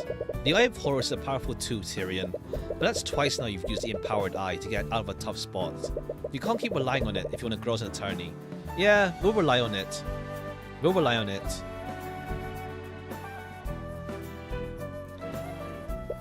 One day you'll find a witness the empowered eye won't work on. Oh true, maybe, yeah. Maybe Eris. Maybe Eris again. It's worked for me this far though. I suppose you're right. Stop cheating. Essentially. I'll try to rely on it less next time. And that marked the end of another case in my career as a defense attorney. Another life saved, another murder brought to justice. But I still couldn't shake this feeling of uneasiness. Yeah, Present Eris actually did something, funnily enough, to the thing. In P3 or this? Ha! Ha! Ha! Was it guilt for what happened to the faculty staff? Or was it something else? Okay, no Eris jump scare at the end to like say something to us. Man, Stillman has been taking this part for hours. What's there even to ask at this point? Turns out she doesn't trust his testimony. Something about his memories not matching up with the crime. Oh, okay, this thing again. This thing this thing.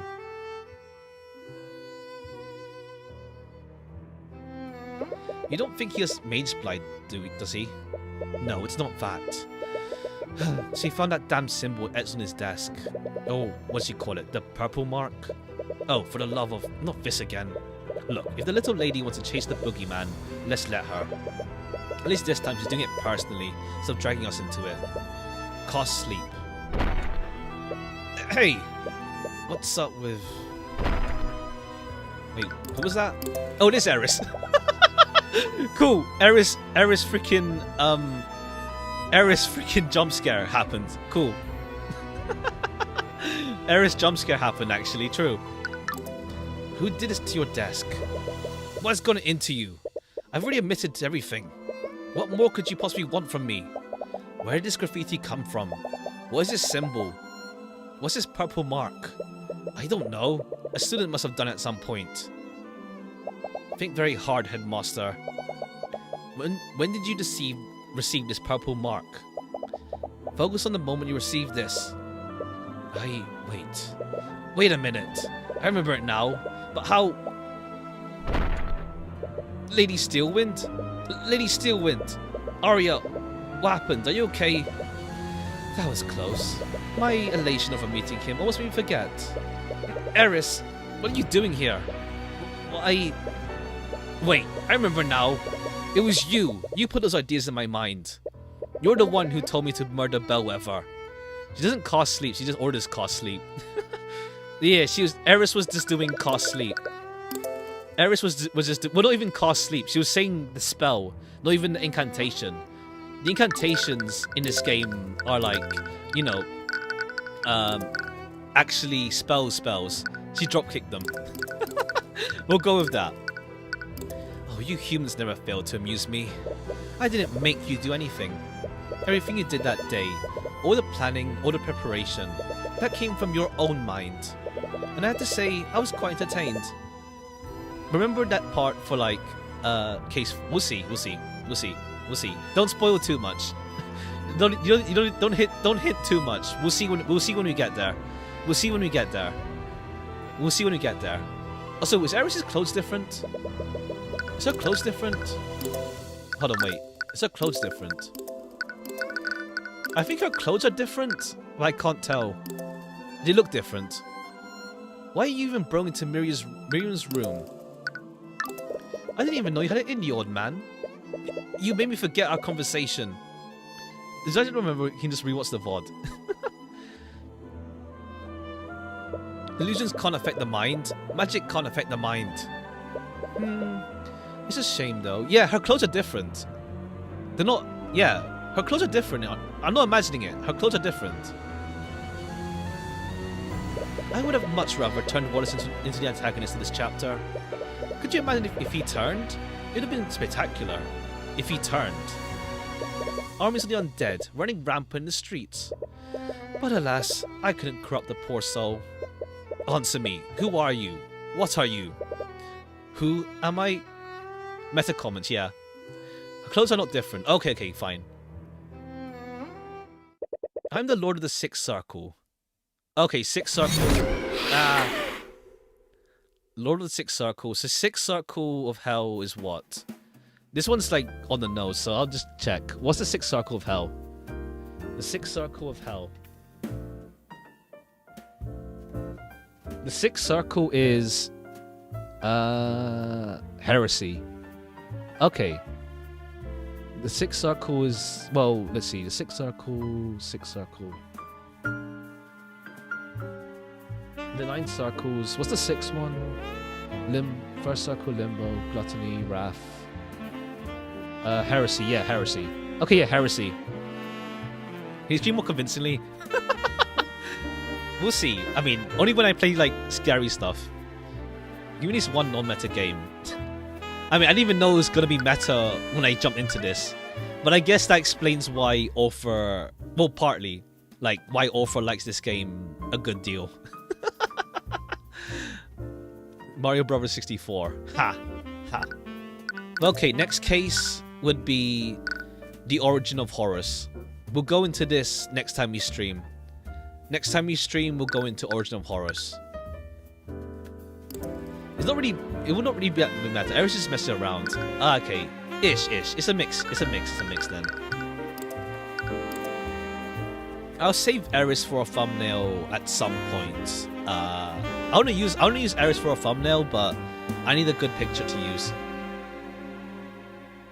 At some point. We'll see if there's a good CG. But there isn't that many CGs in the game. What's it called? But yeah, don't spoil too much. Like, we'll discover as we play. We'll discover as we play.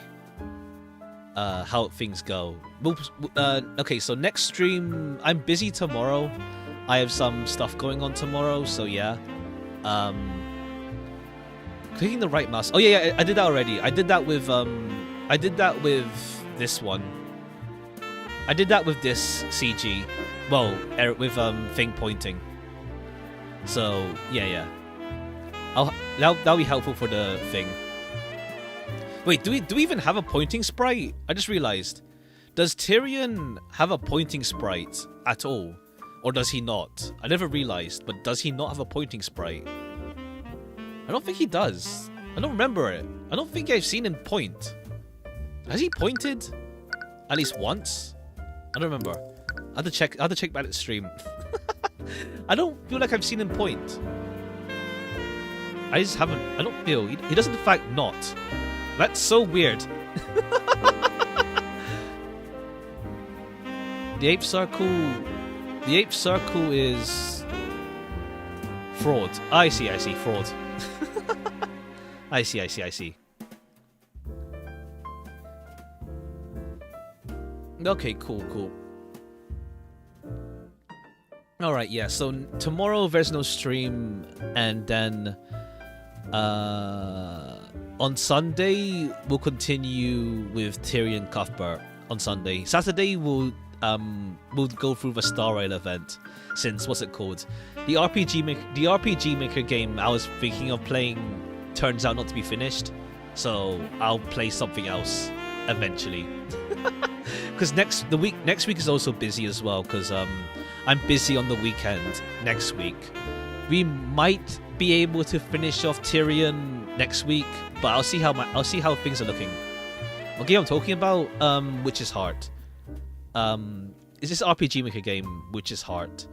I thought it was finished, but when I saw like pretty last minute that it wasn't finished. There's like the main game, the bonus story, and then well, not bonus story. Technically, it's a continuation, and then the endings.